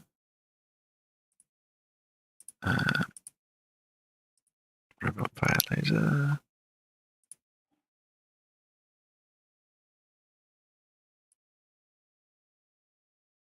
Robot fire laser. We've got that at 30 seconds. 30 seconds, like 30 frames.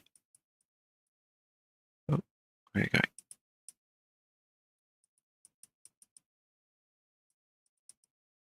At 30, we've got that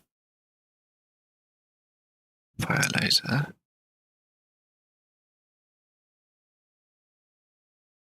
Do I need maybe some keyframes at other places?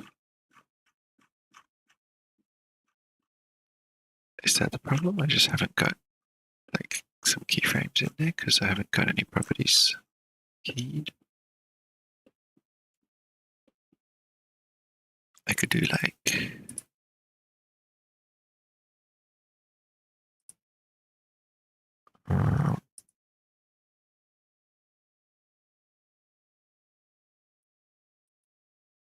transform position. We could have that. Do that and then that. So can I go to 60 and add a keyframe and that should do. These should have the same stuff in them because I haven't moved the robot.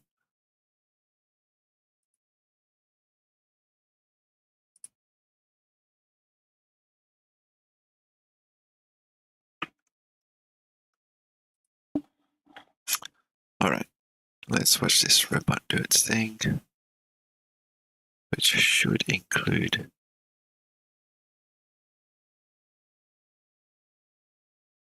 that's better. Move, shoot, shoot, shoot. Oh, and I need these projectiles to have like a much more limited range. So I think the lifetime is more like 1 second that I want.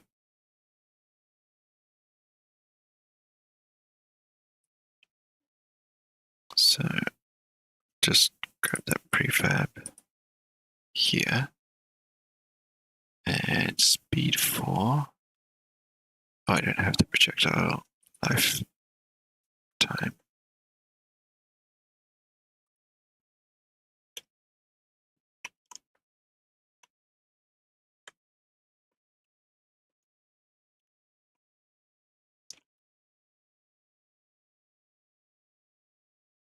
Longevity.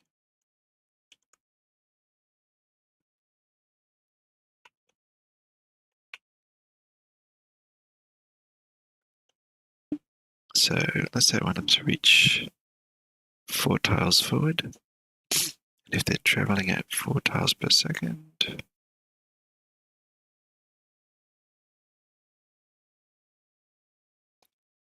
then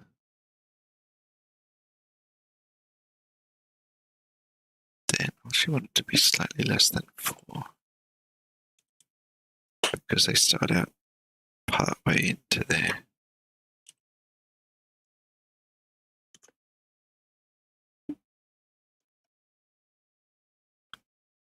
So let that update.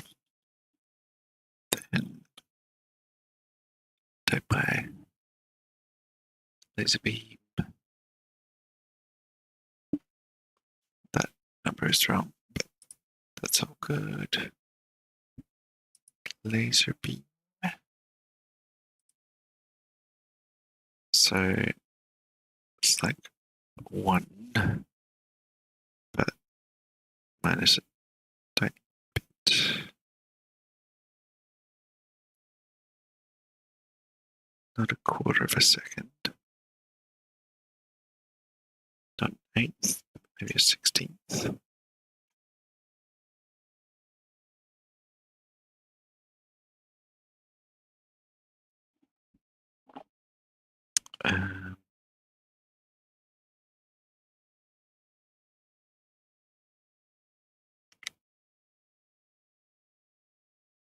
Let's try 0.9 seconds.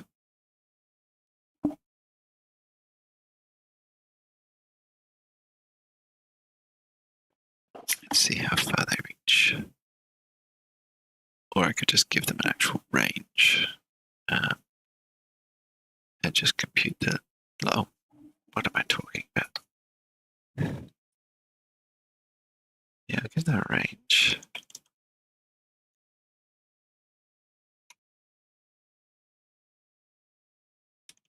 Of 3.75, and then this wave for seconds is going to be the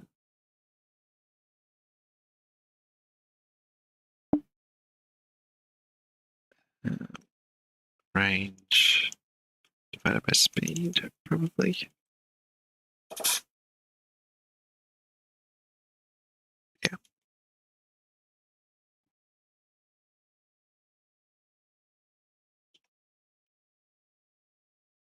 There we go. Okay. Oh, geez. Time flies when you're tired. I did not realize that I'd gone past midnight here. But I have. And it's starting to get cold. And no wonder, given that it's that late. I'm going to go and curl up in some blankets and get warm. Warmer than just the dressing gown can achieve. I need a beefier computer that pumps out more heat. Okay. Yeah, that range is working well.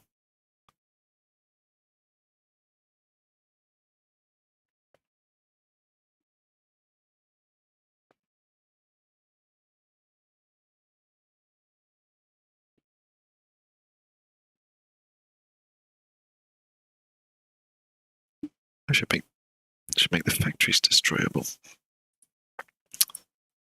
soon, because that would be very satisfying. All right, I think that's all I'm going to get for this game today. So let me just save everything. Maybe make a commit here because I can. And I'm not going to worry about making it a very sophisticated commit. I'm not going to split it up into different things, just like I had basic tile grid. So this is like add prototype assets.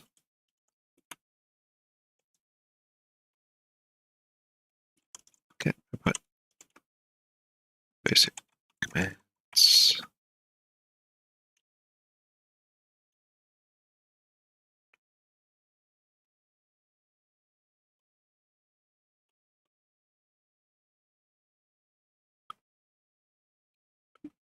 There we go. Oh. So I haven't decided which game I'll work on next time, but come join me whenever that is. Check the stream schedule, and yeah, I'll either be continuing with this or working on filling in some content for the Family Tree game. Thanks for watching.